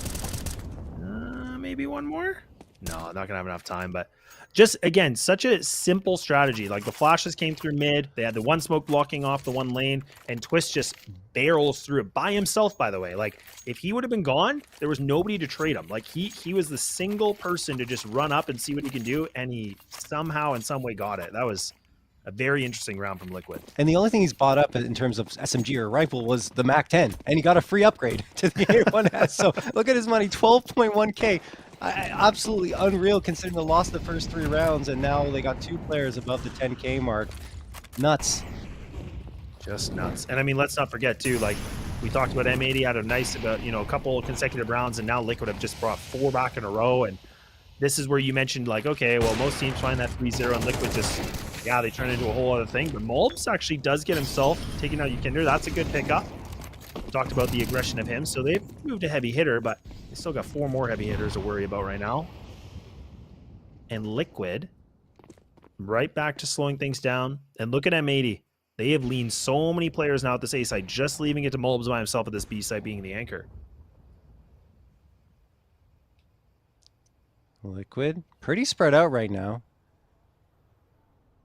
Skulls could catch Slacks off guard if Slacks doesn't clear heavily into Boiler.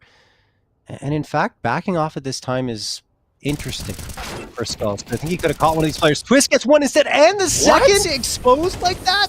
Ow! Skulls tries to peek around that Molotov to get a third for himself. It doesn't happen, but Liquid have turned this round right on its head. It was a man advantage for M80. Now it's 1 for Liquid as they try to go into this B site, and M80's reading an A hit. I mean, this is not good. They do realize it. They do realize it, lads, because you have Swisher come around, but the smoke's going to guise off his vision, and you know what? Liquid are pulling it again. Oh, They're no. going back towards A. Oh, man. Okay. But now Slacks misses a shot. These nades are coming in. Oh, that timing. And, oh, man, just like that. 5 seconds remaining. That should come through. And now just down to the 2v2. A close round indeed in terms of the numbers, but again, no more utility. You have the FAMAS, you have the M4. What do we see a little bit differently? NAF goes to the site, so I mean, they could have this trade potential. Skulls just kind of biting them in, toying with them a little bit. These CTs, I mean, they have to get moving. I mean, there's no kid either. And NAF, oh man, he's just going to clean it up. Their positioning is too good. Like, trying to get back into that A site in a 2v2 is so difficult if you're on the CT side because you have so much to clear and it's almost impossible to guess. You literally have to get lucky and guess right in the way where you're going to check. So, nicely done from Liquid. The utility is so good, even when they didn't have much left. Only a couple of nades. They're both in perfect position to nade Pit, do so much damage, and distract that Pit player to the point where he's peeking out with no information, completely in the blind, and gets sprayed down immediately. And after that, well, the other two players couldn't get through that smoke, and it was that one piece of util left for Liquid that made the difference. I mean, and just even the mind games too, right? Like, Yeah. look at how they were like about to execute B, they go back, go A, back to B. Like, they are just making M80 like scratching their heads. They're like, we have no idea what to do here, and that's so hard on CT. Yeah, and M80's already had their struggles here on CT side. Yakinder might have actually gotten tagged by his own teammate there, so he's gonna back off. M80 just on the pistols here. Liquid setting up for a second volley of utility. Uh-oh, Malbs almost gets caught there, does manage to escape. And Liquid, I mean, they're using util here towards the B site, but they're postured potentially to hit A. I think these two players are hoping that a rotation comes through, as people, two players might try to flank here from M80 towards the B site, but instead they are going to settle things down, throw a smoke, and keep Liquid at bay for now. And now just, again, leaning two more players here towards this B site, leaving it, I believe that's Manx. He's just going to cross into Boiler.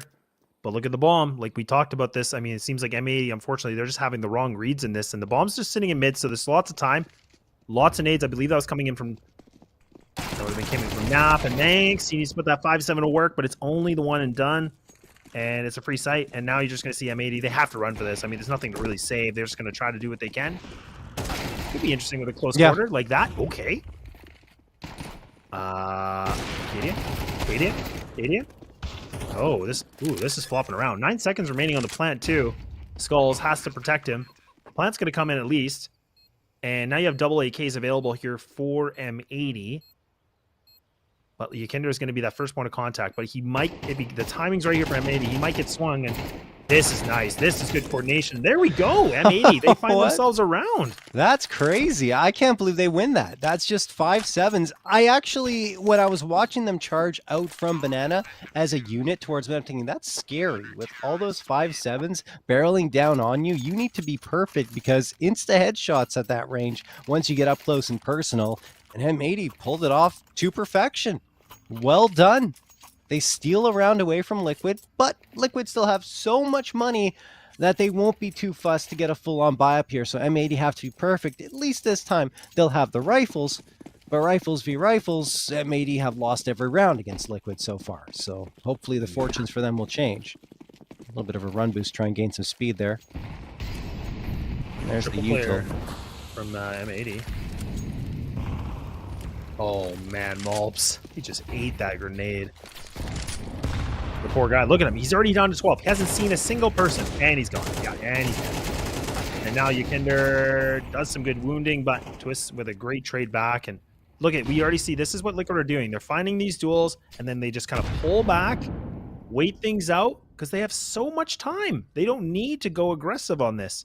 That's one thing that's so powerful if you're good at it on Inferno, is timing your rotations and really keeping the mind games going against the CTs.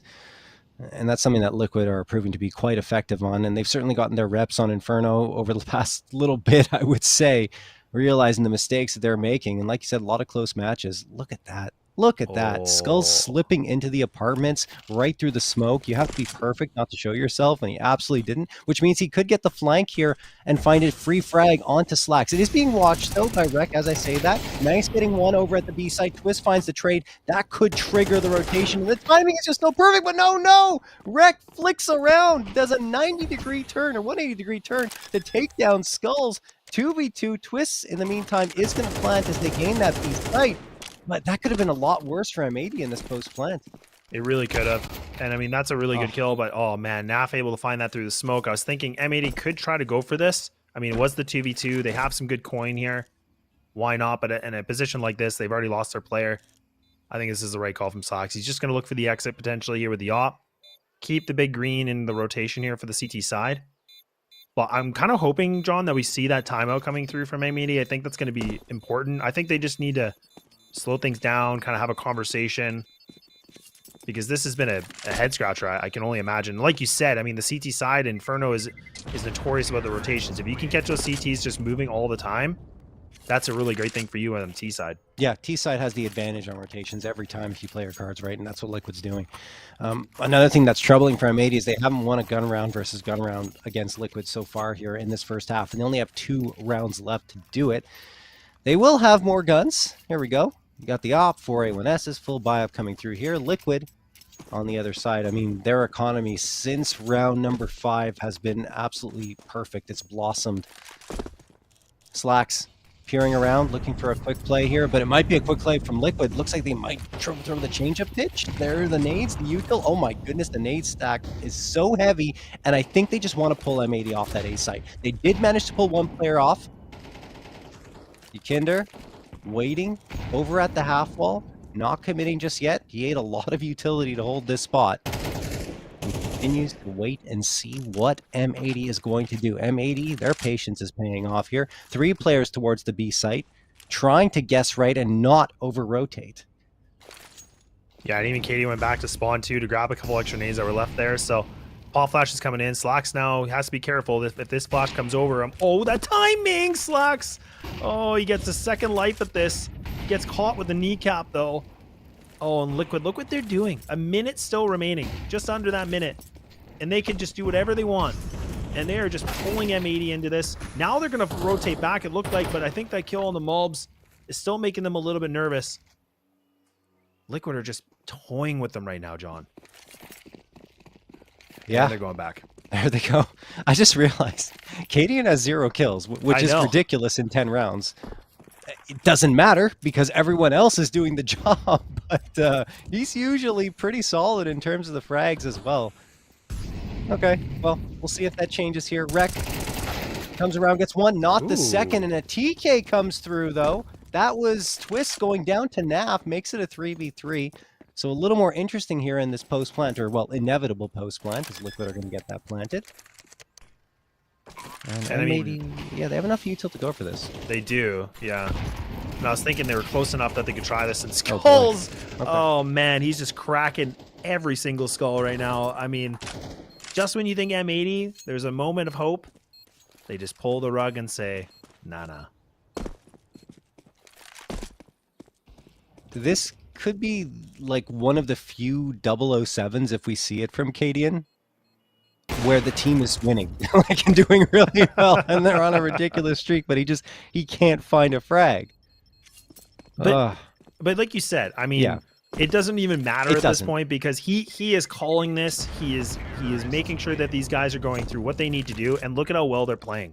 I mean, they won what, 5 rounds in a row before they lost one, and now they've been able to get 2 more back. So it's like, it's been fine. And now we're going to the last round of the first half. We're looking at a potential 8-4 for them. So they've done a great job to show us a strong T side, and it's just been great. I mean, yeah, it would be nice if Cadian could find a kill or 2 just to get himself back on the board, and I'm sure it's a little nerve-wracking for him maybe, but... Yeah.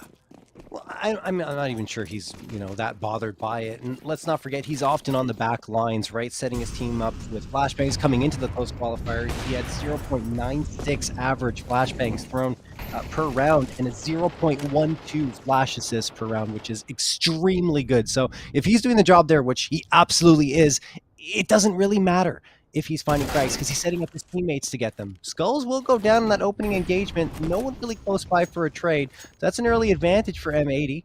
Liquid kind of spread out across the map. They were hoping that that would pan out, but oftentimes we've seen Skulls try to go for those aggressive kind of risky plays, and I think Liquid is comfortable with him doing it, but he will go down first. It doesn't really bother Liquid because they do that and find an immediate response in a 4v4.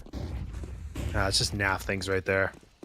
Just like off the little ledge on the right there too, just to get enough height so you can see that player in Boiler. Like just, again, the micro details that you talked about. And that's what's just separating this too, right? And that's where we said all about the experience. Good flash. Manx was trying to see if he can get aggressive. And Twist actually gets a little aggro. Cadian does get himself his first kill, so the goose egg is gone. And they got 40 seconds, John. So knowing Liquid, they're going to pull back. Then maybe go back again and maybe one more time. Who knows? I think NAF did a great job there of pulling 2 players over even deeper into the A site, and at least Moss by himself means he gets only 1, but no! He actually gets 2! No trade from Yukinder, and now NAF is by his lonesome in a 1v3, 18 seconds left. Perhaps M80 can at least get a 5th here and make this half a lot closer than perhaps we expected. 10 seconds left now. He needs to push up. NAF looking for targets. 6 seconds. No way, no how. M80's got this. 5th round secured. There's the frag. And we go to the half. Only a 2-round lead for Liquid.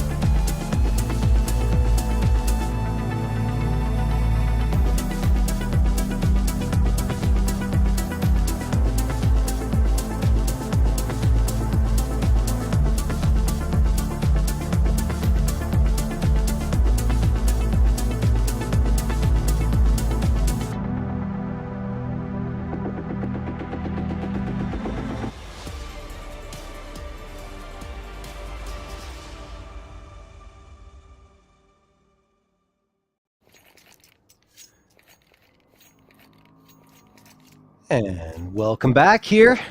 Second half of action. M80 managed to close out that first half with a round victory and brought it to the 7-5 scoreline, which honestly is one of the closest ones we've seen up against Liquid of any of the teams they played against, those being Boss and Wildcard.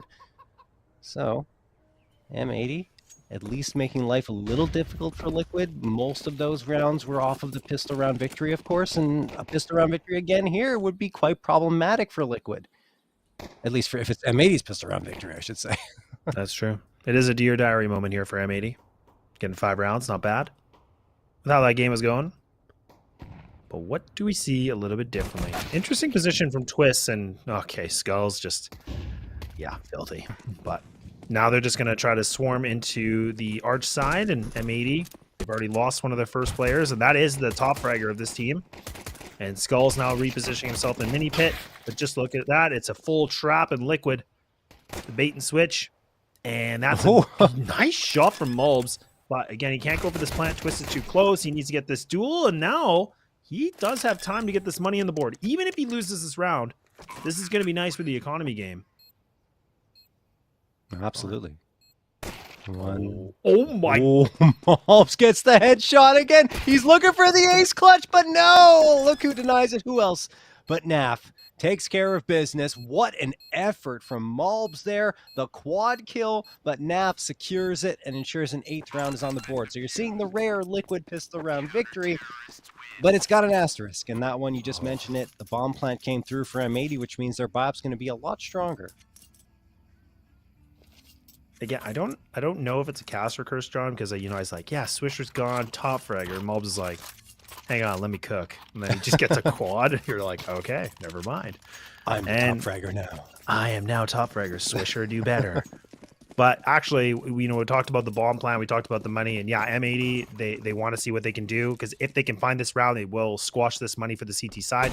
Lots of Galeals, a good shot coming in from Cadian with the scout, so Slacks actually does take, a big amount of damage here. He's down to 47, so this is a good start, but Liquid don't have a lot of utility, John, so I mean, this is where they have to be a little bit careful as well. Not when you got your Tinder pushing through. Oh no, not pushing through smokes. He actually gets caught off. Mulbs perhaps anticipating that. Cadian can't connect with the scout, so he's just going to fall off after seeing that information. M80 will continue their trek down Banana slowly but surely, boosting themselves over the half wall, clearing out the sandbags, but waiting for their time to strike. Liquid's already read the rotation, or are trying to anticipate a rotation coming through. We'll see if M80 overthinks this, but if they don't, and they just push onto the site, it's a free plant, and maybe even the round, because Liquid likely won't risk these M4s. That's true.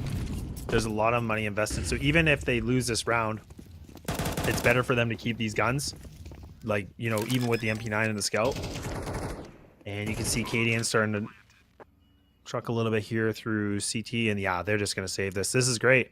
So M80, they don't overthink it. We saw them do that against Wildcard, where they were like putting their eyes on the prize on one side, and they're like, nah, let's go back the other way. But this time, they make a solid decision, some diligence there, and they get themselves a 6. Yeah, no, I mean, honestly, Liquid on the other side only lost a Kinder, so that's not too bad for them. The 2 rifles stay up, and it makes sense for them to go for this play, because they will go into the next round. If they risk this and lose all the guns, they got nothing. It's just going to be pistols. Instead, they'll have everything they're carrying now, don't have to heavily invest, maybe a couple more pieces of utility bought up, but they want to keep all that money in their bank account for the follow-up round, or they could just risk it all and try to go for it, which wouldn't be surprising because they're Liquid and they're playing that well, and they do risk it all. Yep, why not? Yeah, two round difference though. And again, like if we do see M80 find this will be good. And again, building up the economy, like getting that confidence booster a little bit. We'll have to see. Manx with the MP9, I'm kind of curious if he's going to try to do something a little bit more aggro. He does have the bomb, so I mean, obviously he'll probably get rid of that. But it would be interesting to see if they try something, where Liquid did that, twist up mid thing or something, and see if they can catch Liquid off guard a little bit. Yeah. Is the case for Cadian over on the Liquid side. He's usually setting up his teammates with that util, and he's also in the 0.9 range for flashbangs thrown per round. And as you can see, he is on the back lines for now. Now he decides maybe he's going to get a little more aggressive, like you were alluding to, Laz, with the MP9, and he's going to follow up Mulbs taking the lead. And just trying to find something. A lot of noise made, so perhaps they want to force Liquid or bait Liquid into going for another stack on the wrong bomb site. It's not going to happen. Well, and they still have the Lurka Swisher too, so he's just towards Boiler. But now you can see that Liquid actually have double player here on our side, so this could be a little bit scary right now for M80. They have to be prepared for this. And now you have Cadian doing the rotate as well, so he's here in the right time. Smoke's now going to block off twists. So now Skull's kind of by himself, but look at it's Skulls, and he gets only 1. M80 now, they can get themselves down lane. Some good utility to slow things down. The rotates are coming back now from Liquid, but you can see M80. They still have lots of time. They're going to go off this. They're going to actually retreat this plan, and they're going to go right back to B. But this is NAF. It is going to be the NAFers, but he gets removed, and Mulbs takes his head. And there it is. M80 find the opening. They find the gap, and they're going to get this bomb down. And Liquid, they're going to be saving again. That is crazy. Honestly, that Liquid are unable to defend there on that B site. I mean, they were beating rotation. M80 are actually playing a really solid T side so far. The mind games are coming through. They're not overcommitting on the wrong angles there. They double peaked at the same time, which is risky. If Cadian hits the headshot, and it goes right through both of them, but he doesn't, so they're okay. And of course, Liquid weren't going to win the round anyway. It just would have been damage to the economy of M80. Anyway, 7th round found for M80 after Liquid wins the pistol. So it seems like Liquid are cursed in the first 3 rounds of literally any half. That's true. Yes, they gave up 3 rounds. Something they're working on, you know? And I mean, you know, this was the thing we did mention, but again, for this map, you know, despite M80's, you know, 2-4 record, I mean, it is about a 45.9% win rate on their T side. So it is better than their CT, where their CT is actually about 35.5. So this is a side where they're stronger. Whereas in terms of Liquid, I mean, their CT is substantially better than their T side, which is 64.7. So we have actually both strengths going against each other. So this creates a bit more of an excitement for me too. Yeah, and a timeout forced out of Liquid, which it took 4 maps yesterday for Liquid to call a timeout, and that was on Ancient up against Wildcard. This time in the first map that they're playing up against M80, a timeout is called for them to talk things over. I think economy management has been a little iffy on Liquid's side. I know they're going for the saves, but I think that force buy maybe wasn't necessary given the fact that they had 4 players already with guns. And yes, util's important, but why risk it when you know that your economy is so important to get a foundation for? And here they are in round number 4. They have to go for the eco outside of the 2 rifles. They save, and Mulbs immediately takes the head off the twist. Yekindar does manage to get the trade, which is good. That means a couple of rifles are down on the ground, but it'll be a tough ask to retrieve the one that Mulbs died with. Well, it's good to see that M80 are still putting on some good pressure and getting a good pace. Yes. Mulbs is not even caring at all who he's playing. Like, he's still just going to be Mulbs. So that's a good thing to see, too. Not intimidated or anything by, you know, all the players here of Liquid. Now they're just, M80 are going to re-aggress into this banana. And actually, Yekindar, I mean, again, he does a ton of damage against Manx, already down to 22, but they've now lost 2 of their members to the 1. So M80 are looking good right now. They're sitting pretty because they can still wait things out. There's a minute left on the clock. They don't have to rush anything. Liquid are now on the pressure point. Yeah, and I mean, going to the next round, loss bonus is okay for Liquid, so they can probably justify a buy-up, but they would certainly like to come out with a win here. And I mean, Cadian still has the A1S. The B site still appears to be the one that M80 want to hit. And they have a couple of players waiting here. Only one on A, and that's NAF with the USP, which is a non-factor at this point. Maybe it is a factor because of the way M80 have struggled against the USPs in that previous series against Wildcard. Anyway, Flashbang's going to come out here. Engagement's on. Skulls misses the shot with the scout. Cadian with the A1S. There's the connection, but he lost his teammate. Now he lost himself in that firefight. That is all she wrote for this round, as M80 are going to take it. Yeah, and aiming for NAF again. He's just going to go down banana. I think, you know, just try to see if he can kill, maybe pick up a rifle to run away, but ain't going to be the case. And, you know, John, we're talking a tie game here. Like, we were saying Liquid were on, you know, consecutive rounds are looking super good. And now the CT side, it's got some holes in the ship right now. Oh, yes. This is very interesting indeed. The only thing we haven't seen from Liquid is a proper rifle buy-up in the CT side, which is when they become their most potent. And here, they will decide to invest. As I was mentioning, it won't be rifles across the board. It'll be 3 A1Ss and 2 MP9s. We'll see if that's enough. And Skulls gets extremely aggressive. Oh my goodness, he is already at the bottom of banana here into mid.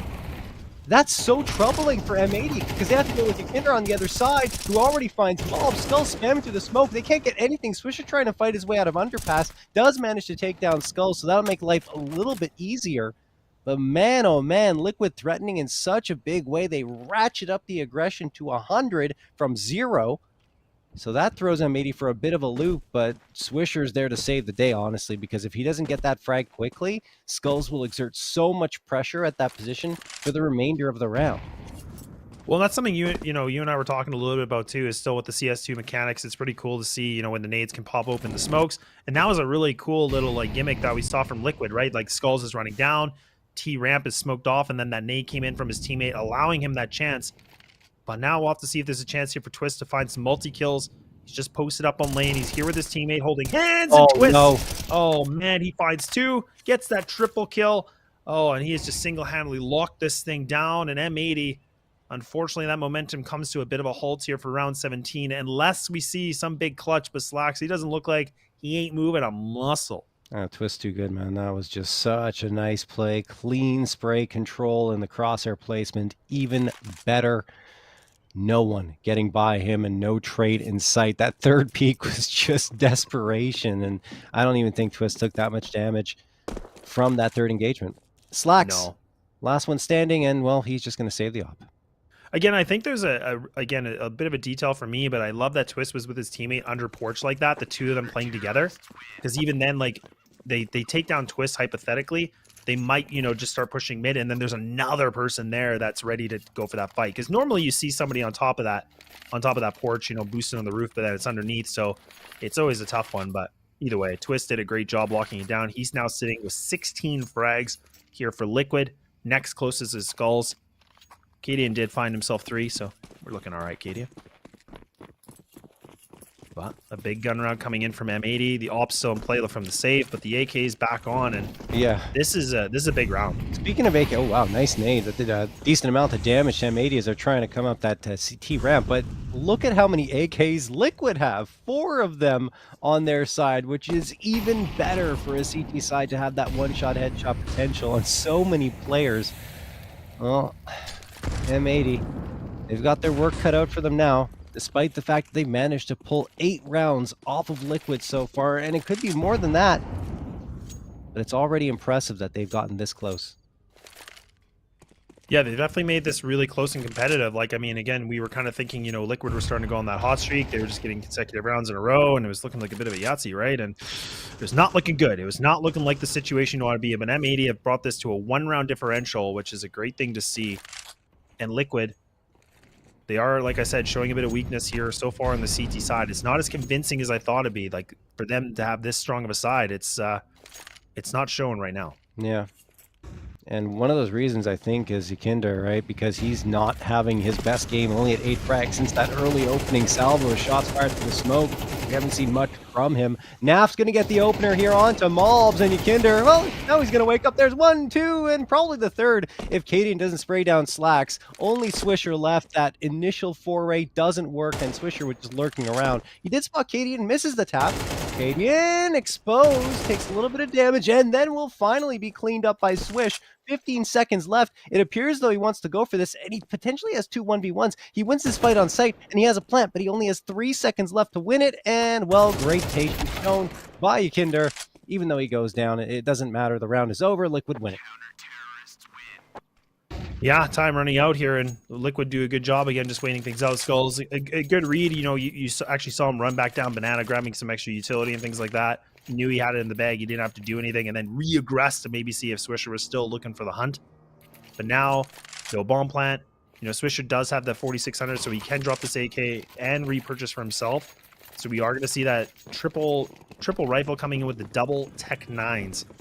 So this is where we see Manx and Rek. Probably Rek going to be trying to lead the charge here a little bit. Sacrificial lamb potentially, or try to get that entry. Oh my, that was very scary. Cadian almost found that shot. A little terrifying. But Skulls again, look at this, John. He's just pushing down mid, and he finally gets punished, and Mobs! It's Mobs! I feel Mobs gets a third here. That's nuts. I feel like Skulls got caught on geometry or something. It was weird the way his movement was, why he was looking towards the wall instead of Banana or even ramp. So that was a strange turn of events. As now Liquid are down 4v2 and the B site's been taken. Twist, do you even go for this? I mean, look at the money. Yeah, this seems a little questionable, but I think if for them, if they can find maybe one, maybe two, they like would have a little bit more confidence in themselves to go for this. But they do have the double smoke and the double flash too. So, but I mean, I just don't feel like this is the moment you want to go for it. You still have Cadian with the op, and they're not really in a great position to retreat either. Very interesting. No way. Twist is kind of creeping up still.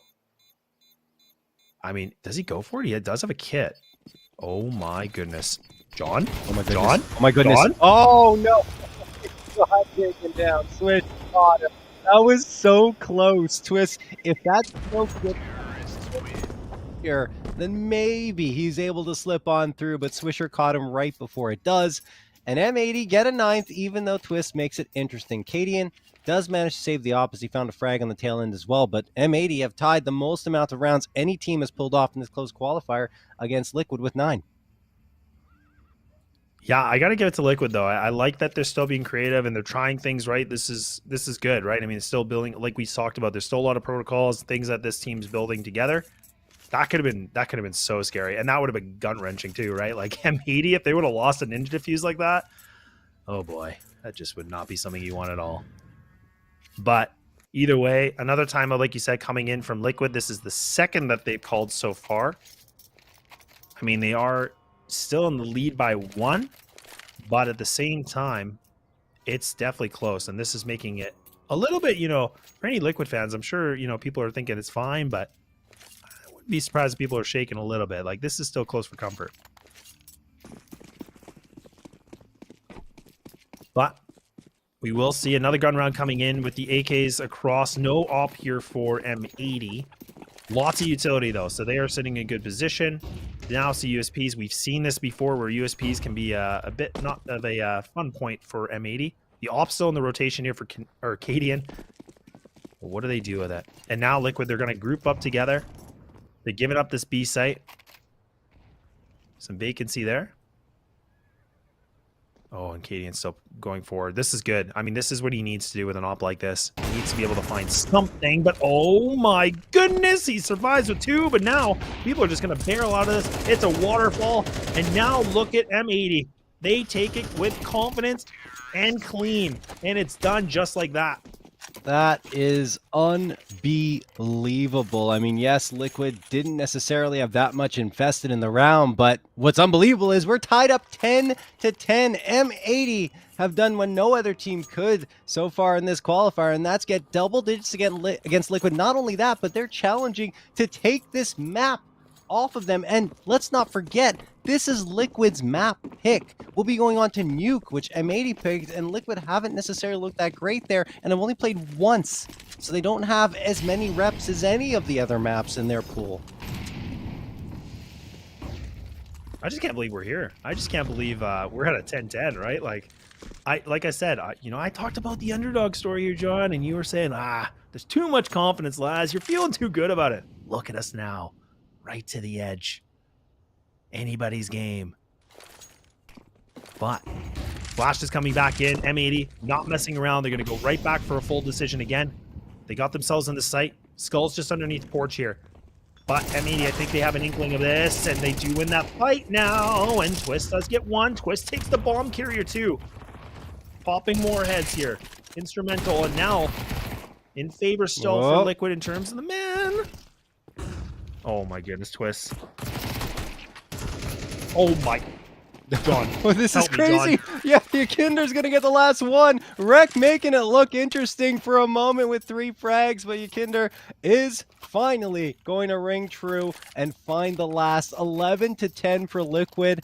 At a pretty critical juncture, the thing is, M80, they still got a buy in the bank, so we're not done yet, folks. Liquid, not the greatest on their side either. Yes, you have the 3 A1Ss and the AK, but no AWP for Cadian. In fact, even less than that. Less than a rifle, an MP9 available to him. Not that he's been necessarily the one to be finding the frags, but on CT's side of Inferno, you really want that AWP up to be such a big difference maker. And there's Mobs again. He has been insane, along with Swisher. Finds one, finally flashed out here. Yakinder manages to get a second in a really tough spot at Sandbags.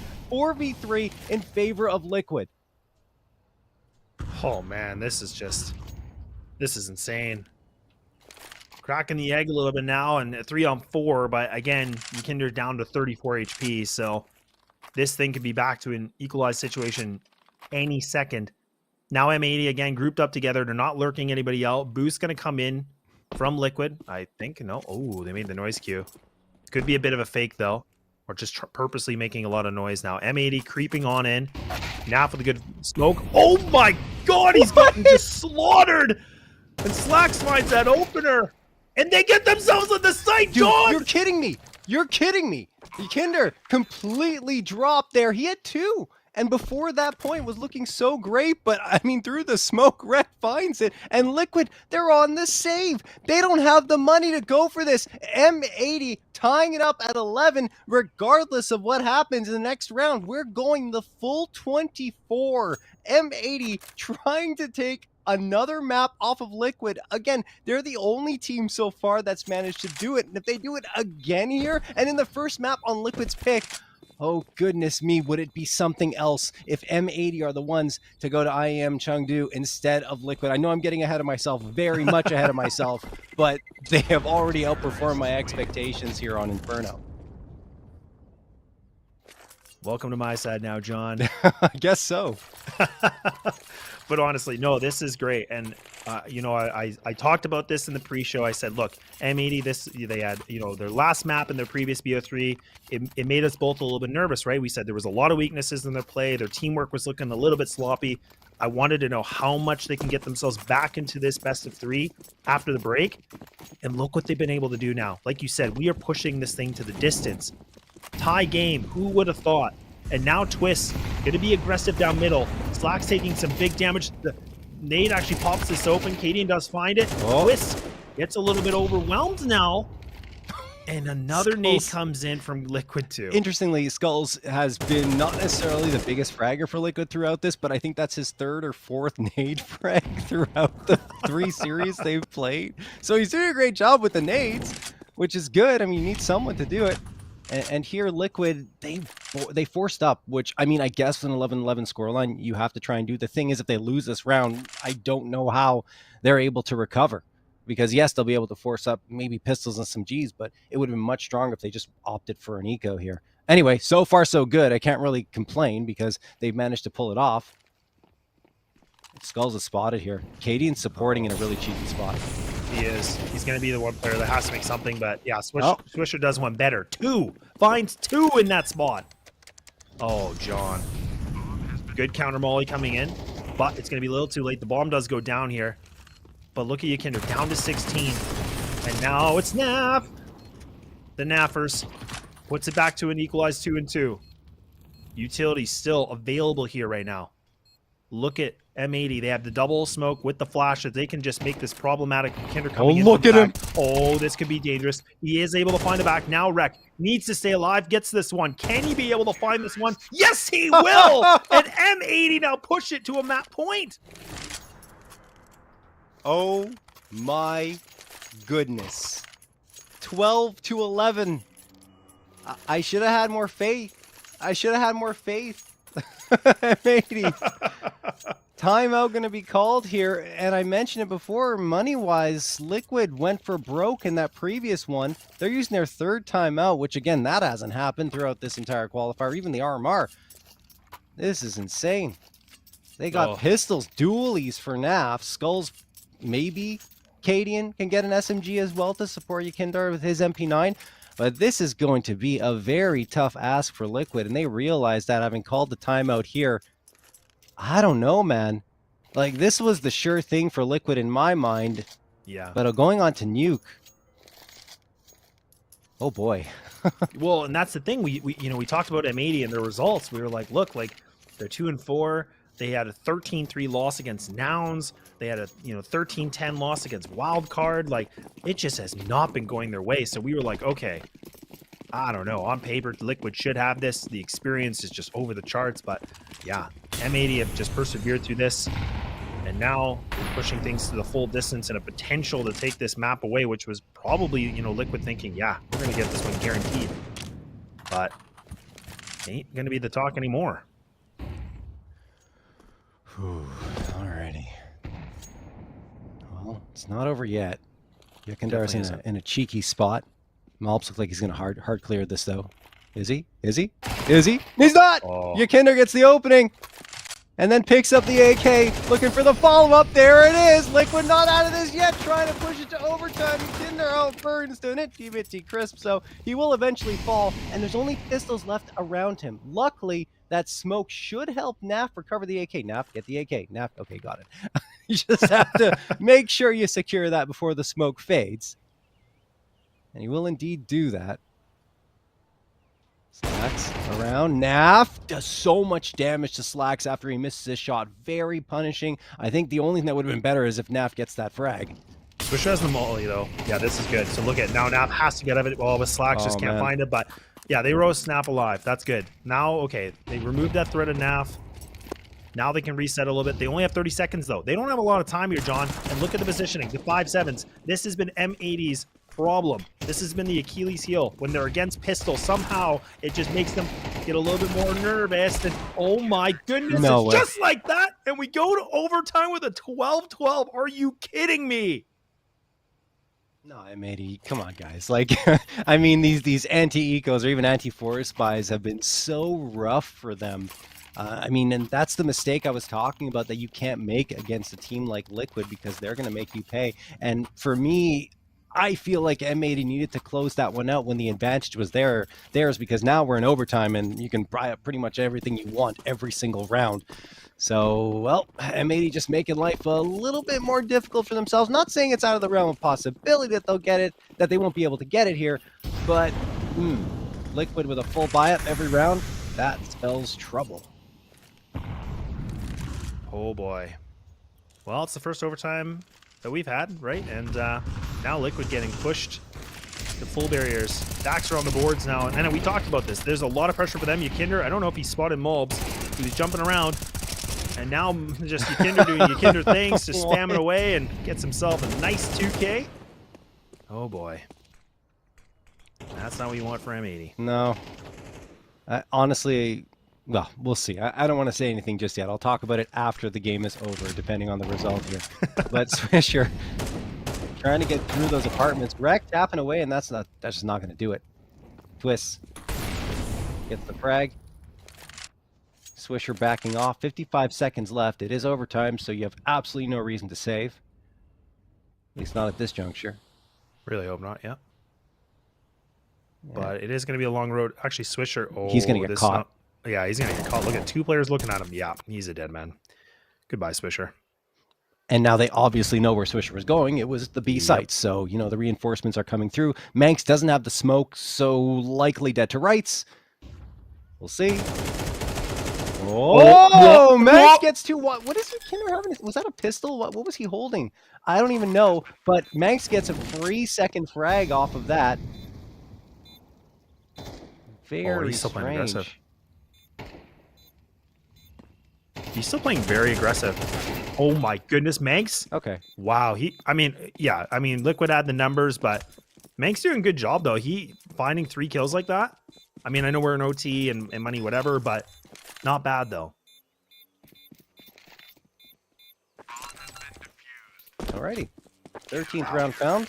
A little bit of craziness there towards the end. Honestly, I don't understand how Manx gets 2 in that situation with no smoke, no trade.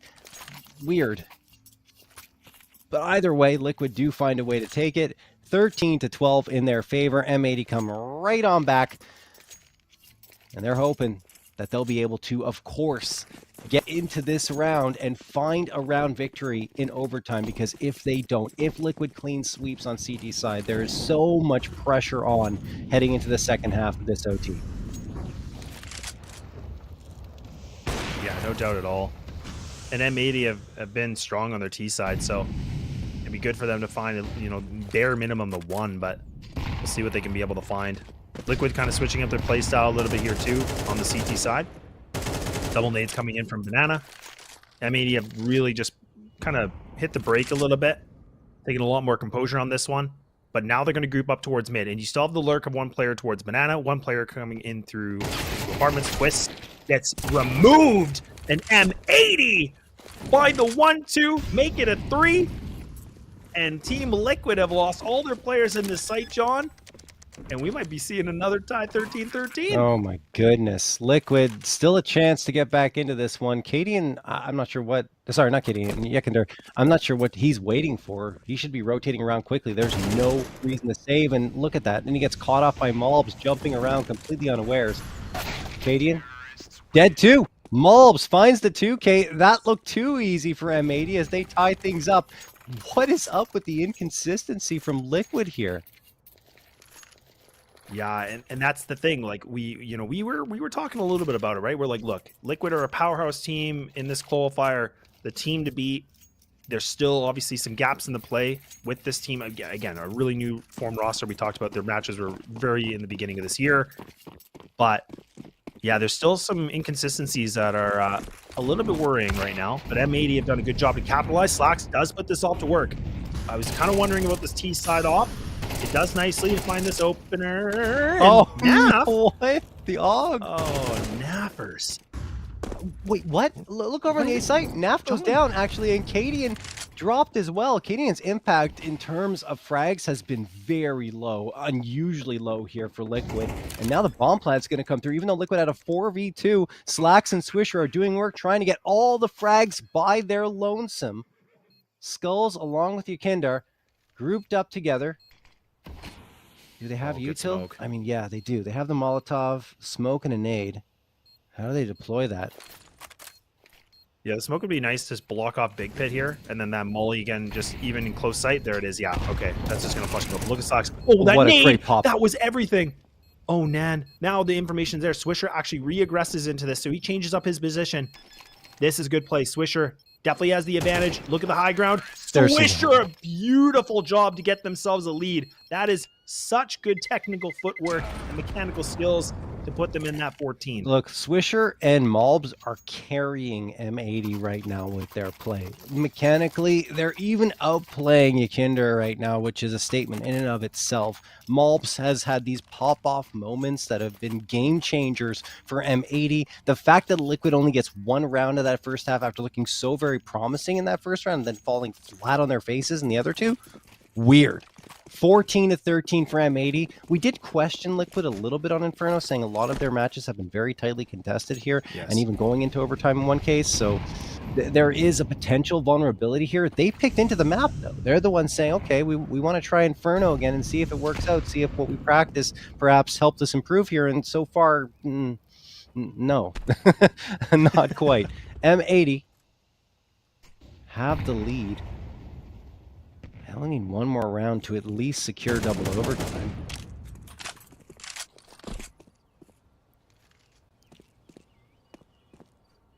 Yeah, and Liquid now being called to action here because they are in the deficit. And they are back on this T side. And what we saw before on their T side is they were doing such a good job of just toying around and making M80 kind of scramble. A lot of mind games, but I'll be curious if M80 kind of have a better read on this now. Smoke's coming in. That's going to now be thrown onto Arch side. So that's going to remove Manx because he's all the way back now. Liquid have taken bracket control. Waiting things out. The lurk from Yekindar still on Banana. Just kind of still getting a feeler. 45 seconds remain, John. So what we saw before is Liquid. They make a lot of noise and then they just creep on back. And there it is again. All right. Liquid charging out into the B site. Who's on this site? Swisher, along with Malbs, their two best players. Oh boy. Liquid, are they walking into the meat grinder? They absolutely are. Swisher gets two. Naff and Twist, as soon as they come out of the smoke, Malbs finds one as well. It is all M80. Yekindar, the last one standing, manages to get one, but it costs him half his health, and he has a 1v4 clutch required, only 7 seconds left. It's impossible. M80 are on to 15.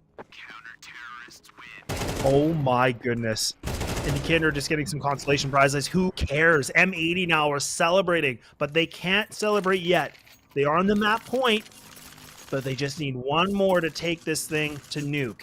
And let's not forget, and you talked about it, this was the pick from Liquid. And look at where we're at now, John. But this is where we have to see if M80 can keep their cool, keep the mindset clear, and get one more round done. But this is where Liquid, you know, all these players on all the variety of teams they've been on, they've been in these positions before. Can they persevere? There they go. Oh my. Malbs. I mean, I'm surprised they're going B again with Malbs and Swisher the way they're playing. Malbs, oh, immediately deleted by Yakinder, even though Yakinder was blinded in that situation. Only one player left. Reinforcements have arrived. Manx immediately tries to help out Swisher, but they're reading the rotation. I mean, look at that. They were already rotating after that first frag because they're reading the way Liquid have played in the previous rounds and realized that they tended to rotate back into A after finding one at Banana. And they'd be absolutely right in this read. Yeah, this is such a good call for Manx right now.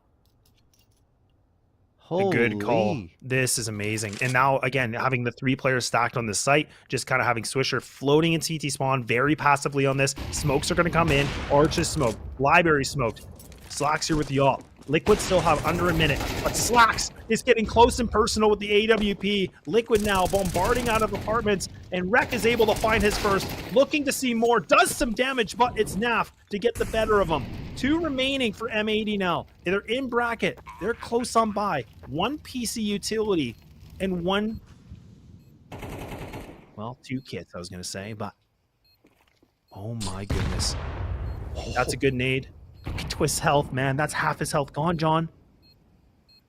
He's got a great position, though. I mean, he can swing around here and do damage. Manx, though, finds Naf. That's going to help their case quite a bit. They continue to charge forward. Cadian gets one. Swisher finds Twist. He's looking for the final one. No! Cadian, who's been so quiet here throughout the map, pulls off an incredible clutch, and Liquid are still in this one. He didn't even have the high ground, but he still flicks around and gets it done. Oh, man. And it comes down to Liquid finding that first opening duel, taking down Mulbs, and that was such a good amount of work coming in from them because, again, like you said, Swisher and Mulbs, they've been the ones, like, statistically putting in these numbers. Look at this, 29-16 from Swisher, 24-19 from Mulbs. So the fact that they could remove the 1-2 combo threat right away early in the round, that was a big key. And then the fact that they were able to, kind of, again, get these trades was big. Now we're on a pause, and it's a 1-round differential. And, like, again, it's the 16th point would be the end. Otherwise, we're pushing another overtime, John, and holy moly. This is unreal. This is NACS. We're back. It is.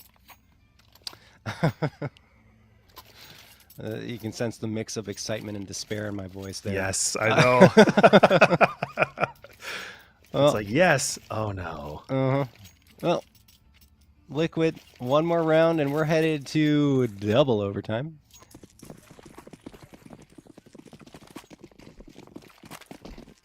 Three players heading towards the B. Four players heading in towards B for M80. That is a very interesting idea indeed. I think they just want to drop a bunch of util for these 2 players. And yeah, you see Swisher doubling back, grabbing the utility that was dropped by his teammates so that they can set up their defensive side. So they do readjust to a more standard 3-2. 3 on A.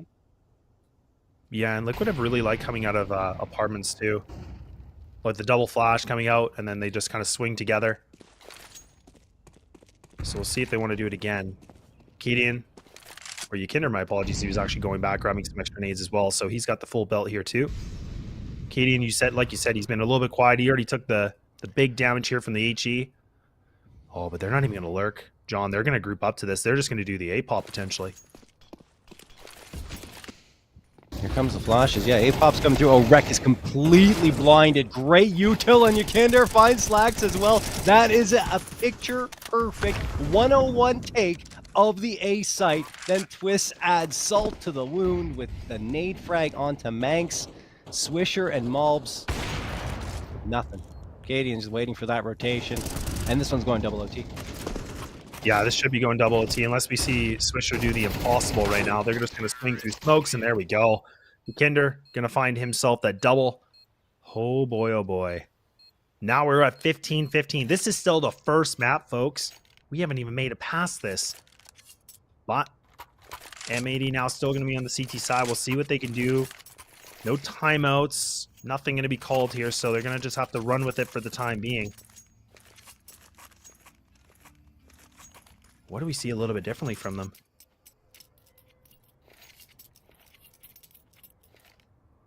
And I mean, surely M80 have been able to figure out something with this read that Team Liquid have really enjoyed, like the 3-player pop out of apartments. But they're doing it so fluidly too. That's made it so difficult for them to counter it.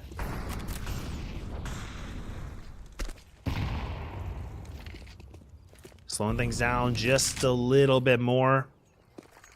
M80 back to a 2-3 setup. Good utility. Yakinder, look at how much damage he's already taken away, down to 38. The nice molly nade combo. And now the deep smoke. But look at how much utility that we see M80 just gone through already. And we're only at 1:15 of this round.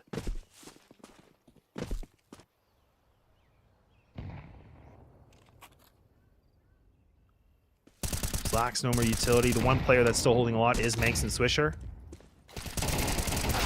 And now Liquid are going to push this. Mulbs gets aggressive again. Swisher close on by with his teammate, though. Slacks is there to complement him. So now it's a 2-2 split. Manx needs to be able to see what he can find because it is a lurk of skulls. It could be dangerous. Maybe the wrap onto Arch. Maybe, I have no idea. Slacks, though. Smoke's going to block him off. Oh, he gives his position away, but he's able to get out of this. Both players on oranges. This is not good. And now they're going to have to commit to this. 35 seconds. Slacks. He is up close. He's dangerous with this off, but look at Twist. Better. The headhunter. He's able to take 2 more. Dude. That is unreal. Really crazy for Twists. I mean, he on the other side has been that pop-off player for Liquid, trying to match Swisher and Mobs blow for blow. And hey, look, Yakinder has also woken up in the latter parts of this map and in overtime. Liquid, Canadian, oh, doesn't hit the shot, and that costs one of his teammates their lives. Manx and Rek trying to come through. Twist finally gets it, but it's a 1v1. Still time for the defusal. Rek forcing the issue, pushing on to Cadian, and cannot finish the job. Cadian clutches out another 1v1, and it is 16-15 in favor of Liquid.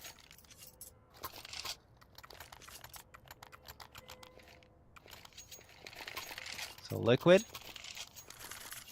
finally kicking into gear at the very last possible moment. Again, in regulation they did it.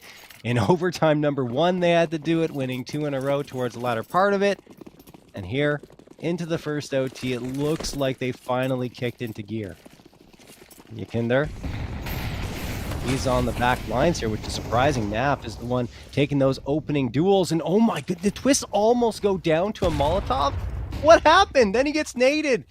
I don't think he even realized he was walking through. It could have been flashbang. Cadian, oh, he legs too! A Colat leg shot, but can't find either frag, and Manx, as a result, one of the survivors of that, gets a 2K of his own. That is just so brutal for Cadian. I can't imagine how he feels. When he watches the demo, he'll be so frustrated. Slacks finds skulls. Yakinder down to Manx, and that is all for the round. 16-16. All tied up again.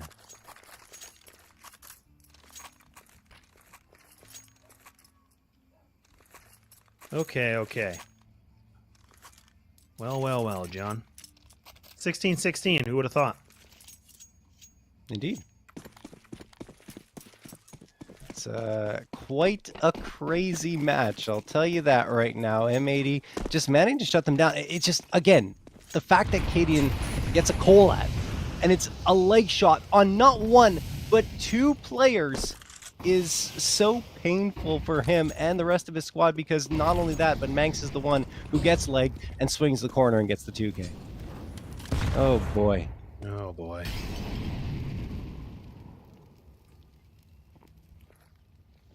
Oh, Team Liquid again. Grouped up. Nice molly. I just hope that Mulbs and Swisher... Mulbs! What are you doing? He's still aggressing! He does have no fear! This guy will do anything he can to find that first duel. Anything he can. Been a long time since I've seen Mulbs. I forgot this is what he likes to do. I mean, I feel like there was an adjustment made in the offseason to put Mulbs in more of the opening duel situation because the numbers are very heavily skewed in his favor, both on CT side and T side in that regard. So, and he's so good at it. You see him fighting for these advantages, and he's got 27 frags. Swisher actually more on the second entry or second duel duties now is also thriving. So this is nuts. Swisher going around here, just spamming. How does he not get a kill there? How? It looked like he had it lined up. Mulbs goes down after only one, and we have a 3v3 here. Bomb going to get planted. Slacks is already on the scene. He's got reinforcements coming shortly, so they're all coming for the right direction. The thing is, the timing needs to be perfect here for M80 to try and get this retake. Not to mention, they have to deal with Naf. Yeah, Naf's still playing aggressive here on this banana, but oh, he actually misses this. No way. No way. No way does this happen. I can't believe this again, John. Again and again, M80. They somehow find it in the pocket. You know, what's even more troubling for Liquid right now is that Rec is getting into the rhythm. Manx is feeling it as the IGL. And you don't only have to worry about Swisher and Malls, but Swisher and Malls have carried the weight of their team on their shoulders long enough for the rest to wake up and start creating fits and starts for the entirety of Liquid. M80 has the lead again. For those wondering, the magic number for both these teams is 19 in this double overtime. If they both get 18 rounds, we're headed to triple OT. And here we go. Liquid, Naf going with the AUG. I think the AUG is sneaking back into the meta. I've seen it a few times now. Past the few BO3s that I've covered. Mm-hmm. Well, it was even Stan, right? I mean, Stanislaw was the one player that, you know, we were talking, you were saying he was that MVP in the first map that we talked about. Yep. And yeah, it was just the AUG. Like, he was just doing so well with it. Oh boy. Well, either way, Liquid now back on the CT side. M80 on this T side, and Skulls hanging out on the edge of balcony.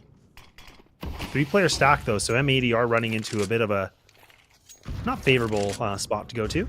They now make it 4. Look at Liquid. They've rotated on this. Oh, but hang on. Naf actually, well, he's kind of debating. He has no idea what he wants to do.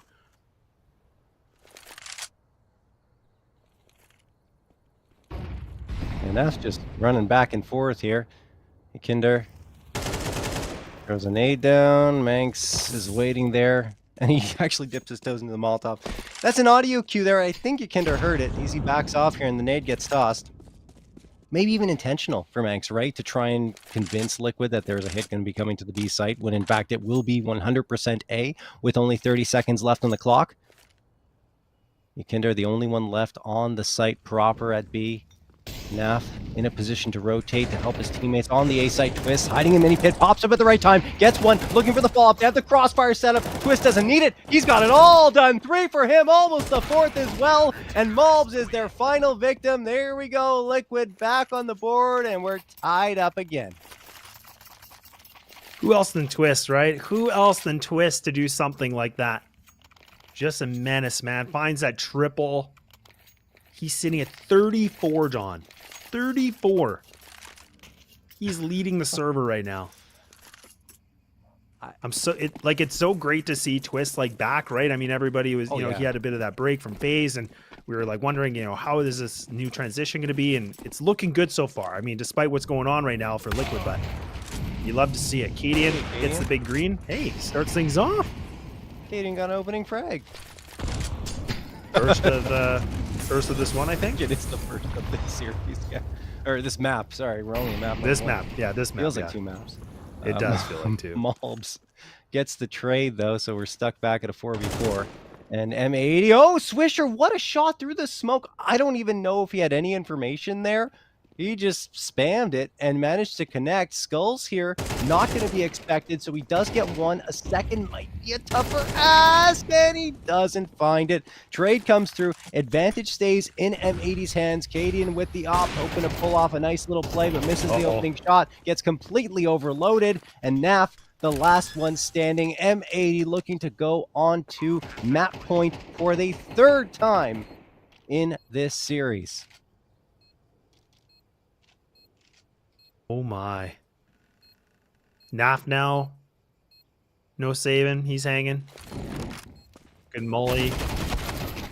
And Swisher just does one better. Yeah, like you said, I think that, that duel that he was able to find outside of Boiler, that was huge. Like, I mean, I think we just missed it, but I mean, he was able to find it just on the top of the smoke. Like, but man, he is lights out. Him and Mulbs, we talked about their ratings.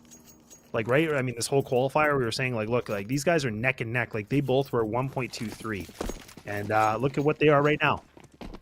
Mulbs has died a few more times, but yeah, they're both 31. All right, M80 trying to close this one out. Twist charging down. The smoke pop actually in M80's favor. 4 frags away now, but no! Yakinder comes right on back, gets one, escapes barely with his life, throws a nade, and the nade doesn't kill him on the... Oh my goodness, I just realized that nade was chonky. Slacks and Manx taking down to half health. Wreck at 10 HP. We could be headed to triple overtime, but it's not over yet. There's so much time left for M80 to maneuver here. And looking at Swisher as the piece that could be the difference here. He's already worked his way into Boiler, and no one's on A. Liquid, oh my goodness. 3 players rotating to the B site.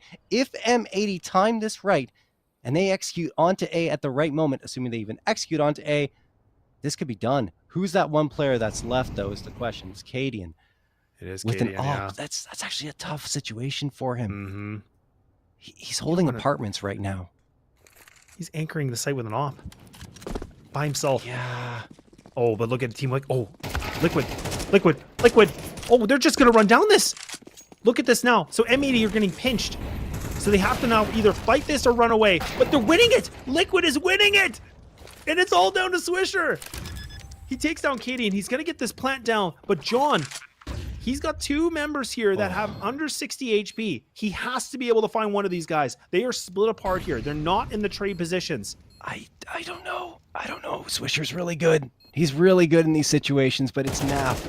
Who he finds! Swisher. 1v1 against Skulls, and he gets it! Swisher, the 3K and the 1v2 clutch! M80 have taken map number 1 over Liquid 19-17 in double overtime. Unbelievable. This is the only team that Liquid can't figure out. It's the second time M80 have taken a map off of them. Now they're going to go on to Nuke for their map pick, but I mean, we have to talk about that one, Laz. The comment I refrained myself from making at the beginning of overtime was that I don't think M80 is going to win this because they had to do it at the end of regulation. And the reason I refrained from it was because of how that the first 2 halves, the regulation period, what took place. Like, everything that happened there was so tightly contested, and they were starting to show some vulnerabilities in Liquid's play on this map, and it continued into OT. I really thought Liquid were going to run away with it once they didn't have to worry about the economy as much. But I mean, look, M80, you have to look at Mulbs and Swisher. I mean, those 2 guys were absolutely unbelievable up till the end when Swisher clutches the 1v2. Yes, I know, and I'll agree with you 100%. But the one thing I will add to that combination of those 2 lethal weapons is Manx. I gotta say, I love that he readjusted how they played their T side, how they reinforced their CT side. I think we got to see him, again, being an IGL, being someone that's in this team to see what he can do. That was phenomenal because you're going against one of the top talents worldwide of Cadian. You're talking of this is a big thing. And that's what I was saying about M80. Even if they get 1 map and that's it, this is still a huge success for them because now they're contesting well against a very, very stacked team of Liquid. So for them, they are more than excited right now. This is huge. I said M80 had to be 100% for every single player in order to be victorious here. I didn't expect Mulbs and Swisher to go 150% and go into overdrive here in terms of their performances. And you're absolutely right. I think everyone else was solid. Manx, Rec, and Slacks didn't necessarily have like those crazy games like Mulbs and Swisher had, but they performed. They played their roles perfectly. Manx called a very strong game throughout. Cadian, I can't really fault him either. I thought he was doing a good job in terms of his calls, in terms of utility. And with the op, though, which it is an important piece on pretty much every single map, he wasn't necessarily finding that impact as much. In OT, a little bit more, but still at critical junctures, it wasn't happening. So, yeah, wow. M80 played out of their minds. Liquid still played well, but ended up losing this one. And yeah, I don't know what else to say. Like, this is a shocker to me that M80 were able to pull it off. Yeah, definitely. And I mean, we know there's plenty more maps that happening here too, right? Like we said, I mean, the Veto came in. This one was, you know, from our perspective, we were thinking, okay, Liquid picked Inferno. We thought this was going to be that guarantee. M80, we were thinking they were going to put a lot of eggs in the basket here for Nuke because that's what they feel comfortable on. They have some decent stats on it. But the fact that now they've kind of thrown this map in their favor, again, that like this makes things a little bit more of an interesting conversation. But, you know, either way, John, I mean, this is going to be a really interesting conversation for the Liquid camp here with this break to see what do they do now? Yeah. How do they rebound from this? Yeah, and not to mention Twist got 34 frags and they lost. Like that, Yeah. that one hurts for Twist. But anyway, look, they've got a little bit of time to regroup here and get themselves together for map number 2 because this one is far from over. We still got Nuke to play. It is M80's map pick, and we have seen some less than desirable play from Liquid on Nuke so far, although they've only played it once. We'll have to see if they can recover themselves and get things going as we take a quick break.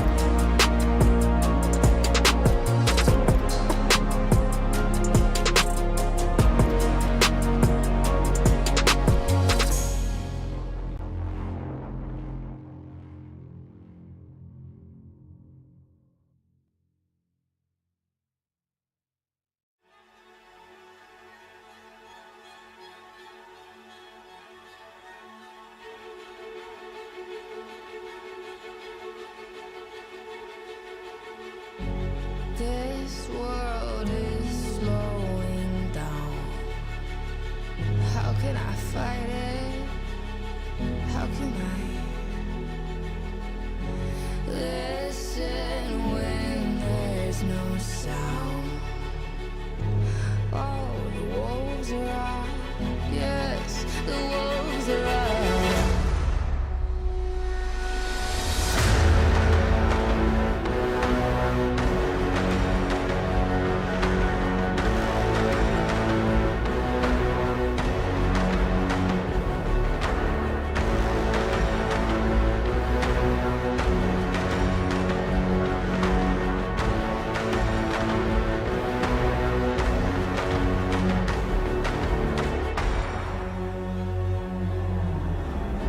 Hold on to what you found.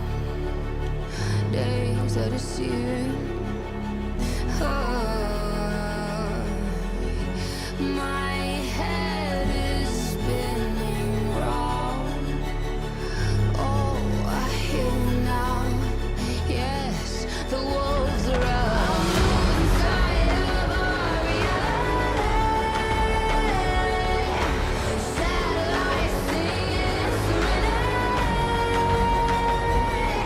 Send out a signal, please remember me. Send out a signal, come and set me free.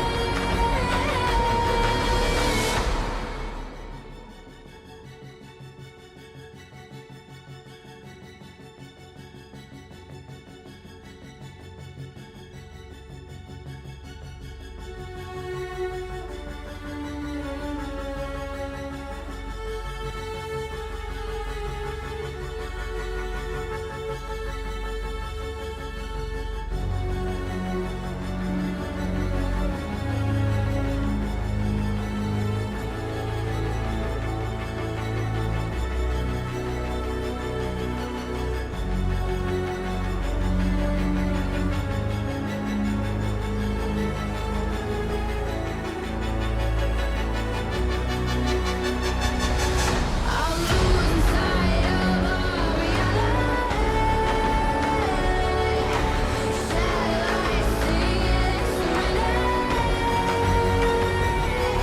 Send out a signal, please remember me. Send out a signal, come and set me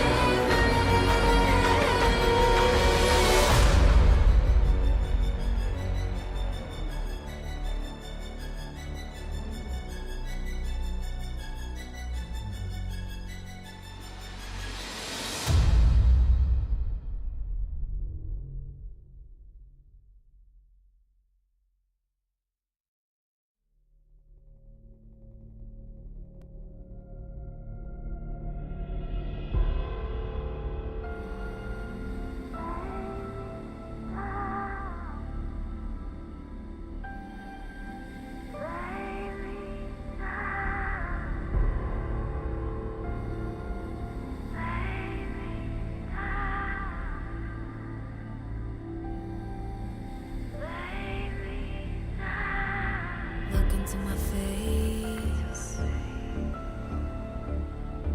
Tell me now why you want to wait.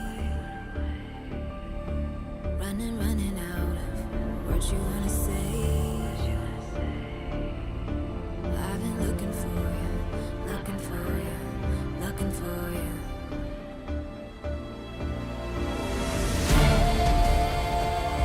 Take me down, leave me lost and found.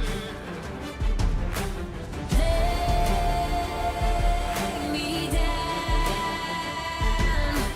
loudly without a sound, and I will rise.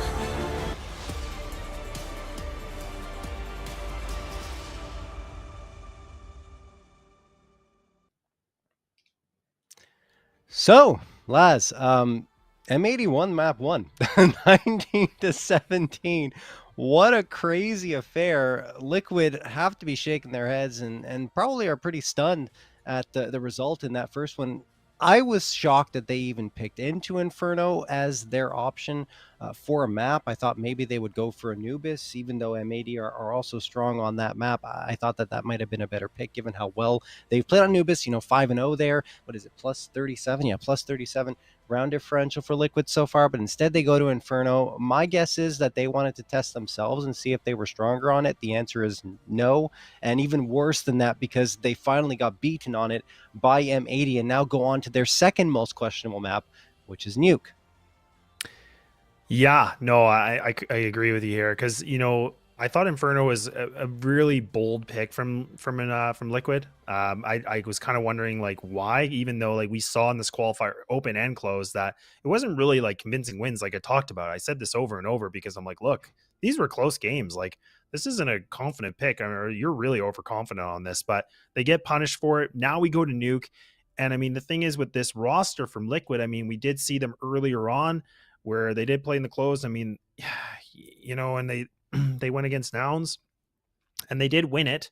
But I mean, it was a 13-10, John. Like it wasn't, again, not high numbers and nothing to take away from Nouns. Again, a really great team to see in our scene. But again, you would think with the talent and the caliber you have from Liquid, it would have been maybe a bit more of a confident win. But it was a nail biter to say the least. Yeah. I mean, yeah, it's so difficult to predict what's going to happen here due to the fact that we thought Liquid would be a lot better on Inferno, and at times they were that dominant force, but M80 chipped away at the lead in the latter half of Inferno, eventually got the lead for themselves and a map point available to them. Liquid ended up striking back and getting a couple in order to force overtime, but still, it's just M80 is that team that refuses to say die, even though they might not be as coordinated, as efficient as Liquid is. They're so scrappy and they never let themselves get down by any type of situation. I think that's their greatest strength, is their psychological fortitude. It is. And I mean, the one thing I wanted to, touch on a little bit too, just about the Nouns game is, this is going to be M80's pick, right? So it is going to be Liquid playing on that CT side. And even when they played, it was a 6-6 half that they were on their CT side. And to be honest, in my perspective, it was because NAF, I mean, he went off the charts. I mean, he had a 1.59 rating. He was the one that was able to get double digits in terms of, the KD. So he was that one guy with 116 ADR. So he was fragging out. He was having a good time. But now we have to see who's going to show up, because this Inferno game, we saw that it was Twist that was able to put up some big numbers, and they still weren't able to do it. So this is, again, we talk a lot about mental resets, ignoring what happened. We have to see how well Liquid can respond to this, because I said the underdog story of M80 is potentially becoming a real conversation here, because all they need to do is win one more map and they're going. Like, they got their ticket to go against some of the best teams in the world. Yeah, it's a big all you need to do, honestly, because it is still one full map they'll need to pull off against Liquid, and every single one you get is difficult against this type of squad, even though, well, I guess that's not true for M80 either, because they got a 13-3 on Overpass. But anyway, look, this one is going to be difficult, and I agree with you. M80, I mean, they're already in Pro League, which is fantastic for them. And they're going to get to play against some of the best teams in the world there, but to get even more reps at IEM Chengdu would be fantastic for them. They did it again in ESL Challenger Atlanta without Manx. This time it will be with Manx if they're able to qualify for the event. And I think it's just fantastic to see them get more and more reps. This M80 team, I think, if anything, throughout this closed qualifier and throughout the RMR, have proven that they're the real deal. Like, these guys are here to compete with the best teams in the world, and Liquid being one of them in my mind. I think that this is a team built for success, like we talked about earlier. And I don't know, like, if Liquid doesn't make it through one, I'll be stunned. And they need these events. They need to climb the rankings because it's a new roster. So they need to be able to get to the events and play against these top teams and start finding wins there, because that's what's required of them at this point. Yeah. No, exactly. And, I mean, the one thing I mentioned in the beginning of this series too, is I talked about the experience. Everybody knows, you and I know, the chat knows, all the players from Liquid are from different teams, different backgrounds, good, really good experiences and big wins. But the one thing I do want to emphasize is that M80, they have been able to get a lot more official reps on this. They have been able to beat Wildcard with a 13-4. They even took down Nouns with a 13-6. So they have actually done better technically on paper than Liquid have against Nouns. So that, again, raises a couple questions for me too. But yeah, I mean, it's not the end all be all, but I mean, it's just something to take away from this, because that is a point in my perspective. Yeah, I anyways. mean, if we take the transitive property into account, which I mean, I think it's something that's valid. Although yesterday, you know, we saw Wildcard get completely dismantled on Overpass by Liquid, especially in the first half. It was really not even close, and really impressive stuff shown by them after struggling against M80. So we'll see if maybe they have that kind of struggle sorted out on Nuke as well, as we're just waiting on one player to join up. Looks like, guys, we'll get into the action very shortly, but just to talk a bit more about this map that we have coming our way, the sample size is so very small for so many maps on Liquid because they just started playing. I mean, we can't also forget that. Yes, expectations are high. Yes, they've looked absolutely incredible in those first 2 BO3s that they played here in this closed qualifier. But there are going to be those moments where they come through and don't perform as well as necessarily this roster should, given the experience they have. Yeah, exactly. And I mean, that's the thing, like, you know, we can all criticize the liquid side here a bit too, because again, there's a lot of, you know, big superstars, right? I mean, I would say, and that's the thing, like, we're just seeing how well they can mesh together. They've been trying to, you know, do this full acceleration to figure out how do they make this, you know, this equation figure things out. And that's the thing, like, we're starting to see that it is not there yet. They still need time. All right, speaking of needing time, we need a little more time until this match is going to get underway, guys. So we're just going to take a little tiny break, and when we get back, we'll be right into the server. See you in a bit.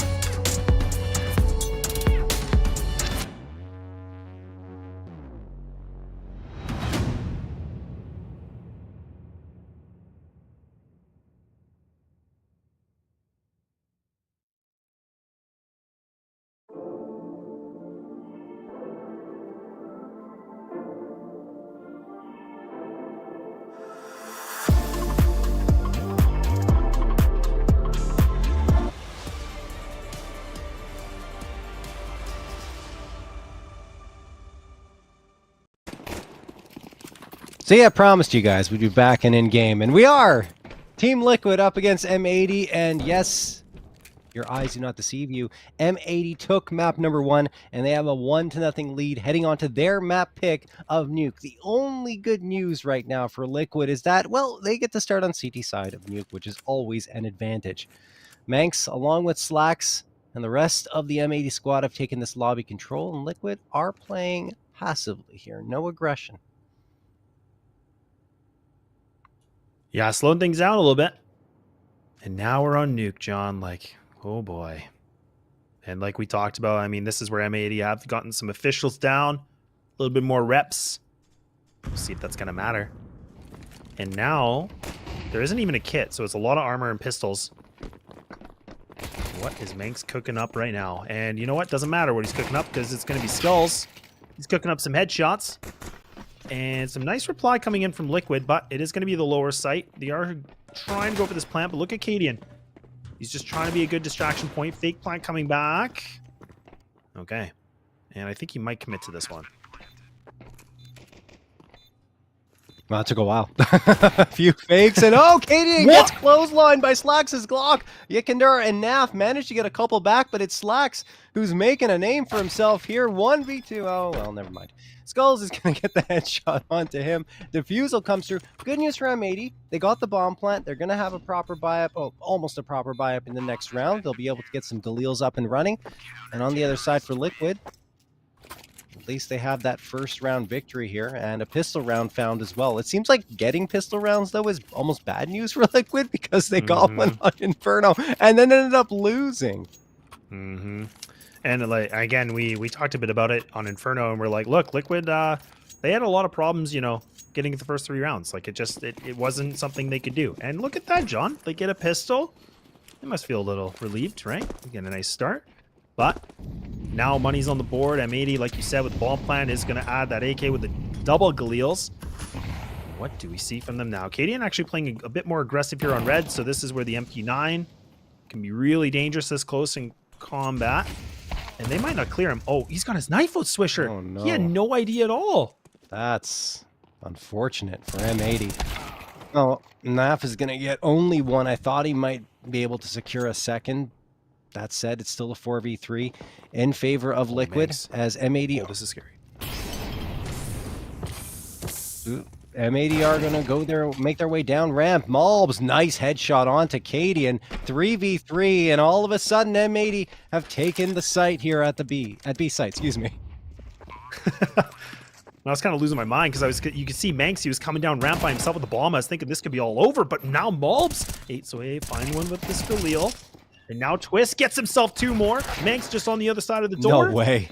Oh my goodness. Okay, good reply coming back in. Liquid, it's a little bit more scrappy with 2 surviving, but they'll get it done. But at least M80, they get that bomb plant again. Yeah, true. I mean, they do get a couple of bomb plants in a row. They would have much rather have won that round. They were in a position to do so until Twist, who's been great since Inferno, comes through, and Yekandar, who was a little more questionable on the map, up and down. He wants to erase that from his memory.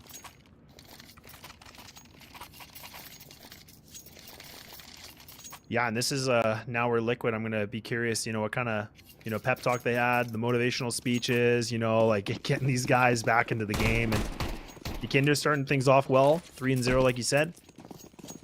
Tech 9's here for the M80 crew.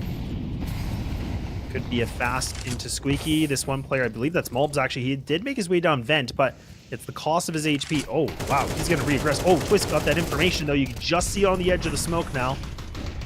And there we go. Liquid are just cleaning up very nicely. Twist is the only player that's taken some big damage. And yeah, made insult to injury, too. Why not? Alrighty. 3-0 in favor of Liquid. A clean sweep for them on the anti-eco. Here come the rifles for M80, though. It's going to be AKs across the board. Don't have enough for the AWP just yet, but not necessarily going to need it. Liquid looking more like themselves in the opening 3 rounds, but again, it is just the first 3 rounds. Things can change extremely quickly afterwards. No doubt.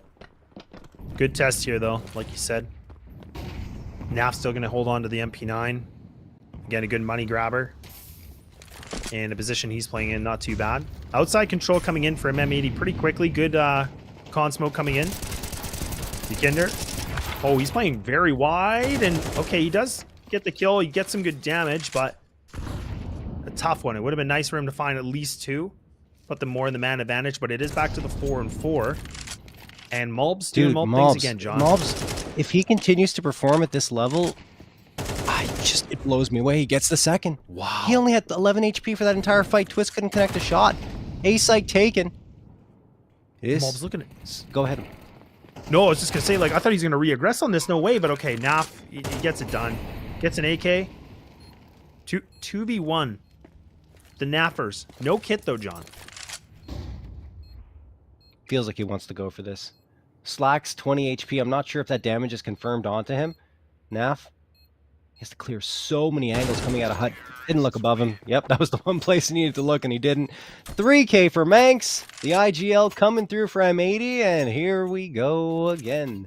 First round found for them. Team Liquid still have plenty of money in the bank, though, to get that full-on buy-up. And again, as I mentioned, that was a bonus round with a couple of SMGs in the mix. Now they have the full buy-up. 3 A1Ss, Cadian with the AWP, and Skulls the M4. The problem for Cadian was that on Inferno, the op was not ringing true for him, even though the opper's role can be a little more difficult on Inferno, especially on that T side. It's very, very tough to be successful on it. The thing is, on the CT side, he also kind of fell flat more often than not. So let's see if that changes here. It will be extremely important. I would argue more so on Inferno.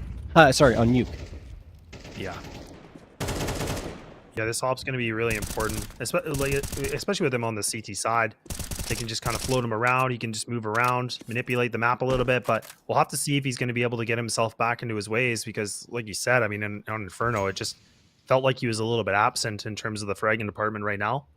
But things could be different here on Nuke, but back to a slow control. We can already see one of the players has made it across. I believe that's Swisher. He's already inside a secret, so he's just kind of waiting things out. Another smoke to block off Squeaky. And this is a good position for Swisher because it's kind of that annoyance, right? It's that little itch that Liquid have to kind of worry about. They have to now figure out, okay, where is he going to go with this player?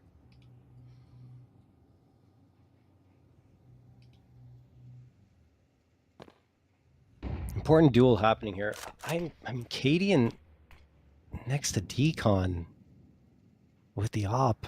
Okay, like that's a really curious spot to play your op. We'll see how that pans out for them. Swisher is the only one down there. Skulls gets the opener. Okay, it works out. Cadian finds Swisher immediately, and it's a 5v3 just like that in favor of Liquid. I should have never questioned it. Cadian, oh, maybe I should now. He misses the shot. Can he recover? Naf helping him out, and Naf does all the work. Cadian's just the bait. Slacks, last one standing, and he will manage to find Yukinder, but time's running out, and it's over. It will be a Team Liquid round victory, 4-1 in their favor. Yeah, Liquid doing a great job just getting these rounds built up on the CT side. M80, I mean, for them, again, it's pretty close. Like, I mean, they do have that 62.5% win rate on their T side, but their CT's right behind it. Like, they do have a really strong CT side from who they played. So we'll see if that can, a little bit of a wake up. Get that second win, maybe. They did put a lot of energy on that first one. M80 going for a half buy here. Slacks with the saved AK. Molotov tossed out by Yukinder. They're just taking their time right now, our Liquid, clearing some space to the outer yard. Wall of smokes gets thrown, of course, as you can see, by M80. Smoke pop. I don't think Swisher was spotted, but now he will be. Now sneaking up secret. And that's all that information gained as well, that no one else is around the yard, the outside yard. Yeah, as the only player, and now you can just see they're kind of grouped up onto this lobby. Not equal. I mean, Manx does have all the utility. Double flash with the smoke. And he's creeping through. I believe that's him and Slacks together. And they're going to double boost onto ramp to see what they can find with that AK. Another smoke coming in to block the Squeaky from Liquid. Good utility usage. They still have a lot available. Cadian does put the op now. Oh, that nade. Yeah, there we go. Cadian cleaning up a little bit. Back how as he should. And There we go. okay. Slacks. All right. Oh. Okay, he got 2. It can't be too hard on him. Skull's going to spray down Wreck. Slack's the last one standing. 1v3 clutch required. Does have the bomb on his back, but again, M80's waiting so very long in these rounds that once they actually go for their execute, if it doesn't work out, they're done. 15 seconds.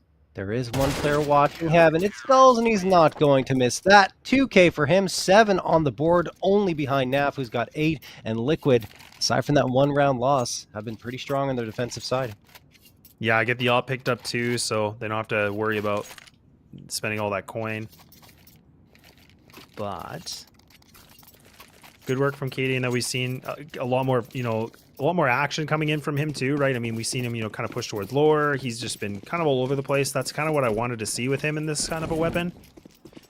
It's great to see that he's kind of, again, just running around, being unpredictable. Now Twist's going to get aggressive. Oh, wow. Look at how fast he goes for that, John.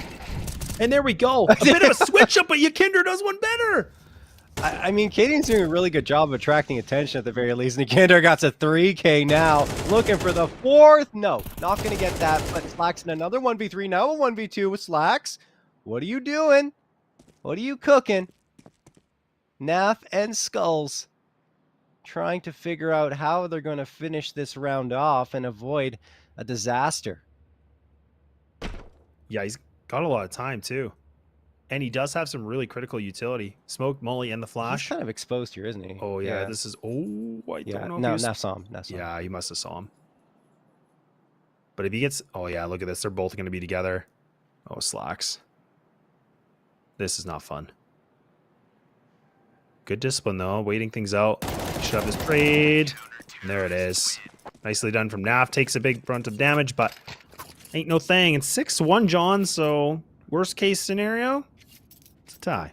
6-6. Is that, you mean best case scenario for M80? Right? Best case scenario for M80. Worst case scenario for Liquid, yes. Yeah. Oh, man. Liquid.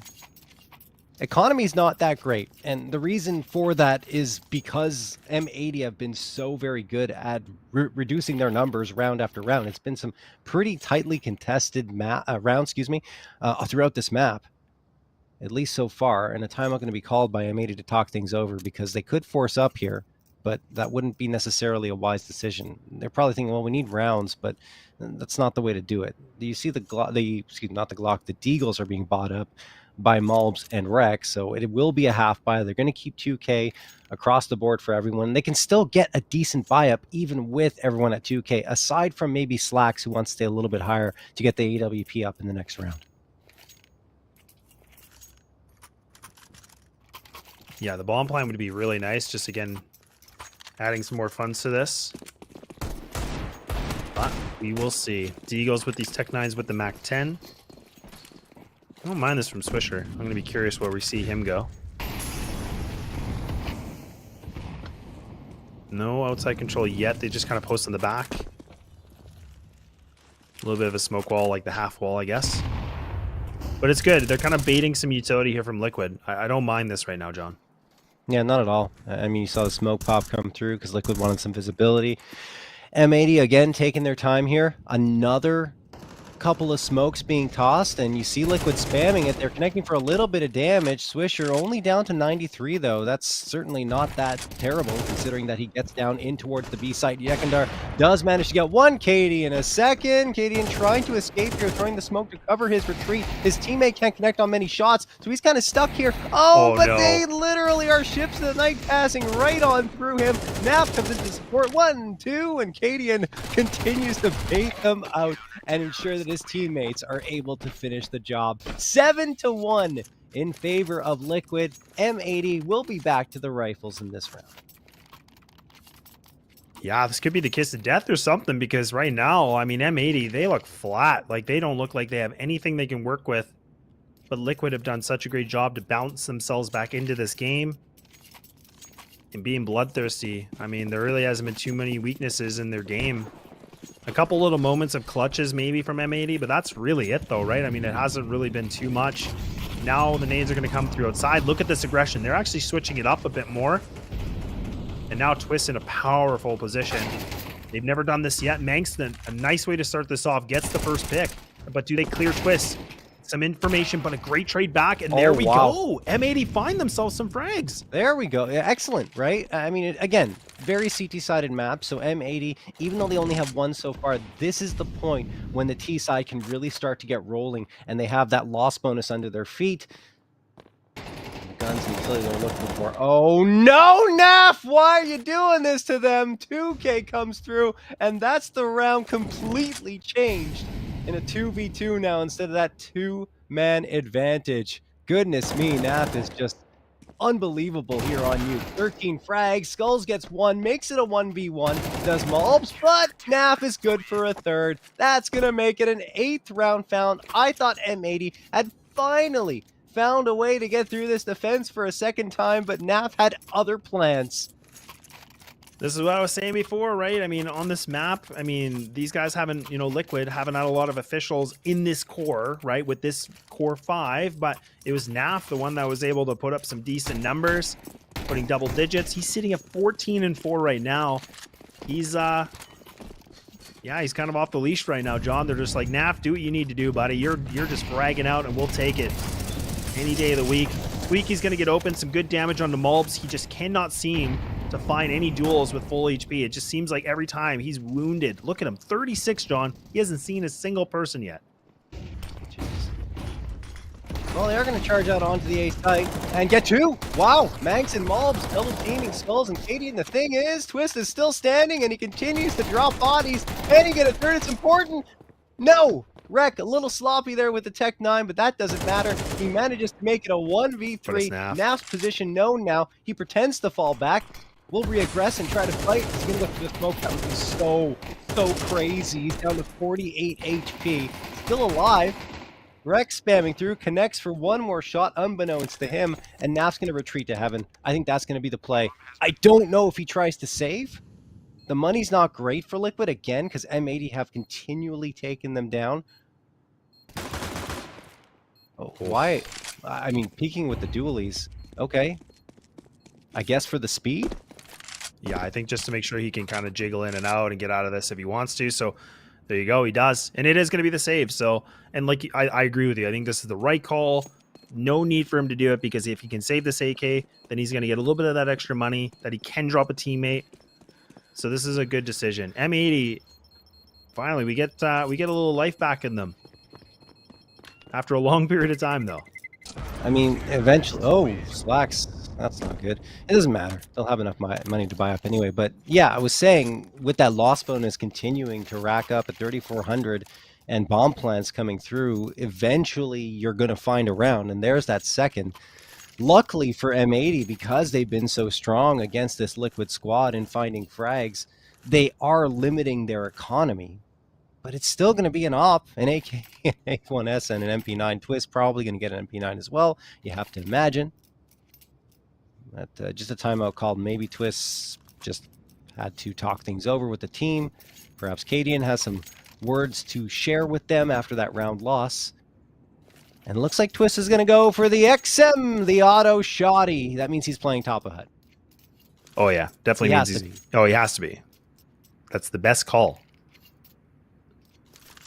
Yeah, we got to watch Twist. He might be able to get a highlight reel right here. He does like to push towards outside and then go for that close range play. I'd say there's three places for you to put the XM. You either charge up immediately and try to get that close range fight over at outside. You go into ramp and play close to try and stop him from getting out, or you play top of HUD. We'll see what he decides. We'll see what that decision will be. Utility. This is not what I thought. No, me neither. No, me neither. Okay. And the utility's a little lackluster here too from the CT side. I mean, they're gonna have to be really careful how they want to use this. M80 do throw a couple flashes here. Ykinder just spamming away as he normally likes to. Twist close. Oh, Twist. He might get this. Swisher's never going to expect this. Oh, okay. There it is. Oh, John. Well, not another kill, but at least it's good tenderizing here. Yeah, I mean, look, it's not a bad spot. Don't get me wrong, but it's just that once you're exposed, usually you go down immediately, even though the XM is ridiculously OP in CS2. But like you said, he got one. did a bunch of damage to the second player, and as a result, we're in a 3v3 here. Malbs cautious clearing. Oh my goodness, he had the right read, but Skulls is better with the aim, hitting the shots and not even taking any damage at all. 3v2, an AK available for Skulls should he choose to upgrade, but he's holding his ground right now since he doesn't have any information if there's a second player that might be around the corner. Rek and Slacks in the meantime are completely exposed in the outside yard. If anyone were peeking here, they'd be in trouble, but luckily for their sake anyway, they're not. Kindar? Okay, wow. Headshot onto Rek. Flashbang thrown. Probably a bad time to pull out the util. Slacks manages to get the trade, but with only 19 seconds left and the op in his hands, this is going to be a very tall ask indeed. Slacks comes out, makes the wrong read, and Skulls punishes him as well. Still with the MP9, and he can't get the AK. He dropped his gun and couldn't get a gun out of that round. That is so expensive. Doesn't matter. It's the last round of the half. It could have been worse. Let's say if this is round number 7 or something, but they're okay. He'll be able to buy up and maybe a little bit embarrassed, but he's not too worse for the wear. Yeah, luckily it's not as like impactful as we were thinking. It's like, okay, whatever. It actually is kind of bad though, because you look at Twist and Naf, Twist and on a FAMAS and Naf on an MP9, they could have had an M4 and then a FAMAS instead. So yeah. Not great. Could have been worse, right? But yeah, second time out for M82. And I mean, for them, again, finding this third would be really nice. We are in that last round of the first half, and I think they need it because I think if Liquid can get themselves double digits going over on the T side, man, this thing, it's early to tell, but that's not a great feeling for M80 because that's a big climb back. Well, Who knows though. Third round will go a very long way for M80 here. And they do it. $1 million This is their question. map pick too. Yeah, I mean, this should have been a better start for them, especially after that surprising win on Inferno. Yeah. Smoke going to come through Mini right now. Good flash, but doesn't actually make the connection onto Yikinder. That second one, that's nice.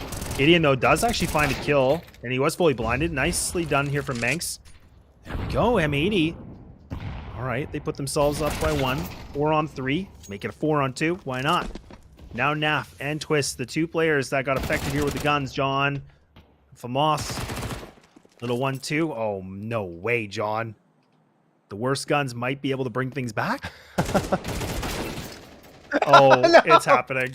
Sorry. That's ridiculous. Twist gets the shot onto Manx, and Rek finds a trade on Naf. So Rek's going to have the path in towards the B site. Twist already has the read, but imagine, this could have been an M4, and instead of Hamas, in play is the one to get the 2K for Twist. He's got all the information now. He heard that the player's onto the B site, so he's going to jump down into ramp and try to catch Rek before he gets into cover. He does. Rek is trapped. He can't go anywhere. The smoke is tossed, trying to give himself a little bit of space. Flashbang. He flashed himself. He flashed himself. Oh no, Rek. Twist the freebie frag in the 1v1, and Liquid are going to get gifted a 10th here as they go into the second half with a ridiculous lead.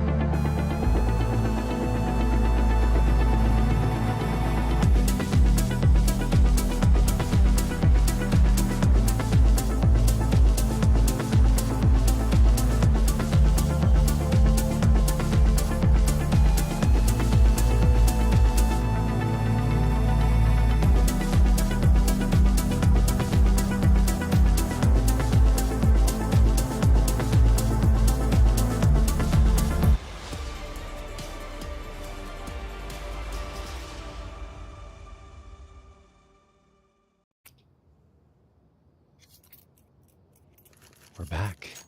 Liquid 10, M82. Very dominant first half CT side for Liquid. Yes, this map can be CT sided, but that is even better than I think a lot of people could have expected for Liquid, especially after that first map where it looked like they were very shaky on both sides. Now, well, M80 are going to have to do exactly the same thing as Liquid did to them. And the pistol rounds have looked a little worse for M80 than they do for Liquid as of late. So let's see. Yeah, I mean, we talk about getting rounds. I mean, this pistol round is everything. Twist actually does try to do the nice little pop into mini, but now the USPs are starting to sing. But these Glocks close on by too. And now finally, you know, we see that Liquid again, they find themselves in the man advantage, leaving it Manx to Mulbs by themselves. Manx, he needs to find Naf. Look at him, he's just lurking. Oh, that timing, Naf! Oh, Naf. What a ninja. Yep. A site taken. Mob's the last one standing. Oh, it goes into heaven. Okay, hold on. Get the tap here. Maybe it's a different round. Oh, that's troubling. There's a tap. There's one. 4 HP is all he needs. 4 HP is all he needs, right? Oh, maybe! He gets the second, not the third. Goodness me. And it's the player he just couldn't lock onto that he probably should have at the beginning of that attempt. Wow, Mobs. He's just never out of any rounds. No, he never is. That's the thing. He can be so scary, right?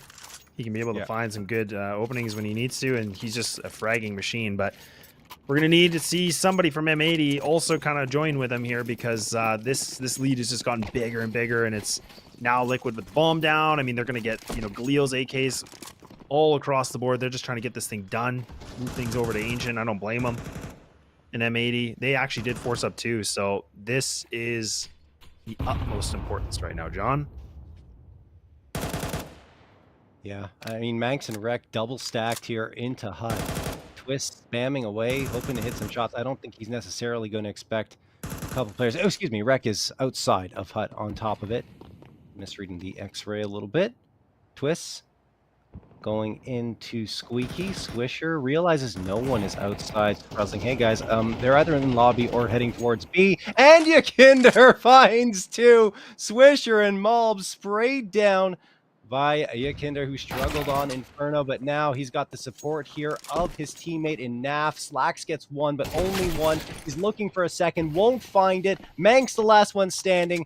It looks like it's already going to be 12 here for Liquid. Unless the impossible happens here. I mean, no kit, no utility, Galil, Twist waiting for him. Yeah, no. We're at 12. This is map point now. Liquid have turned things around right now, but we have to see if they can keep it going. But M80 now, John, not the round you would think you would want to see right now, because you got Deagles, force up everything. This is the most scrappy buy they have to work with. We've seen it. I will say that. But it's not looking probable.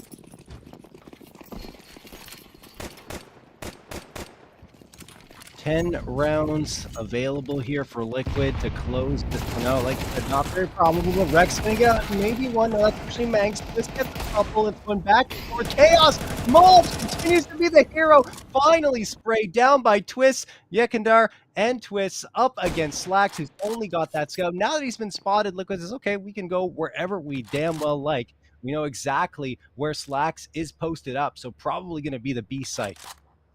Well, maybe A, because Yakindar's already here. And oh my goodness, what a shot from Slacks. Trying to keep them in this one, Laz. And what?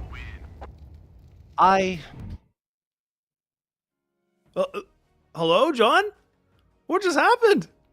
Yeah, that was the most like NA round I've ever seen. Slacks just literally jumps to his death. Yeah, that was the weirdest thing. The weirdest end I think we've ever seen to a map, honestly, just jumping to his death out of heaven. But that's going to do it. Exceptionally dominant from Liquid, 13-2. There's not much to say there. Liquid just completely taking over.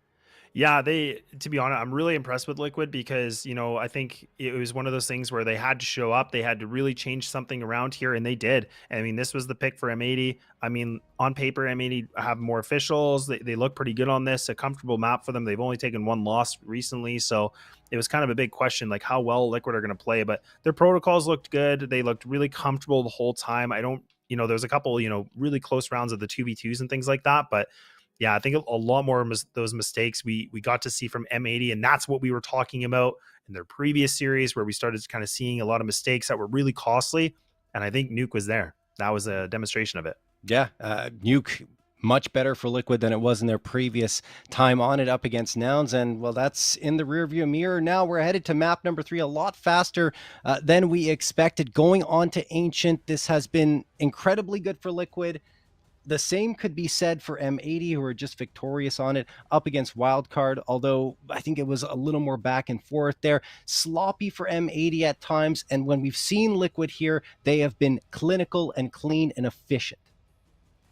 Yes, they have, because they're 5-0 right now. And I was just looking at, some of the closest games they had in Liquid. I mean, they did have that 13-11, which was against Lost, right? So that was a little bit surprising for me. I mean, there were some pretty big names in that scene, that they played against, but I was kind of wondering, like, okay, this is a pretty tight scoreline for Liquid, but ever since then it got better and better and better. So I think they learned from it. They're building their foundation a little bit more. So we'll have to see. And I feel like M80 with this break, John, like I would like to see if they can get themselves a little bit more, alive in this, because it really did seem like they were flat and the rubber could just not hit the road.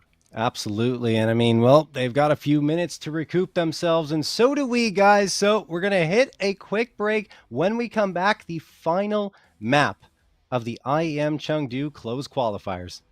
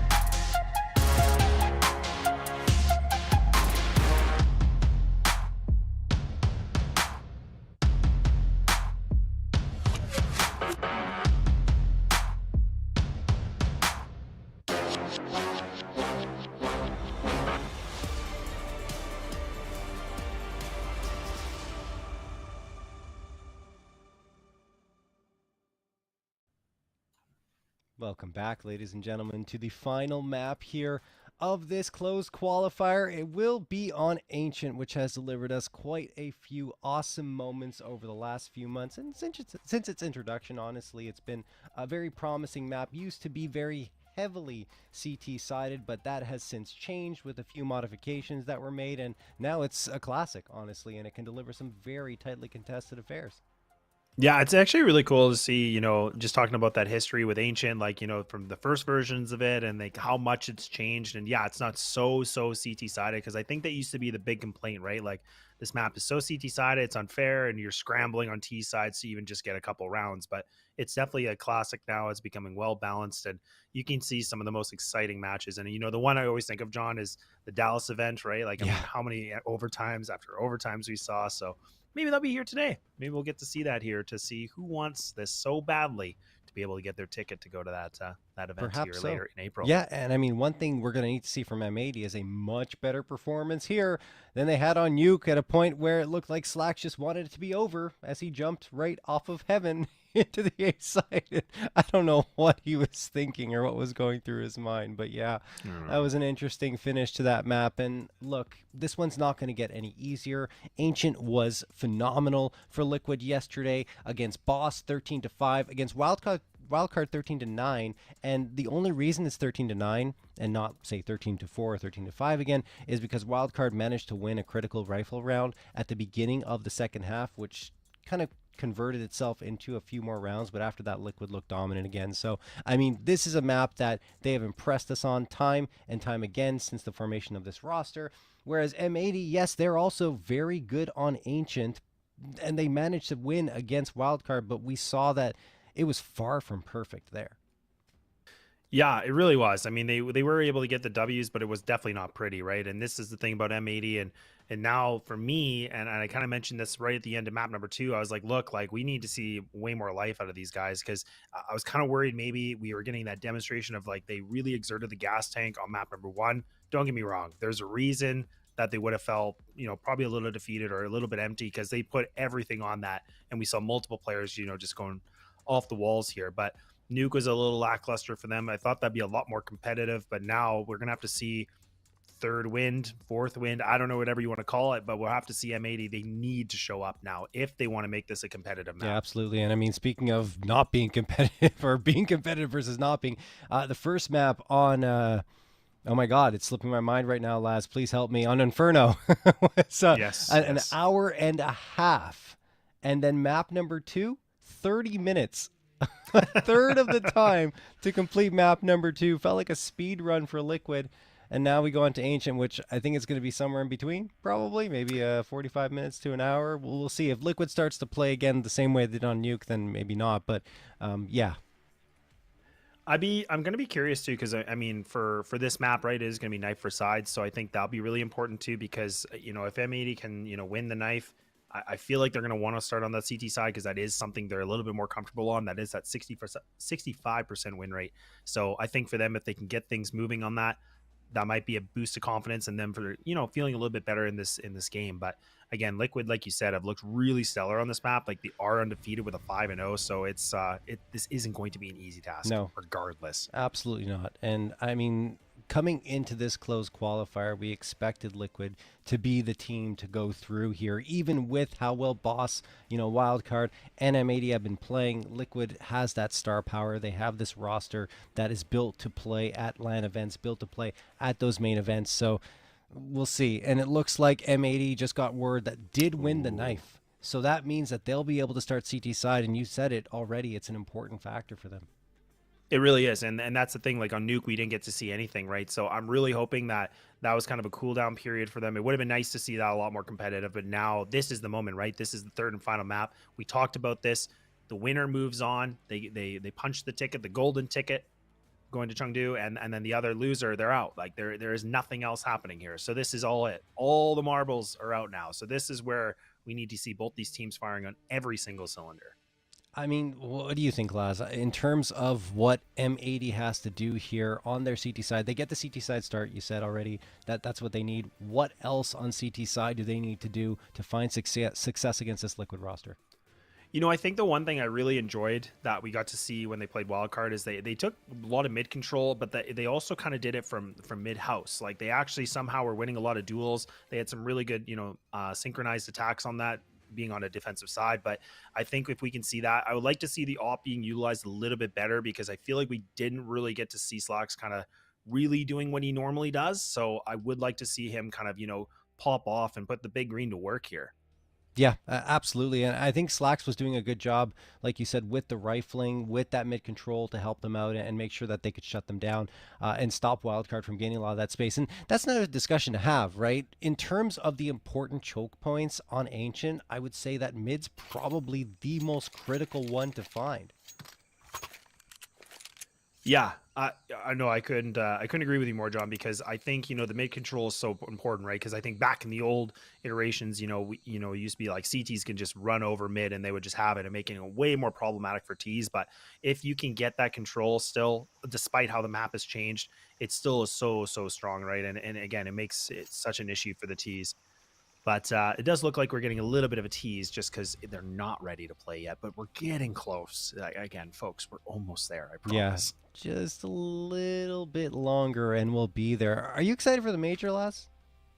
Oh, yeah. No, dude, I'm more than excited. How about you? I mean, let's not even forget, this is CS2's first major. So this is, again, there's so much questions about who can be the first CS2 major winning team. Yeah, and I mean, well, the only thing for me is, yes, I'm excited, but there are still a lot of question marks around Counter-Strike 2 itself, like in terms of performance, in terms of, you know, headshots actually hitting when you think they're going to, just a lot of hitbox issues, and of course the tick rate, sub-tick still being a bit of a problem, and movement too. So there's so many question marks around Counter-Strike 2, so I hope that doesn't kind of take away from the CS2 major.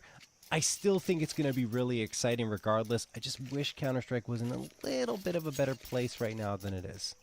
Yeah, I agree. And I mean, I think the biggest thing that I'm wondering too is if, you know, we'll see economy changes, things like that. But well, we'll have to find out another day, John. We are going live. Third and final map, folks. Winner moves on.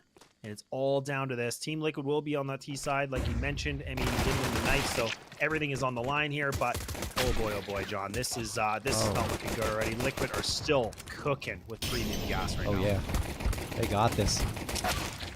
Naf going to get a follow-up onto Malbs. Manx, the last one standing, who does get a headshot to make things interesting at the very least. Both players, Naf and Yakinda, are able to get onto that B site. Manx, smoke tossed. Charging right out, gets the running shot onto Yakinder, and now almost finds Naf, but no, Naf with the 4K. He is good for it, excuse me indeed, because really, he had no business getting into that position, given what he was left with in that 1v3. 1-0 for Liquid, though. It is, and that's insane, right? Because they knew where he was, and he didn't even care. He's like, yeah, I'm swinging. I'm just going to go for it. I'm just going to send it, and he almost got away with it. And that's the worst feeling in the world when that USP, you're hitting them, but they're not going down. You're like, uh-oh, I'm running out of bullets, and there it is. All right, well, M80, full-on save. No force by this time. They are gambling towards the A site, and it looks like it's going B. So, gambled wrong. Liquid should be able to walk onto a free and clear site. They're giving a lot of respect to M80. I mean, as they should, especially after that first map, even though the second map was a wash. Yakandar. What's he gonna do? Ooh, he could be in trouble here. There's one and only one. Slack's gonna get a Mac 10 upgrade. It's not the best one. In fact, the worst gun that's available here. That's why Yakandar was waiting so far up. Naf spamming through the smoke. Gets not one, but two. Hey, why not? Yeah, why not? And even, again, I love that M80. Again, they're just gonna swing. They're just gonna fight. I love that Swisher actually does find that duel. He is able to get that Mac 10 kill, because look at his money now, 53. And there it is. There's the op out. That added just a little bit extra coin for him to get it. Love to see it. But now, this is important because M80 need to be able to find this round and keep as many players alive to keep that money built up, you know, and kind of keep this in motion. Otherwise, this could look a little worse for wear again.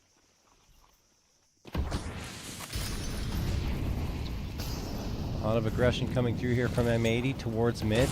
A couple of players charging up right to the bottom of it, but Mangs just gets deleted by utility and bullets. Twist finding him. Swisher trying to peek around. He does manage to get Yakinder. Brings it down to a 4v4. Cadian looking to keep control of Donut, or try to get it, excuse me. Wreck on the worst end of that engagement, going down to 33. Oh, but that flash actually might have allowed. That's Skulls. He's already in A main. I thought he was going to try to press forward on that, but he waits things out. Now you can see, I believe that's Cadian. He's just getting ready here for the smokes. The CT smoke's going to get thrown all the way in the back of A main. And now you can see M80, they're biting on this a little bit. Twist does have this mid control, so this is important. But look at M80, John. They have really taken this bite. Still under a minute, though. A lot of time left for Liquid to maneuver. M80, the numbers are there on the A site, and they can set up a crossfire, and they don't have to now. Swisher's going to find that opener onto Twist, so that relieves a ton of pressure over from Donut. Along with CT. 3 players coming in. Cadian goes towards Tree, and Naf manages to get 2 after Cadian goes down. It looked like M80 were going to take control, but Naf again just dropping bodies, making it look easy, supporting his bomb planter now as the Molotov is tossed in towards Donut. Malb's waiting for it to dissipate, and it finally will. Wreck by his side. They have to make a move here. The smoke is available, so they can just toss it on the bomb and try to stick the defusal. The problem is it will be a full 10-second defuse. Naf in a perfect position to continue to punish. There is the 3K. The 4K is on for him, and he won't find it, but does so much damage to Malbs, which will make it a little easier for Skulls, but that smoke did go down, and it's on the bomb. The shots have to be good here, and they're perfect. Nice lineup from Skulls. That'll be it. 3-0 for Liquid. Yeah, definitely right down to the wire, but just unfortunate for M80. And I mean, I think even with the kit, it wouldn't have mattered. And like you said, Skulls lined it up, put them down. It's perfect. And now the money's not great, sitting at that low 3,000. So they're just going to have to put light pistols, maybe even just go for the full save here, I guess. But okay, well, looks like Slacks is going to, there we go. Deagles are coming out. I was thinking this is interesting, but I'm not against this. Yeah. And back to it, 1-1-3. What do we see a little bit differently here? Team Liquid actually, turning it up a little bit in terms of their pace. They have this mid control. Kinder's already pushed towards Cave and takes out Mulbs. Oh boy, this could be really scary. Swisher's already down to 56 and even less now. Yeah, Deagle's not really doing much yet. Manx a chance. Cadian quickly ends that chance with the MAC-10. Numbers good for Liquid, worse for M80, of course. Naf wants to give the advantage even further to his team.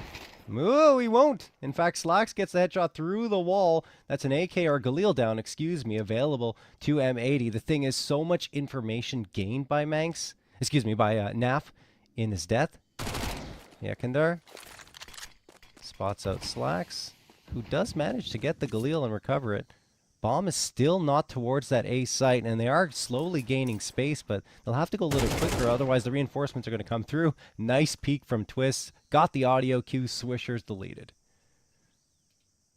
Yeah, Galil is the one gun here, and then Rex just holding this deagle, but he actually swings instead of kind of just holding the angle. He tries to be a little bit wide. He actually does take down Cadian, though. 30 seconds remaining, so Liquid, I don't think they have a chance here to pull on back. The Molly gonna make it worse for wear here, now leaving down to Slacks by himself. He's in Temple, he's just gonna run through it. He takes down the planter, but yeah, not gonna matter at all, but still not too bad. No. 3 players go down. Not terrible. No, not at all. I mean, with considering the buy-up they brought into it, just the Deagles coming through, yeah, 3 frags is great. Liquid do get a 4th, but their economy is kept honest by the M80 squads. Still, the rounds are starting to pile up for Liquid once more. They're looking to make it 5 here. M80 need to stop the bleeding because they've only gotten 2 rounds over the last, what is it, 18? I think it is, maybe more than that. Maybe 19. I don't know. My math's a little off right now. I'm tired. But yeah, no, that's okay. You did math good earlier, Jim, yeah, but it's getting late, so this is where you don't do math. We just don't try. It was 19. I got it. It's okay. Ah, okay. You can't ever stop Good me job. from doing math live. I will continue to do it. I don't care. Yeah. 5th round of play. M80's taking the first damage here. More so than Liquid. Twist down to 89, but Manx at 69.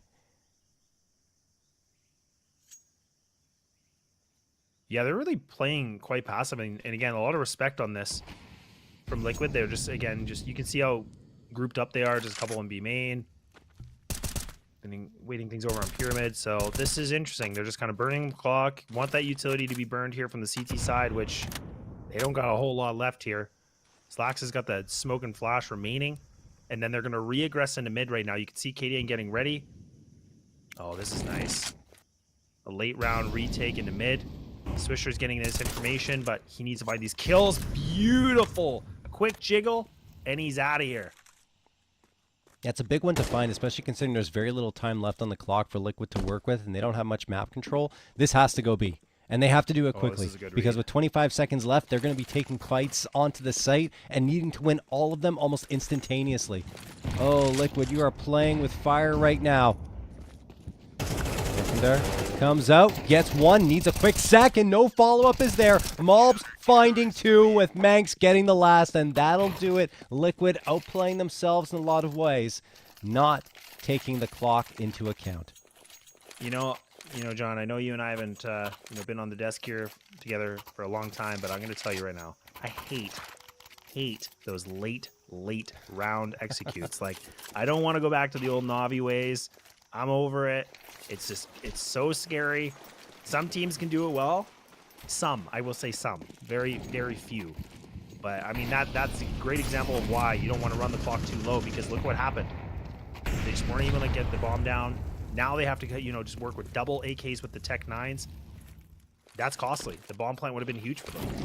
I mean, I'm entirely with you there. I don't like it either. I think it's useful once in a while, and we'll get back to it, because Twist is going to just run through into the B site, get one. Swisher gets the immediate response, but not another. No. There we go. Site cracked open. This time they go out immediately. The entire opposite of what we saw in that previous round. The Ekandar is going to get dropped by Manx, so that makes life a little more difficult in this post-plan situation. Look at the health. The nade sails through. Skull's now down to 20 as well. They only have, well, actually even less than I was going to say, less than 40 HP combined amongst these two players. This is a crazy play. I love this. That could have been so good. But Rec, now they have good information on this. They still think someone's close on by, but it's not they should be able to get this defused. Yeah, it's not going to matter at all. Katie is just going to keep this AK. Whatever. They'll take it. Op's going to be retrievable, but... Man, oh man, that's a good round for Liquid. I know they lost it, but they get the bomb down. They were able to get a couple kills, and I mean they saved an AK. Could have gone worse. Could have gone better too. I mean, given the fact that they had that control of the B site, just such low HP players, which shows how much damage M80 did with some strong utility thrown in the early parts of the round, and even the bullets taking care of business there. Liquid going to call a tactical timeout here to talk things over, having lost 2 in a row. M80, a bit of a run for themselves. Economy starting to build up as well on that CT side. Well, and again, the one thing I want to just touch on, and I always hate doing this in some degree, but, again, we saw M80. The only player I felt like that was kind of, still fragging out was Malbs. But now we're starting to see everybody picking up these duels, right? Like Swisher's now pushing 7. Everybody else is sitting around that 4. So the love is being spread here in terms of the fragging department for M80. And I'm glad we're seeing it, because I was wondering if they could get themselves back into their regular form in some degree. Yes, it's a long road. We're only on round 7, but it's good to see that it's happening now. It's not what we saw in Nuke.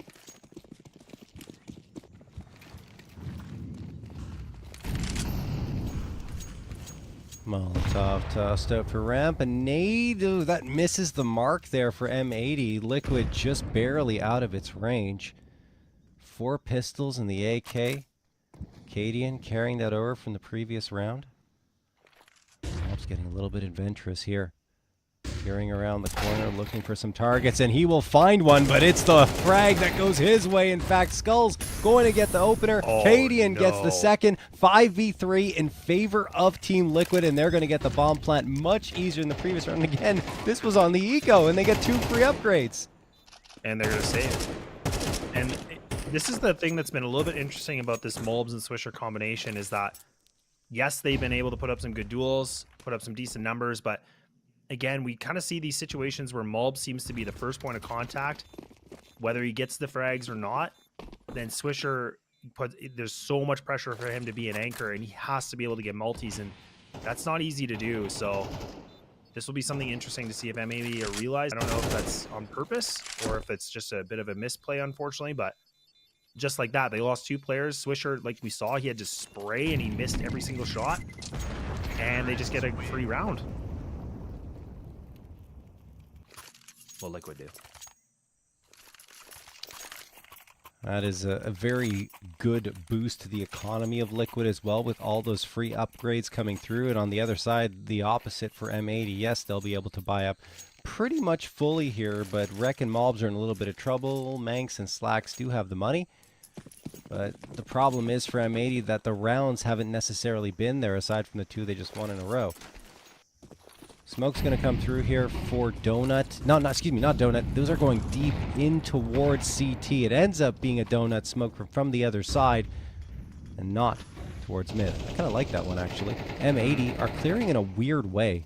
This is interesting. I think they're convinced that Liquid are already onto the A site, but they're absolutely not. Look at this rotation. No one left on B. Now Mobs is thinking, okay, we should probably have at least one, but he doubles back as well. They're so convinced that Liquid have worked their way in towards this site. Yeah, pretty convincing execute, though. Like you saw, it was Twist that threw the running smoke, and that went all the way deep. Great smokes. This is really good. Definitely an interesting strat, and M80 were all over the map. We could see it. They were just trying to figure out where to go. A little bit of a maze, and now it's Team Liquid. They're going to just push on back into B main. Swisher, first point of contact.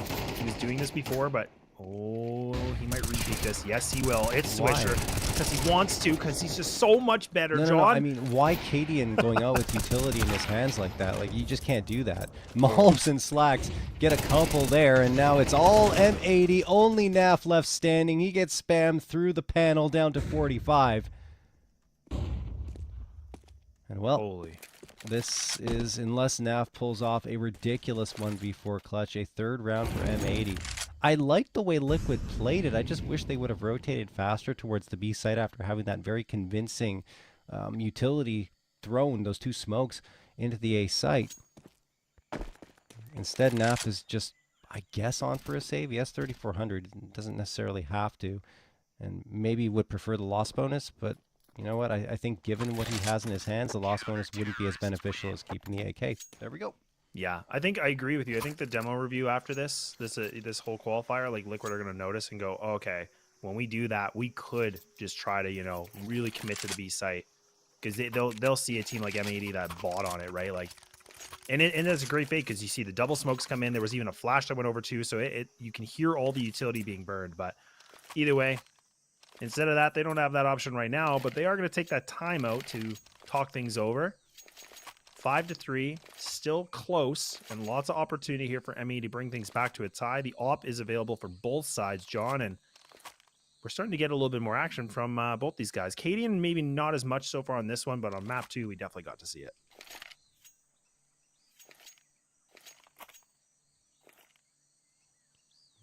Liquid are just going to talk things over for a little bit longer. Round number 9 about to kick off, and a mixed buy-up, of course, for Liquid. Yekindar actually gets the AK, so not too bad. 2 AKs, the Galil, the AWP. Skulls is the one with the lone pistol. The Tech 9 coming through. And there's that smoke thrown immediately again by Liquid. This one's going to end up landing towards Red Room. The thing is, M80 are not hesitating. They're charging right out, and they throw the Molotov to slow Liquid down as well. That's a really good response, that early util volley. And Swisher also hits the nade onto Twists. Yekindar gets the trade. But is it enough? Well, that's going to help. Cadian connecting with the AWP. Yeah, nice response. All things considered on how M80 were taking this, and good utility damage like we talked about. Skulls surviving on the skin of his teeth right now with 13 remaining, and now we're going to see Liquid again grab that bomb, group up together. I don't think a lot of messing around. They do have time, John, but I mean, the smokes are coming in. That's the CT one. Now we're going to see the donut. So yeah, this is just going to go for the A hit. They want to just get this bomb down. And M80, they are going to go for the rotate from Mobs. Oh, John. Mobs likes to do this. Oh, and Rek. It's only a one and done. The surprise attack of Mobs. This could be everything. Is he going to swing this? Yes, he is. Yes, he is, John. When he doesn't get it in time, the play comes in. So close. He gets one, but not the second. I honestly thought he was going to be able to pull that one off, given the swing and advantage that he had. Smoke available. just the crosshair placement a little bit off. Slack's gonna fake the stick here in the smoke, peeks around, gets the frag onto Cadian, but he can't find the bomb. He can't find the bomb, finally does, but he taps it again, trying to get the frag. It's not gonna happen. Naf the hero, and Liquid are back on the board with a 6th. What could have been if Mulbs found that too. Just so unfortunate. I don't know if he hit the like clip of the box, like the edge of it, because it kind of looked like his movement stopped. Like he just kind of looked like he like hit a little wall or something. Like the timing was just off. But that could have really changed it around, because even if he takes down the bomb planter, I mean, his teammate was getting in there close, but either way, right down to it. Naf putting himself at 12-5 right now, John, and Liquid now gonna put a little bit more onto the B ramp here. Flash is coming in deep from spawn. Mulbs actually finds a great stamp, taking down Yukinder. Now Cadian, I was talking about his ops, been a little bit quiet, but he's going to come on through. And now Mulbs is just going to clean it up now. Dude. Triple. Like, Mulbs has been, even on Nuke, he didn't have as many crazy opportunities, of course, since it was so dominant for Liquid, but he is so good for M80 right now with 3K here. The reason why they're able to get a 4th, and if you guys recall on Inferno, when it started to get this close, Mulbs and Swisher were the 2-man duo who were absolutely stomping Liquid, and the only one that could answer was Twists. They needed more than him. Even with 34 frags, it wasn't enough. I mean, look, we can't talk about M80 taking this just yet, but it's promising to see them make it close in this first half. Yeah, it's looking really good. And again, I couldn't agree with you more, John. Mulbs just doing what he's doing. That's great. Now a double player stack coming in from M80. There's Slacks. Now he's going to have a little bit more tested here. Wreck with a big swing, but it's just damage. It's another op kill coming in. These M4s need to get some revenge here. The CTs are coming in. Flashes flying from the sky right now, leaving it with an op in hand for Naf. We'll have to see what he can do with it. It's not like he's a stranger to it, but it's been a little while since he's used it. Fake plant coming in from Cadian. This is good. Liquid are just burning clock. I like this. Look at how much time we're talking, John. 1 minute and 13 still in this round. Oh, but Naf's gone. His back's turned, and this thing should be all over, and that is a great pickup round. Op's going to get retrieved here, too. Trying to tie it up now, or M80. 6-5 for Liquid, and that round was a force buy. It wasn't even the greatest of buy-ups for Liquid, and now they're having to settle for even less. 3 Tech 9s. A Deagle make that a 4th Tech 9 bought up by Cadian. The Util barely able to get enough up, and this is with every single penny pretty much spent on their side. Oh, goodness me. M80. This is the time when they have to shut them down. Oh my god, Twist just pushes through the smoke. No one's ready for it. Manx desperately recovering. They do manage to make it a 4v4, but the A-site's taken. Come on, M80. Not like this again. You guys, every single time there is this type of eco or force buy that comes through, they struggle. I love Liquid as well. Don't get me wrong. I think they're playing out of their minds sometimes with some of these executes, but that was just a straight-on fight that M80 lost. And I mean, even adding more to that, like, I can't remember what player that was that swung Donut and took down Swisher. Look at his HP. Now these players are low. Oh, man, the M4 needs to be able to find connections, and I think Liquid have been able to do some of the impossible. All down to 1. Oh, my, John. A 7-5 is now, looks like it's going to be in the bag here for Liquid. Oh, jeez. No!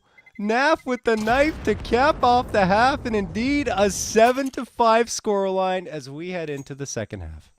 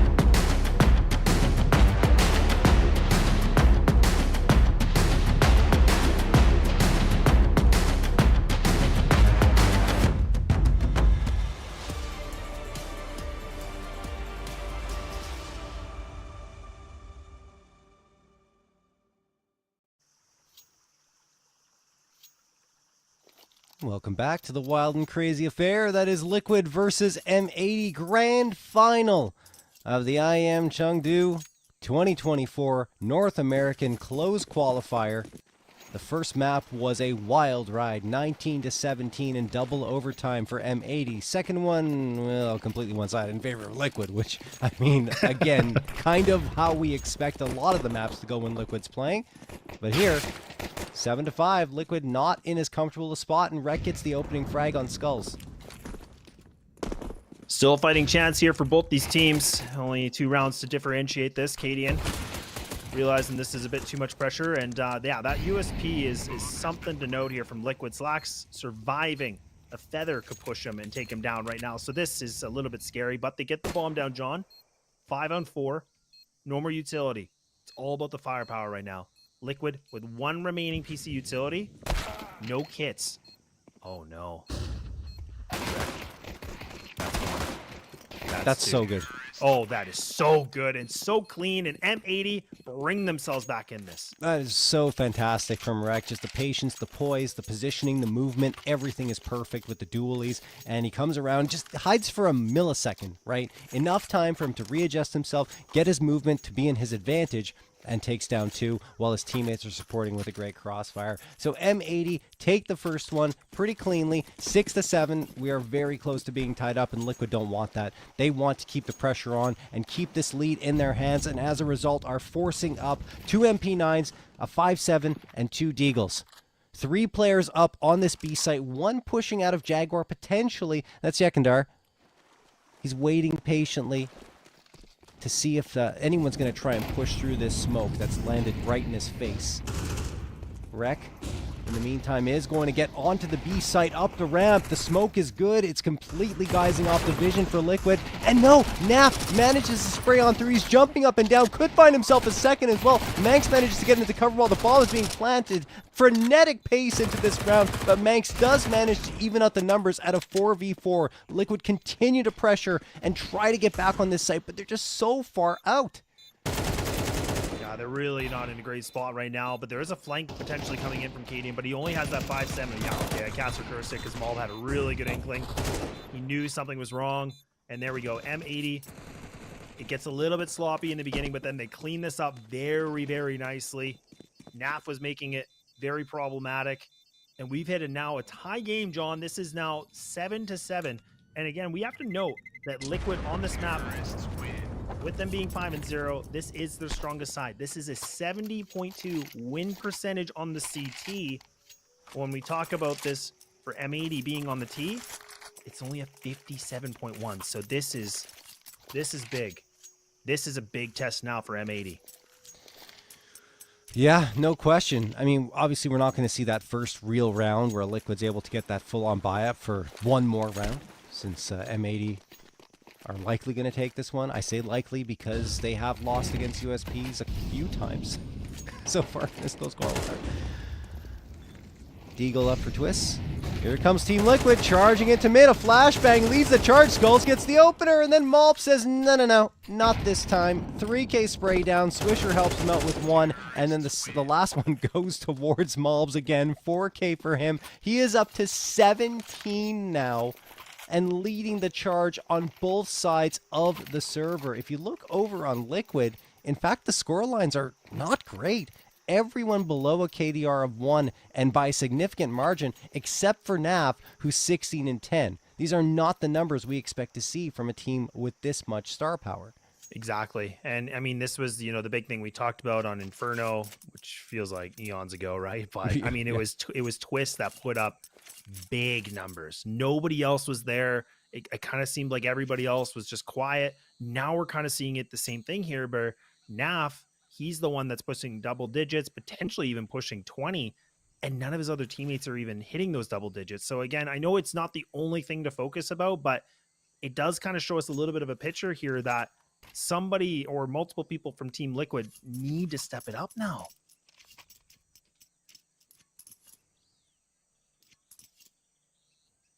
Oh, John, first lead for M80. That's how crazy. exciting. I mean, really exciting. M80 on the cusp of potentially taking this close qualifier against the toughest opponent you could possibly imagine in Liquid. Slacks getting ready, lining up the smoke to be tossed forward. Rec gaining the space into A main. There go the two smokes. One of them for CT, one of them for Catacombs. It leaves Donut a little bit vulnerable here for Liquid because they've only got this one player here. And in the meantime, Swisher managed to catch off Yukindor. Got a little too antsy coming out of Jaguar. Malbs tossing the flashbang, looking to open up the space. There's Cadian finding the shot with the AWP. That's what they needed, but it's still even numbers now with a ton of space gained by Rec onto A. They have no idea he's this far forward. Twists still looking towards A main, and that means that CT spawn is so very vulnerable if Cadian decides to try and come through here. Yeah, Rec has to be able to find this kill. If he takes down Cadian, this could change everything, because then that positioning here in the A site could be everything. Oh, Rec! Oh my goodness, but he's still going to get Twist. But now Cadian doesn't respond back. He actually misses the shot, and Rec has put matters into his own hands, and they have now got themselves into the site. Skull's not able to get the lineup for the shot. And John, I think they gotta throw the white flag. They gotta just retreat this. They gotta keep these rifles. I think M80 hunts. They have to hunt. They got the money. This could be a killing blow against Liquid. Malbs finds the headshot on Skulls. Naf the trade, but now they know where Naf is. Manx is trying to finish the job that Malbs started, and he won't. Naf, just too good, at least for now. I wonder if M80 is going to keep sending the bodies out, or if they eventually say, okay, we don't want to punish our economy too much by chasing hard here, and indeed, they will eventually fall off. Naf's going to save the M4, but it is only Naf getting damage done. 18 frags for him. I don't even think Cadian, yeah, the only one other than him to get a frag into this round, and over the last two. You know, and it's funny too, John, like, I don't know if you noticed it, but like the hunt was coming in. M80, you could see there was the one player going A main, two of them are going through mid house, and I think that was Manx that actually fell in A main, and then you could just see the two players they just run right back. They're like, no, Naf might try to ninja defuse this or something. Like the panic just, you know, came back in, but either way, still great that they were able to keep those two guns, get the round. Who cares if Naf can put the rifle in this? This will be a question if he can do it for round 17. It's a big if, though. Oh, what? Yeki? What are you doing, man? Your teammates are dying and you're running through Molotovs? Malbs gets one, Slacks another, and Yeki eats more util. This time it's a nade. Cadian supporting. But man, oh man, to lose that much health and so much manpower in the first 30 seconds of the round is problematic for Liquid, and M80 don't have to force the issue at all. They're making the right play by doubling back, walking along T-spawn, not giving any audio cues to anyone who might be nearby, even though no one is. And while Cadian and Skulls are just trying to gain some map control back and some information for themselves, which they will get here, having seen no one towards mid. And they send Yeki over to the A site. The smokes are coming through again. Malbs finds Skulls. Cadian may be expected by Malbs around this corner. Doesn't matter. Cadian will manage to get at least one, but it's a 4v2. Oh, and look at Yukindor. He's in the smoke. Thought he might be able to get the planter. Some good damage, but not going to be enough. We would have been able to find some multi-kills. This could have really turned this round on its head. Cadian now, a big ask, comes in from Temple. A little bit of prayers maybe being answered, I don't know, but a tall task. The op is in A main. There we go. Nailed to the coffin. M80 have now secured a 10th round, John, with a 3-round buffer. And now we'll see Liquid on the full gun round here. Plenty of coin for Cadian to get the op out again. This is 2 out of 3 maps where M80 have forced all 3 timeouts out of Liquid. It's really something else. And again, I'll say it one more time. Even if M80 doesn't win here, they have impressed so many people. And I think they're on the cusp of winning, to be quite honest. Liquid will have that full buy-up. So it's another test for the M80 squad. The thing is, for M80, all 5 players look pretty solid. Malbs, of course, leading the charge with 20 frags, but Slacks starting to tighten up on everyone else is silent. Yeah, I talked a lot about, M80 looking deflated. I don't know, Liquid. I mean, there's still plenty of rounds left here. Anything can happen. We noticed this from the previous games here too. So it ain't over yet until you hit that game point. But we'll have to see what Liquid can do to bring this back, or if M80 can maintain this consecutive amount of rounds in a row. Mid control coming in from Liquid. Still preserving quite a bit of their utility. Cadian, there we go. He finally gets this op to find a good connection here. And he is the one that was in mid, so he's going all the way back. Now he's going to rotate this op. John, I like this. This is what we needed to see from the CT op. Absolutely. I mean, Cadian's op hasn't been as good as we wanted it to be, especially on the maps that have been closer. Like Nuke, sure, yeah, he was able to do it, but it was a stomp. On Inferno, very silent in overtime, had those moments where he's able to clutch it out. The clutches were better than, you know, the opening frags or the actual moments where it felt like he needed to make more of an impact on the rounds. But here, well, if they're going to have a path back into it, their op needs to sing. Yeah, and even Swisher being down to 17 is not going to add any positive thoughts right now for M80, but 3 players just in the back of me main. Flash is coming in, so they're going to try to fight for this control. Naf just kind of waiting things out. He's not being over aggressive, just holding a nice angle. Rec, oh, he might get the timing of this. Naf doing Naf things, and there we go. Liquid clean up the 3 quickly, leaving it just to Slacks by himself. He does have a lot of money. He does have that 84, but again, with 25 seconds remaining, you got to keep this up. Then at least he can drop a couple AKs, because Manx is sitting at 1,300. So it's really important for him to stay alive. And I don't know if Liquid really want to hunt this. I mean, yes, it would be nice to remove the op, but I just don't think it's worth it right now, given their money situation. Yeah, the money is way too precarious for Liquid for them to even think about hunting Slacks at this point. Keep the guns, build up a nice economic foundation, which they'll need to get back into this map, and of course the series as a whole. On the other side, though, M80, well, they're flushed with cash. They're going to be fine buying up here. I think there's probably a gun available for Manx. If it's not on the ground, then it's already... Now it's in his hands, and Swisher, the same story. So, M80. Another crack at this. Liquid got all 5 players out of that previous round, so honestly, couldn't have been a better result at a critical time for them. Molotov's going to sail over that wall towards B main. Swisher and the rest of M80 are huddled into a corner here, waiting for their chance to strike. Flashbang thrown in. And one thing, if I have a criticism of Yekindar here, is that he's been way too aggressive at the wrong times coming out of Jaguar, excuse me. But this time it's Nav on the site proper, getting 2, flashbang toss. It's a good one as well, even though he's got one on the receiving end. And there's Yekindar finding Rec and the second as well. Oh, why not a 3K? He wakes up at a very opportune time, and another full-on clean round from Liquid, 2 in a row where they haven't lost a single player. Oh, this is getting to be familiar here, John. We've been here before, and M80 to get these leads, like I said, there's no guarantee with how this best of 3 is gone. But I mean, despite Slacks having a lot of money, he is just going to buy that 1 AK just to kind of keep the money afloat a bit here. Deagles with a Glock here for the utility of Manx grouped up. A 4-1 split coming in from these T's. Twist getting aggressive, just spamming away. Doesn't get the skill, finally does on Demulbs. AK still in the pocket here, though, for the T side. But this is asking a lot from Slacks right now. This could be challenging. Oh, and they're just going to go towards A. Yeah, I was going to say, like, the B stack is so heavy right now for Liquid. Only one player here. That's Skulls. Do they have a smoke? They do. Manx. He's going to throw it for CT instead. Oh, what a great flash! Oh, my Manx!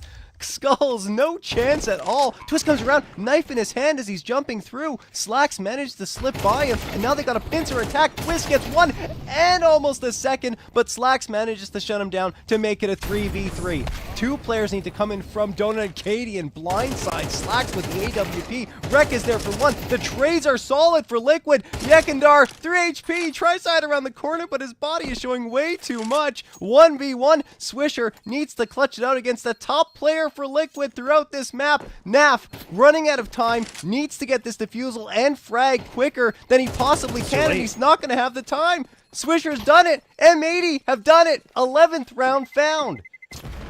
And it's all in the back of Slacks, man. He was the only guy with the AK. I talked about it. He was the guy that needed to get it done. But it's the flash from the IGL. That placement changed everything. He was so blind in Donut. He had not a clue what was going on. His life flashed before his eyes. Manx is so freaking good with utility. I talked about it earlier on, but if you look at his flash assists, leads the team coming into this one at 0.08 flash assists per round and also 0.86 flashes thrown per round. And that one was so perfect. It could not have been better, setting up his teammate for the easiest frag he's probably had of this entire map, and then of course taking the A site. And you talked about it, only that one AK was available to them, so technically a bit of an eco round, victorious for M80, finally returning the favor to their opponents when they've been the one that have struggled on the anti-ecos. Liquid though, they built up that nice economic cushion because of those two very clean round victories, so they're going to have the full-on buy again. They go for some aggression here towards mid. Twists in particular wants to find that first fight, but M80 are playing it a little patiently for the time being. Now they're going to send a couple players from lane. Malbs, who's been so very good, comes out, joins the fight. We saw that last round, M80, they played the buddy system, right? I mean, they just re-aggressed on Donut. They played together, trying to get these combo punches, and it's looking good. Maybe M80 now have realized they just need to group up more together, not playing spread apart. Twist in a tough spot here in Cubby, and Malbs scalps the head of him. Malbs doing Malb things. 21, John. He is sitting at 21 and 13. He is just hopping off this best of 3. Malbs is outfragging Twists and Cadian combined. I mean, who would have thought that would happen here? But it is. Yekindar. Oh no, he's gonna get surrounded. Rek finds one and Manx another. Cadian and Naf, the last two standing. And I mean, yes, they can go for this one, but their money is not great. I think they're gonna call for the save. M80 are on for 12 rounds. They have 3 opportunities to book their ticket to IEM Chengdu. Oh my goodness. We talked a lot about this, and M80 had so much potential that they could have done this, but look at what they've been able to do. It ain't over yet, but we have seen such an improvement from what they did on their previous game in the lower bracket to get here today, John. These guys played a previous best of 3 all the way to the end, and we were questioning if Ancient was going to be even effective against a team like Liquid, and it's looking like it could be. The hunt is on, not going to be connected. But we are in map and series point, John, for M80. But those 2 guns saved were so important for Liquid because the buy-up is going to be very strong here. So, I mean, Liquid has everything they could possibly hope for. Maybe not the FAMAS, we'll forget about that one. But mostly everything they could possibly hope for here going into what could be the last round of play in this qualifier. Goodness me. And the last round of play for them in this IEM. Cadian wants the opening fight. M80 are just looking stronger and stronger as the rounds go on. Twists, tosses the nade out, does a lot of damage to Swisher, who's behind this smoke, so he's still in safe territory and doesn't have to force the issue. This util barrage on both sides is crazy. It's like a war zone here of mortar strikes. Yakinder poking and prodding towards Jaguar, where I've mentioned he's been a little too eager at times. He really just wants to try and find those fights and win them, but it just hasn't been working for him. And it's not like he isn't playing his style. He is, but it's a double-edged sword sometimes. Definitely is. And look at this. You can see it on the mini-map. Liquid have 2 players in mid, double in Jag, and this is not really a good situation for M80. They're running into a lot of players right now. 2 players are now going to be into this B site. The bomb's still in the back end of this. Bomb's hunting. He's bloodthirsty. There's blood in the water, John. They're doing it. Looking to wait things out. 40 seconds remaining. Don't have to go for the plant yet. Liquid have been able to push this back. A shot missed from Slacks. This could be costly. I mean, the bomb's down on the side. Cadian, no scope on direct. Malbs gets one. Swisher, another, and Malbs! He's done it! M80 proving that ESL Challenger Atlanta was not a fluke, making it through that close qualifier. They defeat Liquid and qualify for IEM Chengdu 2024. Unbelievable. Liquid were the team expected to come out of this 100%. I was thinking they had, every single opportunity to take this one. They were my favorite coming into that, as much as I've been impressed by M80. But these guys, they're for real, folks. M80 are headed over to join Complexity. Man, oh man. And that's what the thing I talked about, right? Everybody loves an underdog story. But like we said, now with this win for M80, they have now guaranteed their ticket to go to this event in China, which is going to be in April. But they get to now play some of the best teams in the world. We're talking the Phases, the Mouses, Virtus Pros, G2s. These guys have now not only taken down a heavy hitting team of Liquid, but now they get even more experience as a new team to play some of the best teams in the world. And what an amazing journey that M80 has been able to get to this point. These guys fought tooth and nail to get here, John, and they did it. Literally, right? And a lot of their matches, especially the one against Wildcard, they played twice against Wildcard. The first one, a 1-2 loss, but that second one, a 2-1 win, a reverse sweep for them this time. And then they go after a very extended one, right? Almost down to the wire leading into this 9:30 start, and then play Liquid. And, you know, that first map, so very long, it feels like it took the wind out of their sails going on to Nuke. And, I mean, Nuke was so short versus Ancient and Inferno, which ended up being very tightly contested affairs. But, yeah, they've done it. Unbelievable. Let's check out the bracket and, I guess, to see everything and talk about it. But you're going to see the surprise here, or maybe not, depending on what team you're a fan of and what you were expecting coming out of this. But M80 are the ones qualifying for the main event, and they had a tough path. They lost to Wildcard in the upper bracket semifinals, then had to beat every single team basically in order to make it. They really did. And that's the thing. And that's the piece about this team that was so exciting, and getting to this point and taking down Wildcard. They were able to get their revenge because they did lose that first initial match. You can see on the top left there, they lost it just barely. All those games were going pretty much right to the end point, if not overtimes.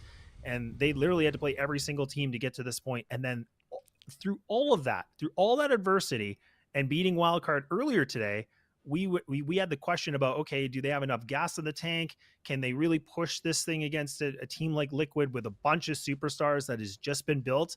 And the answer is yes. That's all she wrote.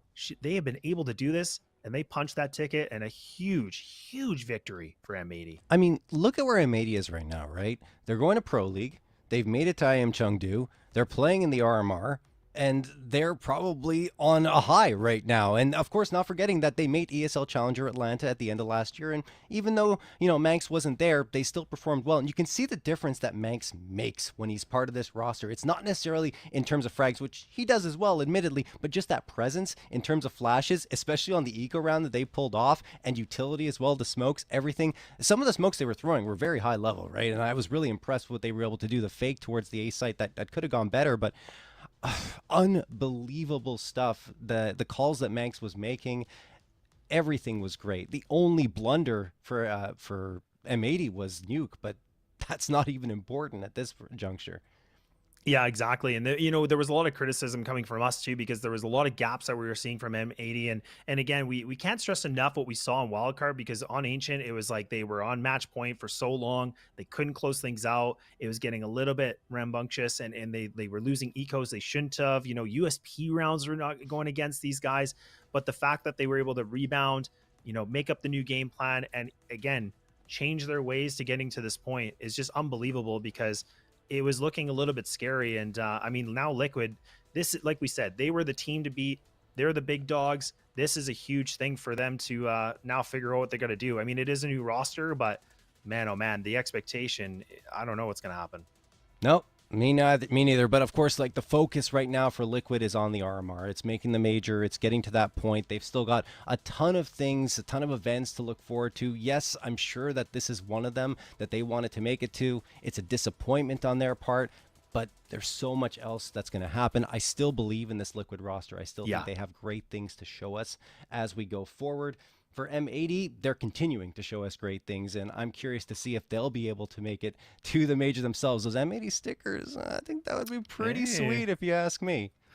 Yeah, definitely. And again, we talked a lot about for all these players too, because even for M80, they were doing a lot of rebuilding, but we see, Mulbs, used to be with a very different core of people, and now he's been over here, and he's being utilized to the full effect, right? I mean, he is the guy for me. Like, I mean, I think all of them obviously did big things and big impact, but the guy was able to frag out for 3 maps straight. I mean, even in the previous series too, John, like, this is multiple hours of CS that he played today, and he didn't really slow down at all. Yeah, Malbs was the MVP. There's no question in my mind for M80. I think Swisher is a close second, having clutched out some very important rounds in Inferno, but Malbs was the most consistent throughout all 3 maps they played.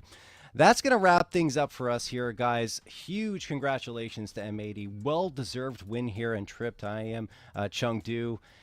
I think that they can only be happy with the progress that they've been making. And for Liquid, they should also, I mean, obviously disappointing, but they should be happy that they're gelling. It looks like this team is for real, and I think that they're going to have some great things to show us in the future. I am JRT for Laz here. We are signing off. Hope you guys enjoyed the show, and well, we'll see you next time. Peace out.